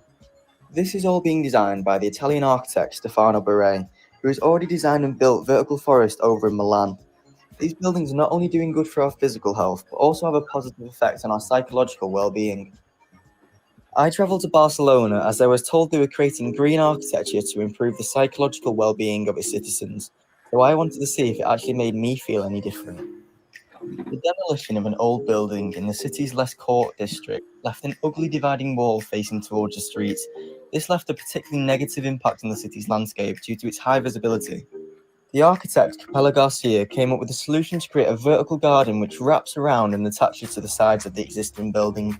The vertical garden softens the urban landscape and provides passers-by with a connection to nature. By strengthening this bond people have with nature, it will encourage them to be more environmentally conscious of their own habits. There is interior access to the vertical garden which allows maintenance to be done from the inside. However, the wall has a network of connected tubes, so the plants are automatically fed with programmed doses of water and fertilizer. It has created a new ecosystem, and it's even encouraging biodiversity. It has provided a natural habitat to a variety of birds whose natural environment was once destroyed by urban development. The Banca Catalana building was the first green building to be built in Barcelona. The plants provide shade from the heat of the strong sun, which dramatically reduces the air conditioning requirements inside of the building. The plants wrap the entire building on each level, providing natural shade to the offices behind. It can also lower the external temperatures by up to 7 degrees, which can be extremely important in large cities that experience the heat island effect. One city that experiences this effect in particular is Singapore, which sits right by the equator. This is a city that is taking green architecture to a whole new level. The city has one of the highest population densities in the world. However, before the 19th century, it was covered in lush rainforest, and the only inhabitants were animals who had perfectly adapted to the hot, humid climate. In the 19th century, mass deforestation occurred, and trees were replaced with concrete, leading to the average temperature of the region to rise dramatically. However, in recent years, there has been a resurgence of greenery within the city. This has been an attempt to reduce the heat island effect within the city centre, which is incredibly important with the overall climate getting warmer. As we experienced, Singapore was incredibly hot. However, the use of greenery and water features at the street level helped keep us cool. This greenery has been transferred into the architectural designs of the buildings. The Park Royal Hotel on Pickering was designed as a hotel and garden. The project has won numerous awards for its sustainable and green efforts, including the BCA Green Mark Platinum, which is Singapore's highest green rating. The building reinforces Singapore's tropical image and enhances the quality of life of its guests. It does this by providing spaces where the guests can completely immerse themselves within nature. It can also benefit those who are simply walking by and admiring the building. Even the concrete has been shaped to resemble natural forms. The designers at WOHA refer to this as topographical architecture. The stratified undulating layers of precast concrete wrap around the entire building and resemble the structure of the bedrock. This shows that nature can not only be used for practicality and efficiency, but can also be used as a design inspiration. Not far from this building is the Oasia Hotel, which is a building entirely wrapped in a red skin. The reason I love using StreamYard, well, that's easy. I can make, Chris Brogan, I can make a show. This red skin allows plants to grow in the facade. In total, the building hosts 54 species of plants and trees, which help improve the biodiversity within the city. The 190-metre tall building has large sections cut out, which break up the facade and allow cross-ventilation into the building. These garden spaces act as mini oases in the centre of the busy business district. Overall, the green facade totals over 25,000 square metres, and the plot of land that the building sits on is only 2,500 square metres. This means the building achieves an overall greenery replacement of more than 10 times the site area. This will help address the huge loss of green spaces within the urban city centre. Like other living facades, it works as an enormous lung, which generates oxygen and absorbs CO2. It is also able to filter out dust, fumes, and pollution from the air. The most famous tourist attraction within Singapore is the super trees within the gardens by the bay. The man-made structures are designed to emulate the biological behaviour of trees. At their trunks are information plaques which teach the public on the importance of trees for our survival. The 18 super trees within the gardens incorporate technologies such as cooling channels, which help moderate the temperature of the surrounding environment. They also hold photovoltaics to harvest energy for the evening light show. Ultimately, Singapore showcases fantastic examples of green architecture. However, it has been blessed with a climate which allows for plants to grow rapidly. Over in Hamburg, Germany, they are taking a more scientific approach to green architecture. They are using algae and the process of photosynthesis to turn the sun's energy into fuel. The algae rapidly grows within the glass panels. It is then extracted and put into a bioconverter, which turns the algae into biomass. This biomass can then be used for a number of things. It can be a source of food for humans or animals, and it can even power cars, but the main purpose is to create electricity and heat for the people living in the building. Whilst we were there, we were told the process was actually producing so much energy that it can offer electricity to the surrounding buildings too. Finally, my favourite green building that I visited on my travels was in Copenhagen, Denmark. Here they are engaging the public directly with the energy sector.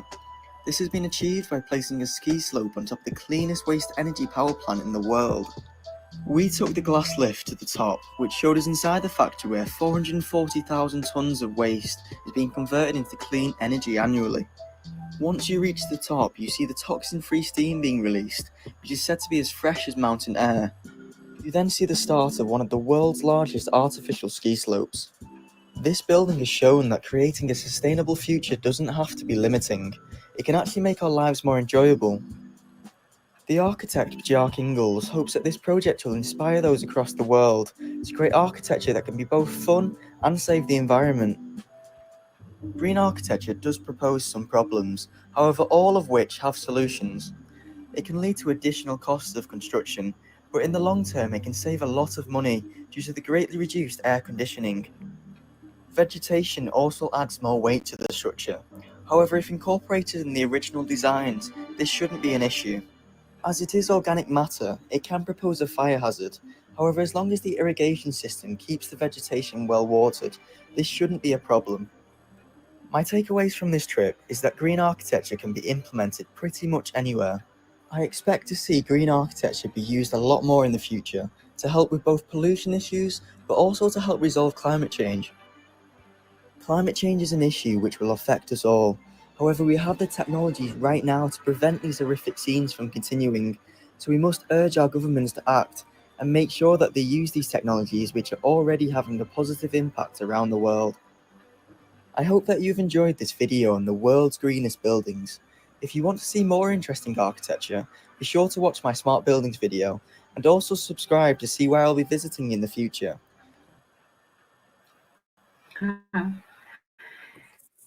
Can you imagine when all the cities are going to be green? Oh my God, I can't wait. Yeah. We have a comment from Claudio Lucchesi. Claudio! Thank you, Mimi, for organizing this amazing symposium. Thank you to you, Claudio. Grazie. Thanks to you. Thank you for joining us and on another day of activities of the 11th Symposium. And we see you tomorrow at the same time by the same channel. Thank you. Remy. Thank you. Thank you, Professor Thank Neil. you. Thank you. Thank you, you, everybody. Have a lovely evening. Have a Take lovely care. day. Bye.